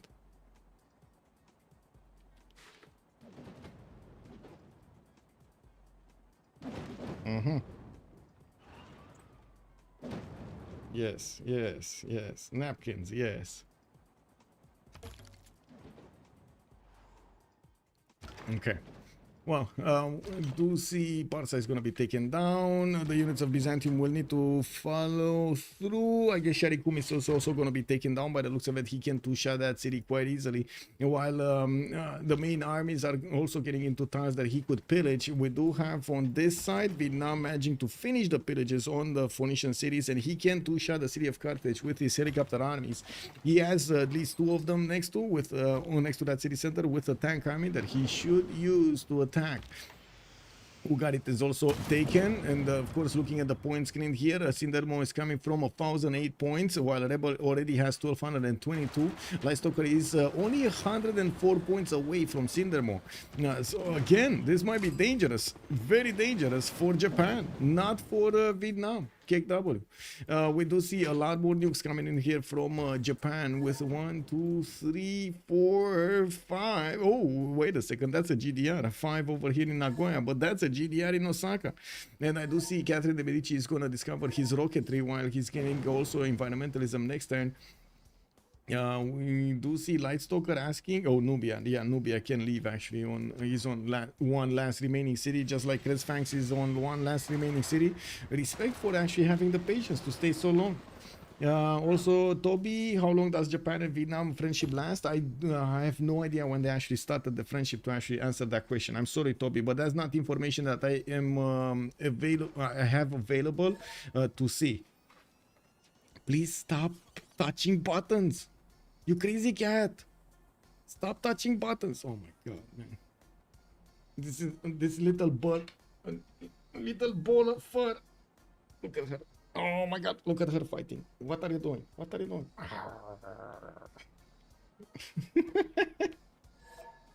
Oh, Temperance. Cat. Oh, Gloom did say GG. There we go. And I need to shift enter.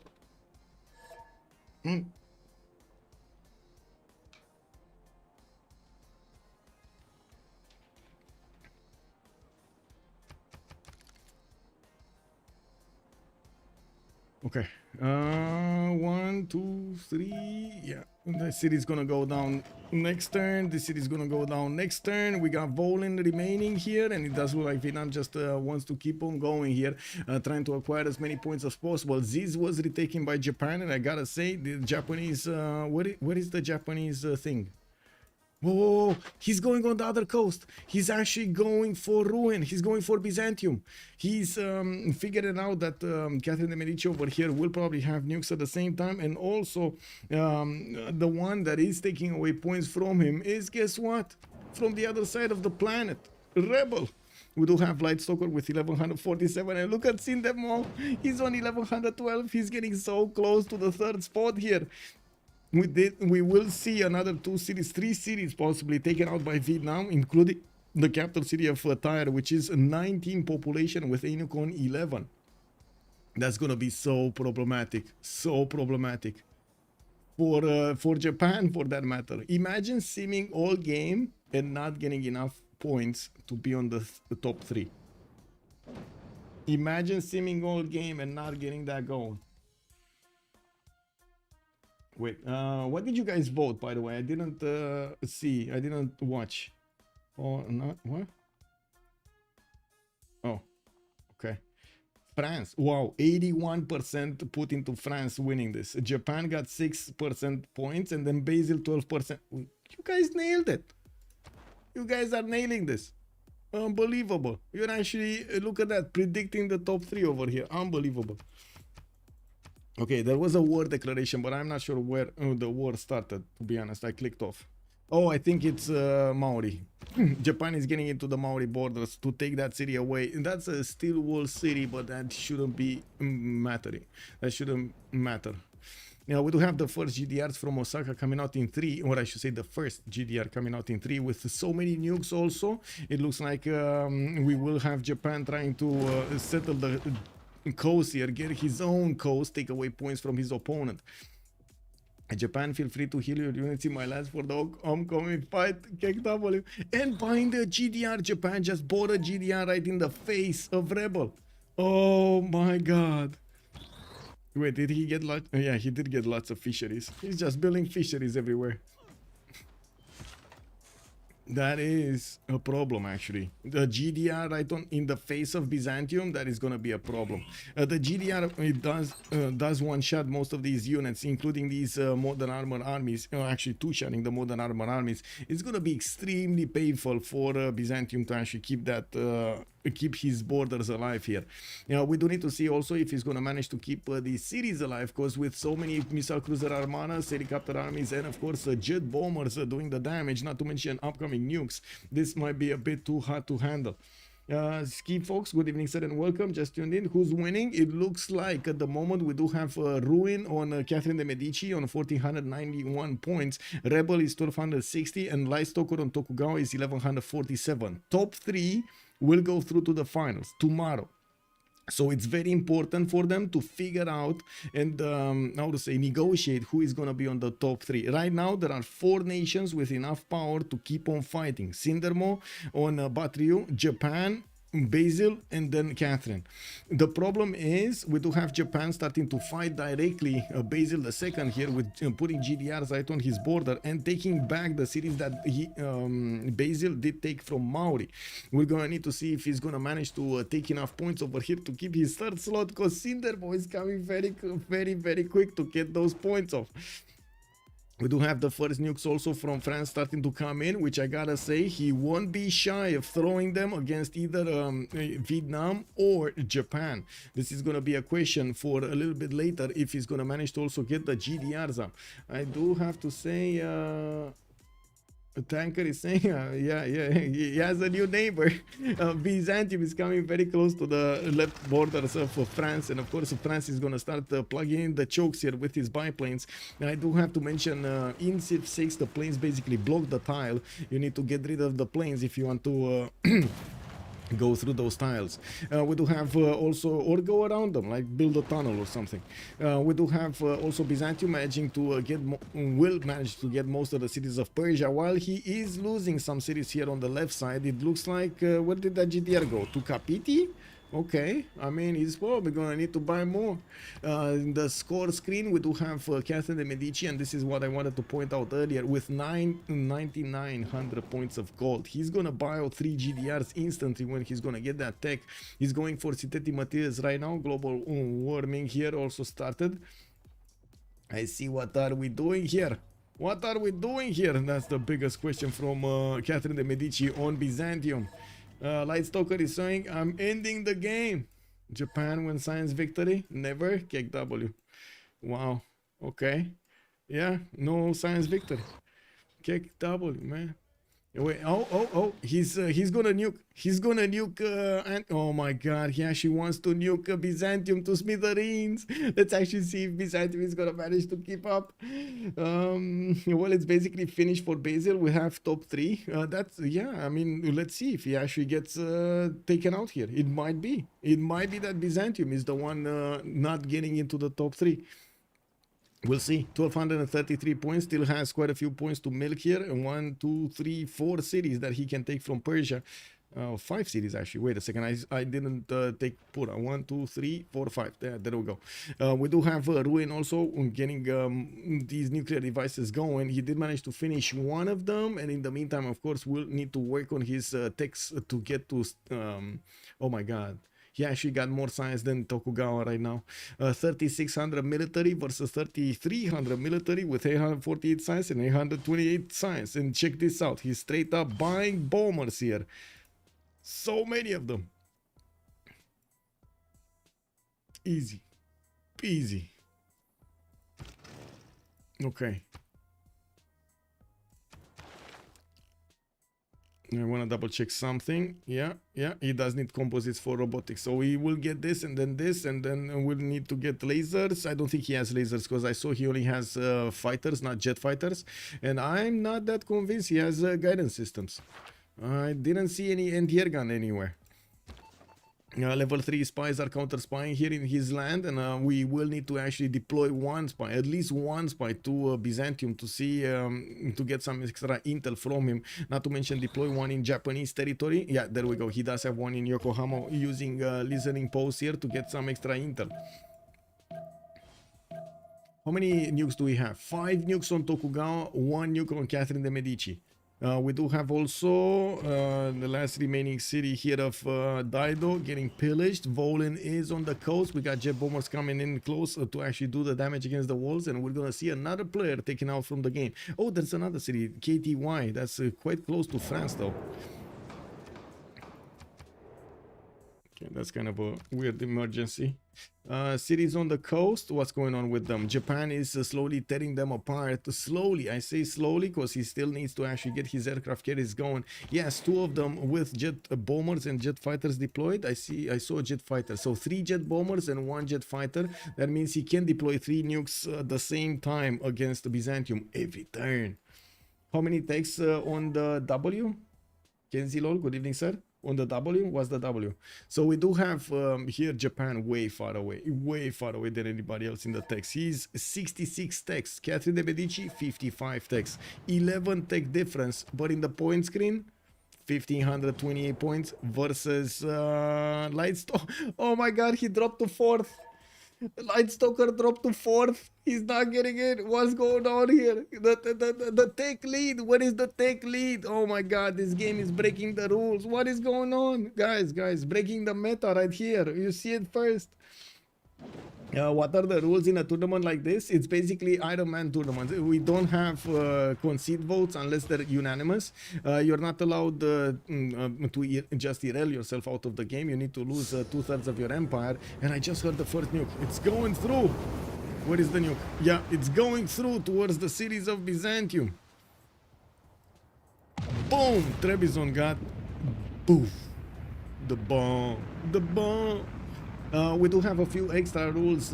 First, for example, all of the names are anonymized because these players have played between them a long time, years. We're talking like 6 years in some cases playing against each other. So they have built up quite a bit of history. To not bring that history into the game, they have their profiles anonymized here, so they can actually make their decisions according to the game conditions and not according to some past friendships or some past, how to say, animosities, I believe it's called.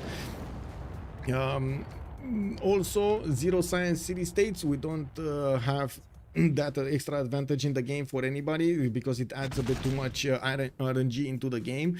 These games are being played with 10 players, and they are bound to the CPL rules otherwise. So all of the CPL rules, behavior rules, infraction rules, and so on are available here. Are prioritized. Oscar, nuke. Yes, sir. Why is Japan not attacking Vietnam? They are neighbors. Much easier for him. He made a friendship with Vietnam. They made a friendship and an alliance. And you see already traders are coming around from Vietnam. Yeah, they befriended each other. Okay, another GDR from Osaka, or was that the first one? Because it took quite a bit of time. I think that's the first one actually that he was building. He bought this one that's just sitting around. He's not actually going immediately to take the cities of Byzantium away. And looking at the point screen, oh my god, this is so funny. Lightstalker is still on 1175, below the third slots. Oh my. Anyway, more nukes coming up from Rouen, Marseille. I do see Paris, Nantes, Bordeaux, Cahokia. All of the core cities here. The first 7 cities of France are actually working on nukes. He did manage to get 1759 points of production with 846 science. He is one turning every take that he needs, and he's gonna end up with GDRs very quickly. But he did buy out a lot of stuff here to plug the chokes on the west side, so he doesn't let Byzantium come close to his cities. We're going to need to see if he did well over here to keep his opponent away. With these modern armor armies are not something that can be attacked with fighters and easily dealt with. We do need to see if he's going to manage to actually get this done. I think so, because I mean, he has bombers, he has nukes. It shouldn't be a problem. There are no anti-air defenses here from Basil II, so yeah. I think we get a warm war, basically, not a cold one. This is a warm one. Only 3 cities remaining for Persia. 1, 2, 3 from what I can see. Another 2 have been taken down by Byzantium. Rebel did get the second slot here, while Sindermo got the third. And I am very curious how the points are looking here. It's still more. Sindermo has more points than Lightstalker. Oh my god, if they end the game right here, he's gonna be mad. Japan is gonna be mad. But anyway, he's starting to take cities away from Byzantium, and we're gonna need to see if he's gonna keep them, because these or raise them, because these cities are rebelling extremely quickly. Tushpa is about to go down. Okay, it does need a unit with enough movement to actually take that city out. Wow, he can't get into the borders of France. He needs to go all the way around. Anyway, in the south, the city of Pura is also getting under attack with these modern armored armies managing to wrap around, and of course they will do enough damage to that city center next turn. It looks like they lost the movement now. We do have, let's see, jet bombers. Are they being deployed here? Anti-air guns, helicopter armies. We got also Nubia, okay, getting out. GG, well played. GG, well played. That was his last remaining city here. Okay.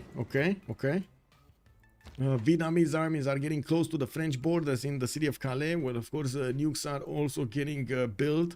We will need to see if Vietnam is actually going to try to trade punches with Catherine de Medici here. He does need some form of a way to get more points to keep keep being third, especially since Rebel does have 1356.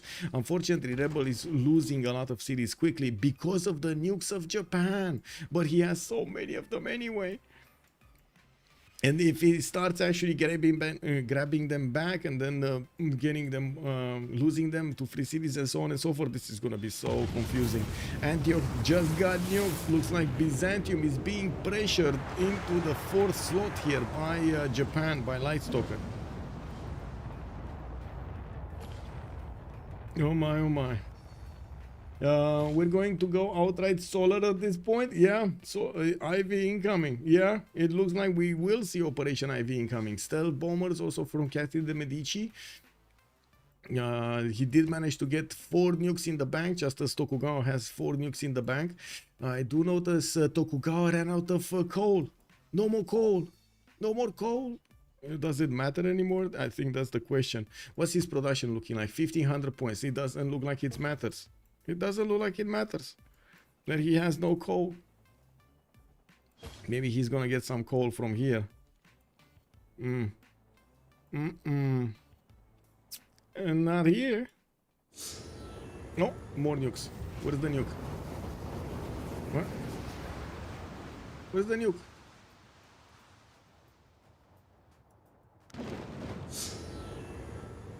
Man. I hear it. Oh, he's deleting Vietnam.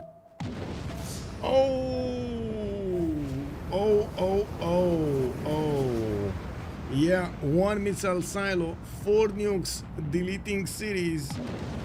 one by one. These are the core cities of Vietnam. I think I settled it for you, Mr. Japan. Well, I mean, he's just gonna take down these cities immediately and maybe keep them. We're gonna need to see. Yeah, he's gonna keep at least Cantho.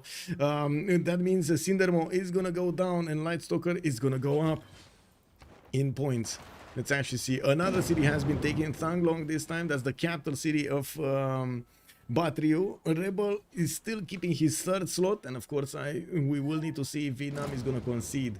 Lightstalker is asking when bed. We do have Tanker also leaving the game. That was yeah, oh my god, look at the nukes, man, just plowing through. Huey is also gonna be taken. He just needs to get fast units like helicopters into the borders. He can get there. And Lightstalker just saw that Vietnam is dying. Yeah, Vietnam is kind of dying. And it looks like there are so many cities from Byzantium to actually catch up. So many cities here. It's gonna take him quite a long time. I don't like to kingpin, but you started this, Ruin is saying. Okay, well, let's actually see. He doesn't, wow, he doesn't care, but he cares. I mean, remember, he was 4th slot, right? He needed to get some points from somewhere, and he chose Byzantium. Ruin is a real gamer. Nobody needed to even move as long as Tokugawa was just killing Rebel, but Ruin games, Ruin goes in anyways, yeah. Mad props. He goes in, yeah. Coupe top 3 incoming. I mean, yeah, it might be. Coupe somewhere in a corner somewhere. Kapoy over here might get that goal. Oh my. Give me a second. Things. Okay. It's fine. Oh, more red notifications. I really don't like this. Anyway.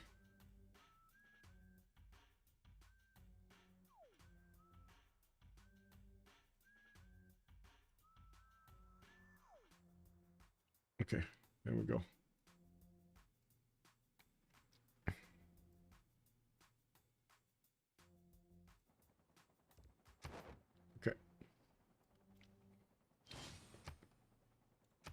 Let's see if they're actually gonna do something here more than what is going on. France is definitely lowering the points of Sindermo considerably, and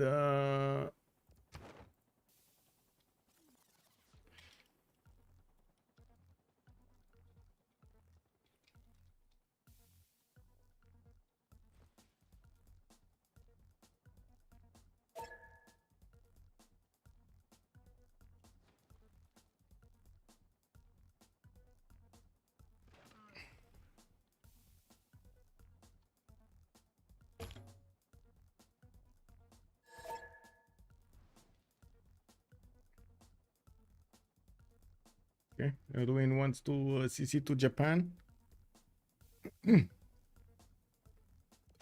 Players need to think about this.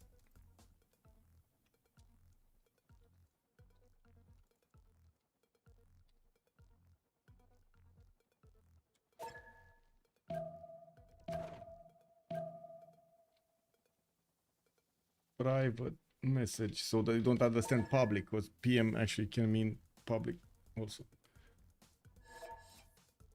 Okay, we got 1, 2. So Japan is getting CC2, 1, 2, 3, Sindermo, and Cresfangs needs to plus. Cresfangs plus and Sindermo. It's the last one. Minus. Fails. Okay, let's see. Let's see if Sindermo is gonna manage to get going.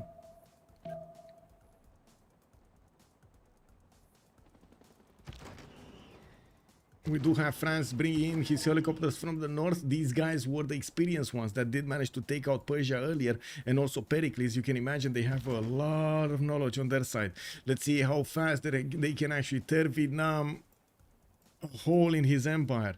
We do have helicopter armies being sent, and looking at his the army tab, Ruin does not have any more nukes. Tokugawa still has 5, and I do see France is making quite a few more nukes. He has one more, one more coming out next turn. This is in 4 turns, not 1 turn. And I do notice it just keeps on getting stuff. Okay. When GDRs, that's the question.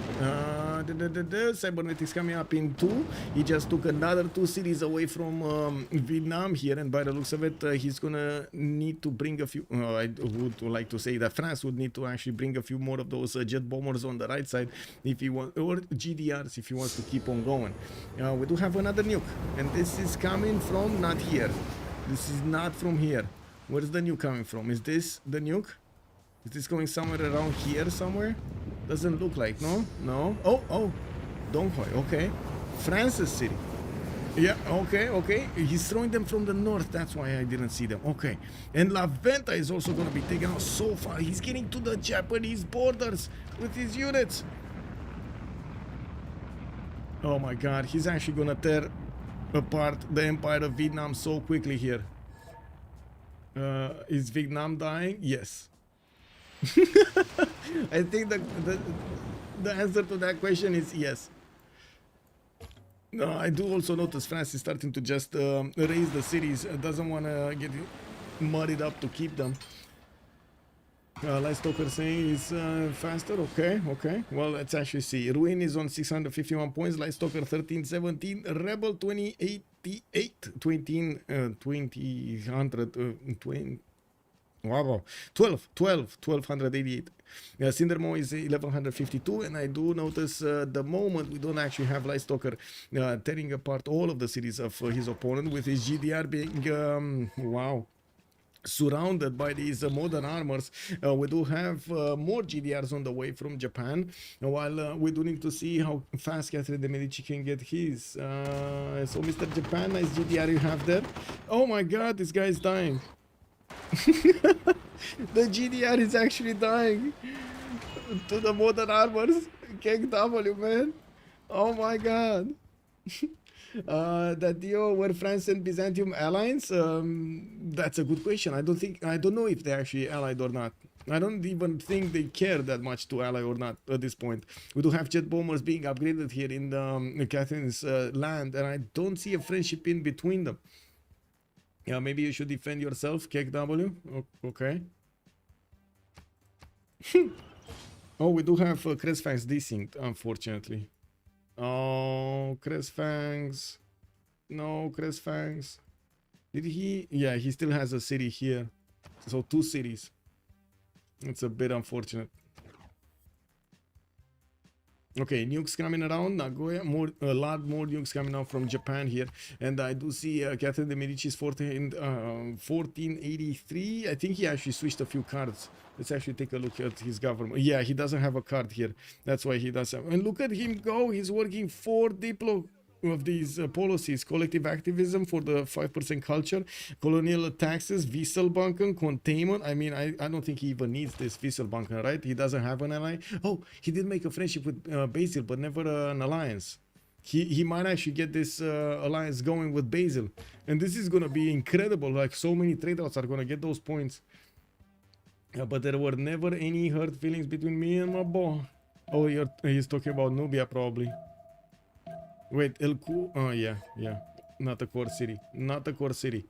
We do have more cities being taken out. France is moving in with multiple units. Gonna retake the capital city of Vietnam and gonna keep on pillaging these tiles.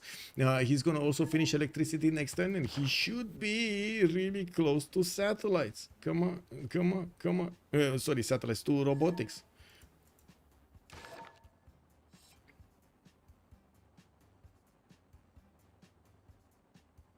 Bro, you started building nukes. Where you gonna throw them? He was going to Basil. Yeah. Through all of the French territory, going to Basil. Yeah, that's how it works. How did the Vietnamese France war started? France got nukes, and he saw that Vietnam is catching up in points. Went over Japan in points, and he did already think that Japan would be there on the top one anyway. He had so much science for so long in the game, so he wanted to finish the game quicker. France did think that attacking Vietnam would be the fastest way to actually end the game, because if he does take enough points from Sindermo, there will be no option for him, or it will be extremely hard for him to actually wait for Byzantium to lose enough points so he can get on the third slot. Look at the western side of the map here. We do have Byzantium on so many cities. And yes, I do see that Byzantium is probably going to take out, or actually might take out one of these GDRs, but his modern armor armies are dying very quickly, so he might not like that.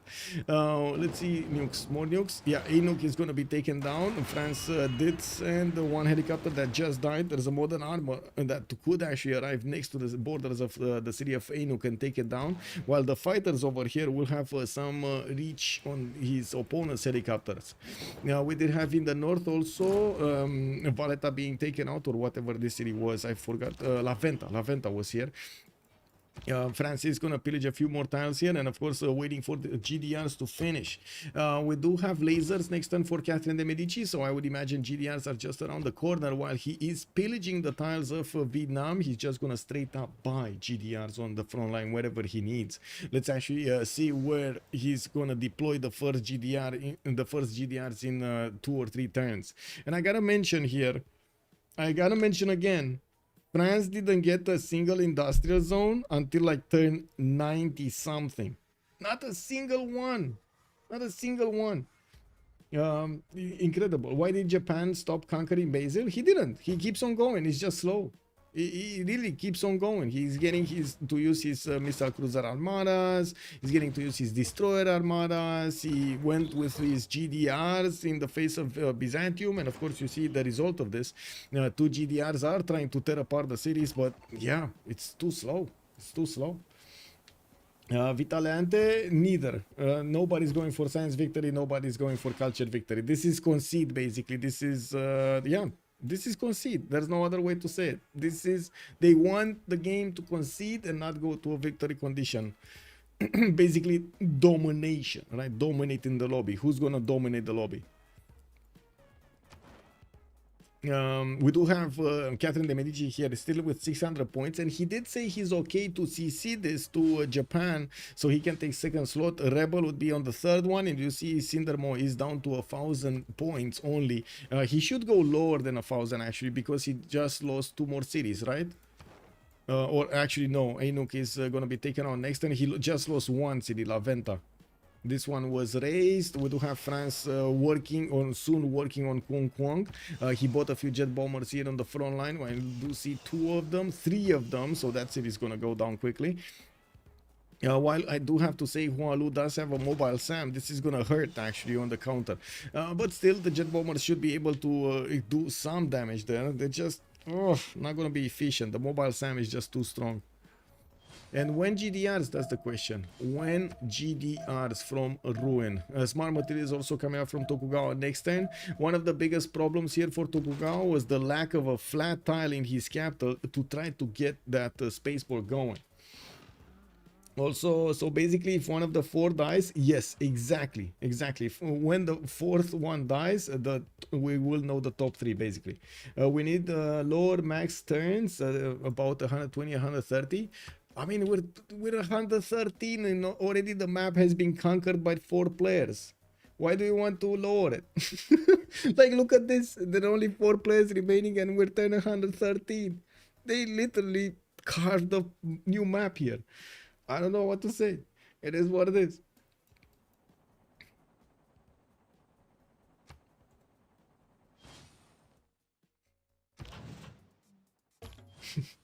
Yeah, still 4 players, exactly, yeah. Okay, more nukes, where are they? Here, okay, here. Hong Kong is the next one. That's another city. Is he gonna go through Hualo? That's what I wanna know. Is he gonna go through towards yeah, okay, Hong Kong got taken down, raised to the ground, so Vietnam doesn't get a chance. Yeah, look at him. Sindermo is down to 949. He just lost another city. He should be down to like 900. He lost a nuke as well. So that's gonna put him on like on 800 and something points here, very far away from the top 3. And while I do notice Japan just chills, just keeps on chilling here. It's just until we're probably gonna see Vietnam here concede this.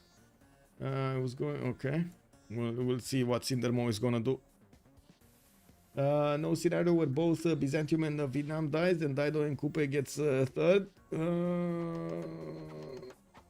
No. I don't think there's any scenario for that happening. There's no danger for that happening. No.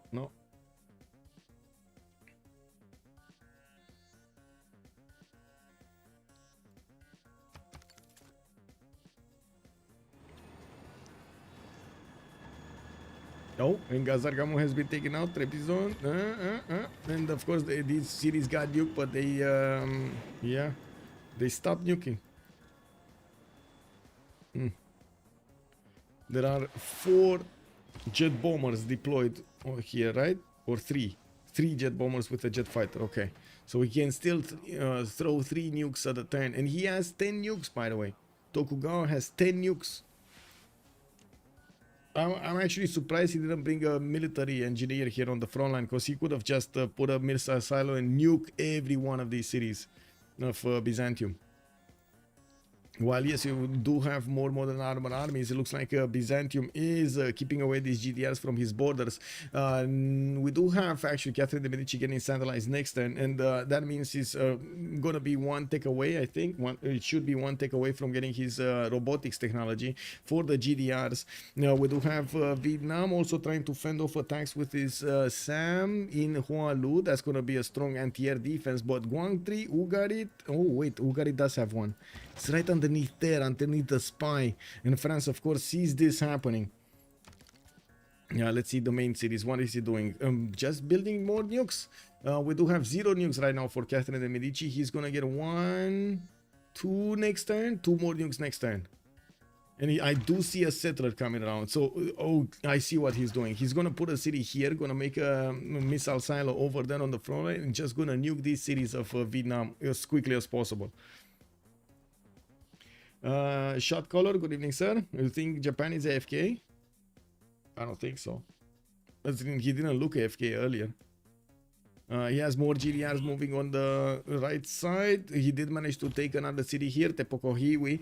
And I do see more units are getting disembarked. Yeah, there we go. He did actually shoot the encampment in Taumutu with his missile cruiser armada. Yeah, he's not AFK. Shot caller, not AFK. I'm actually very curious if I nailed the points here. Is he gonna drop like 800 to 800 something?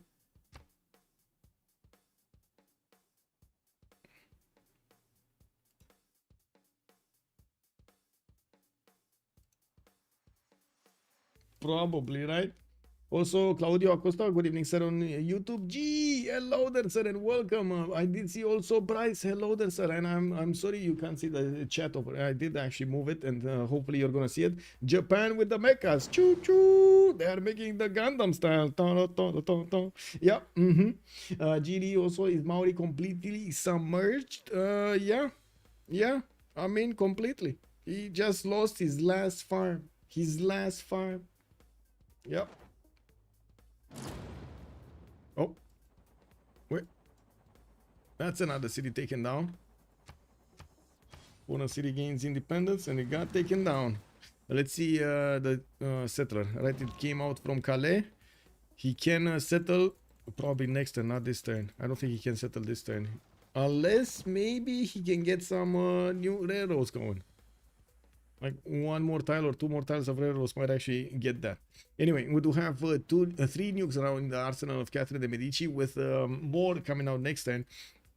We do see he's using the former cities of Pericles and of Cyrus here to get as many units out as possible and as many of those nukes out as possible. Also on the west side, looks like we do have Byzantium trying to get back and keep as many points as possible. We did have some nukes being thrown. Let's actually see. Yeah, nukes being thrown here. It looks like they will go through and delete some of the units of Vietnam that are defending the city of Ugarit. Is this gonna be shut down? No. Ooh, did he just take out the general? Try another CC.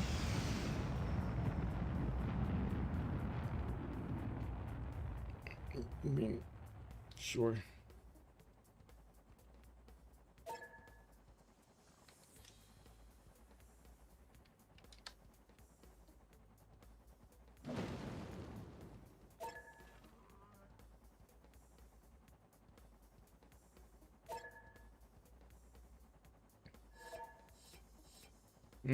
Fails.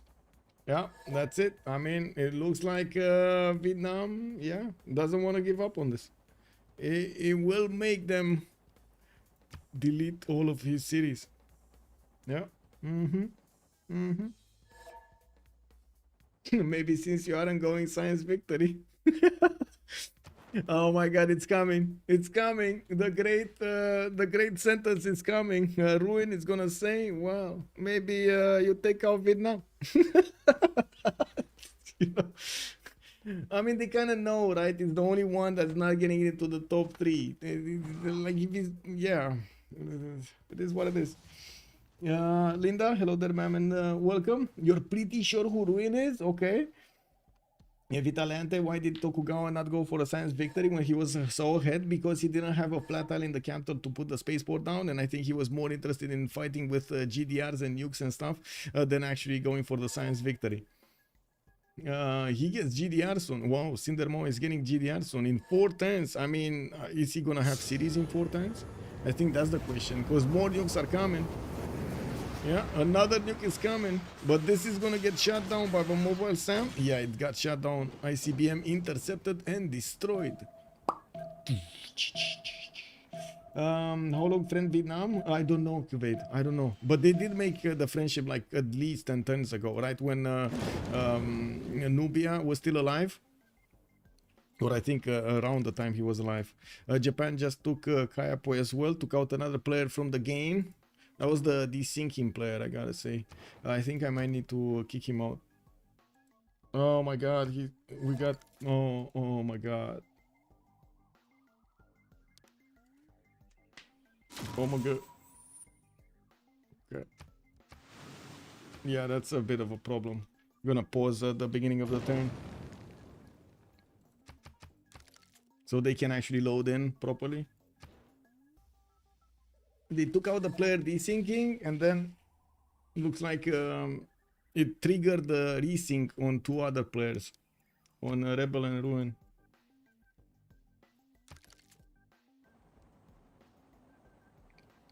Light Soccer is saying I can nuke 12 times. 1, 2, 3, 4, 5, 6, 7, 8, 9, 10, 11 cities. So Japan has more nukes than Vietnam has cities. Just saying.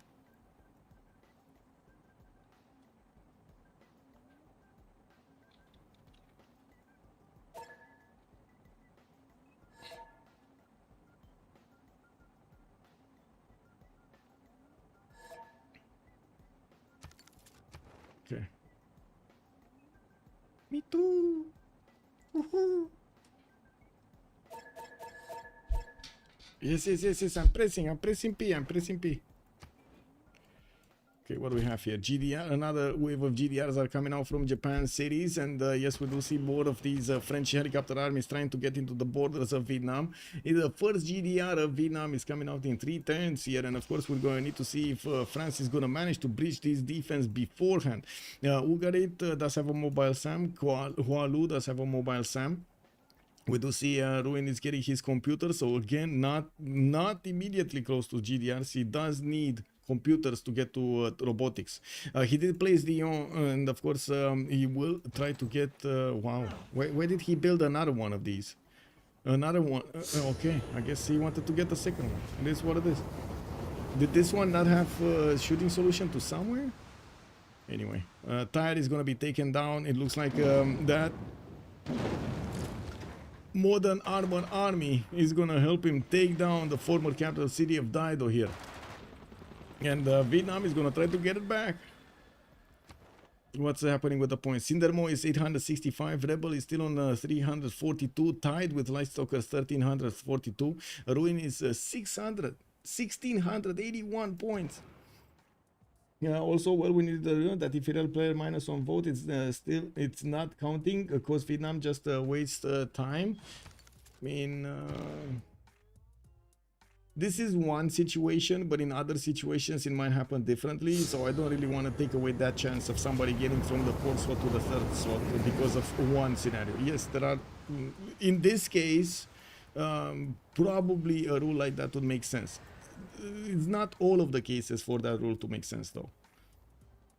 We do have, for example, Byzantium over here managing to do the counter-attack against Japan. Since Japan kind of stopped attacking into him with nukes, we do have Byzantium also trying to get as many units around the Japanese GDR as possible. Do you see this party going on here next to Trebizond? Incredible, man. Even free cities are going to the party.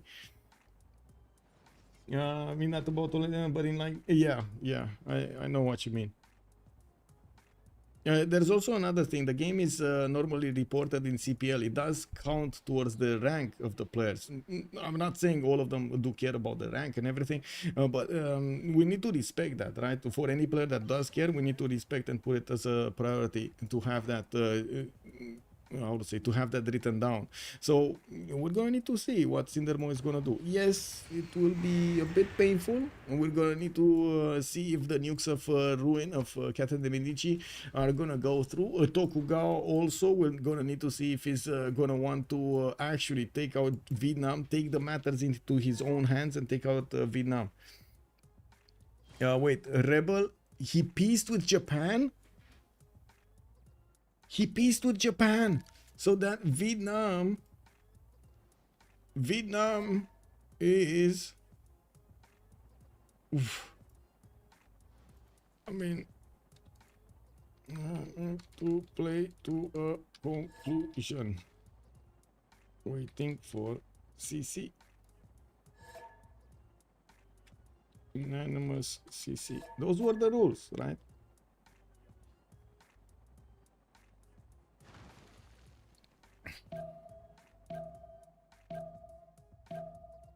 When we did have the top 3 in the previous games actually known and set, some of the players complained that we could have had a different result, somebody else being on the top slot or the second slot or the third slot. Now we have the other situation, right? The opposite situation. We know the top 3 and somebody else doesn't want to actually CC this, right? One of the other players that is not in the top 3 doesn't want to CC this.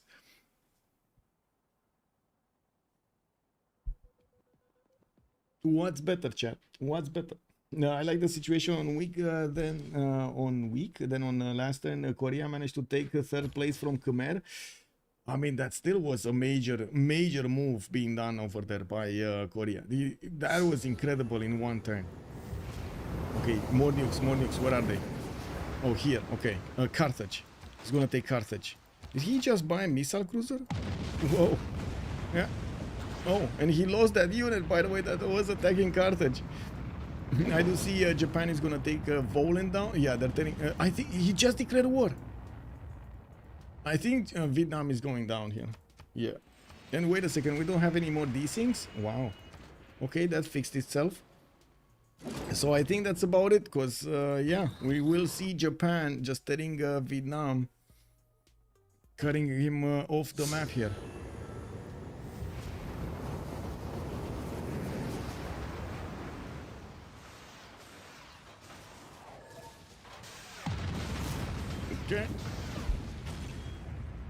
Okay, GG, well played. GG, well played. Nothing like a few nukes, like 10 of them from Japan to change your opinion.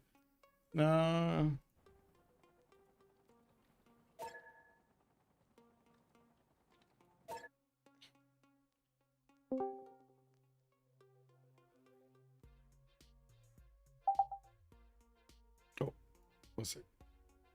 Just. Oh man. Oh man. GG, well played. Yo, Hey, yo, guys. yo. Oh, I haven't heard Falcon in such a long time, and it was such a beautiful game to see him. Wow. Good job, man. Like, incredible. It's the classic Falcon game. Man, where are your industrial zones star 90?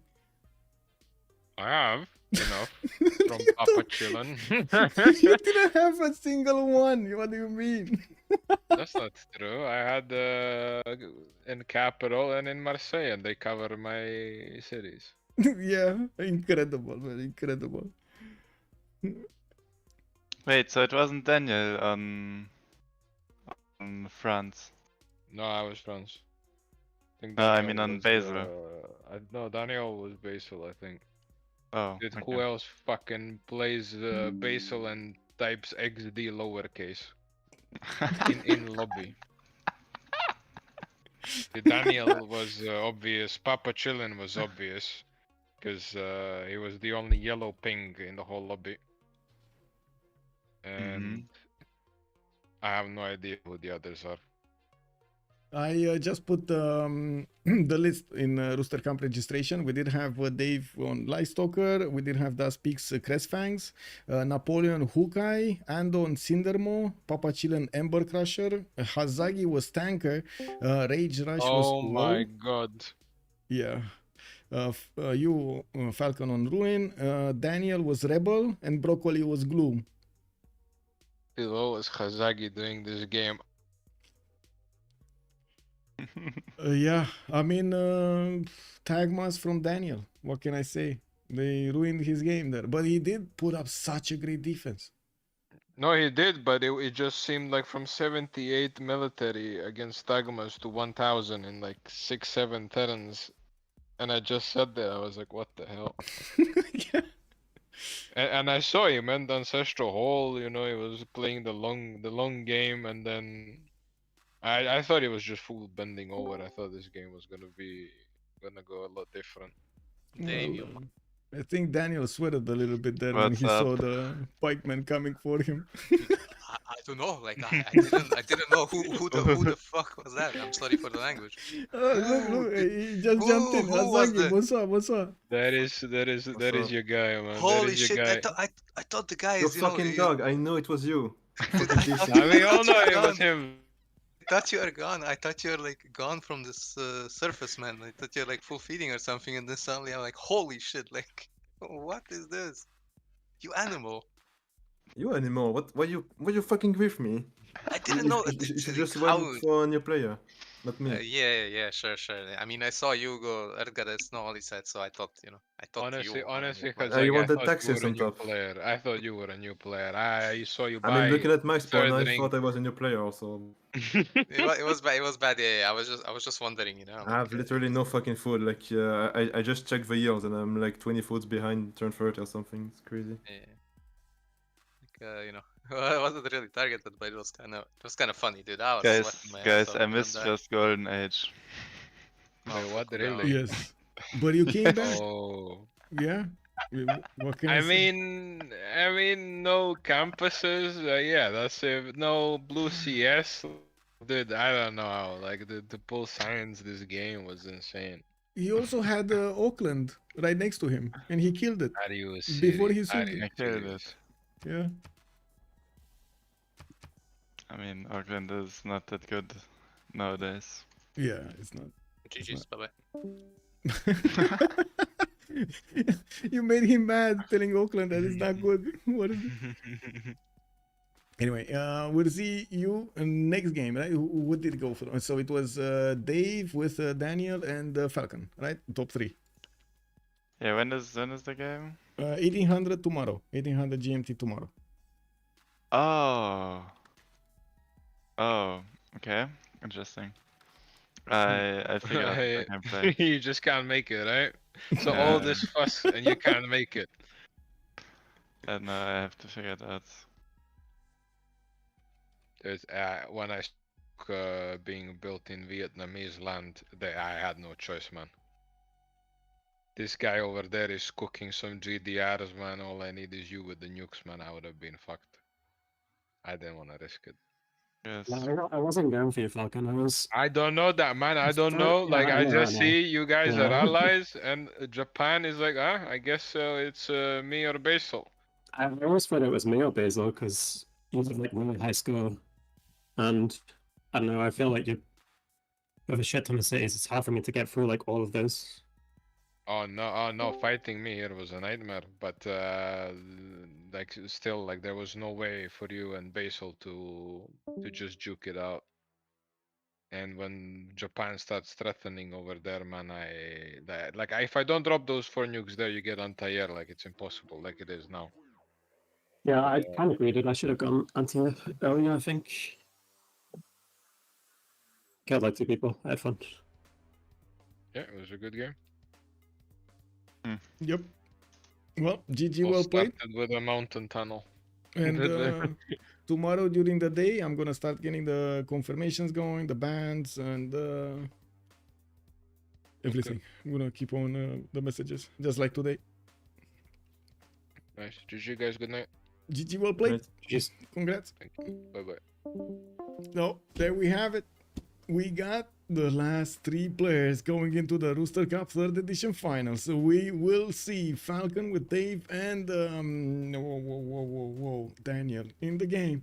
We did also have, wait a second, let me actually scroll up over here. Kyber, Paul, and Malm waiting. We do have also Herson, Arjun, and Mr. Toes waiting. While the defending champion, also Trindair, is gonna need to go into the game and defend his title. We're gonna need to see tomorrow 1800 GMT how this game is gonna go, and of course we're gonna have an announcement also for the main game on CPL, hopefully. I'm gonna make the list soon, and we're gonna get everything going with the messages and the confirmations. Thank you so much for everything. Much appreciated for your presence over here. I do hope you enjoy your time with me tonight, watching these boys duke it out on the Pangea Classic Ridges map for the Rooster Cup Rooster Cup qualifiers. I do also want to thank you so much also for the YouTube attention over there, for the likes and the follows, and I do hope you enjoyed your time there. Hopefully, we're gonna see each other live tomorrow. Thank you so much, Beats, for every kind of support you've shown to the stream, for the bits, for the subs, for the follows, and of course for your awesome comments over here in the chat. Have a great evening, everybody, and see you next time tomorrow, 1800 GMT. Bye bye bye.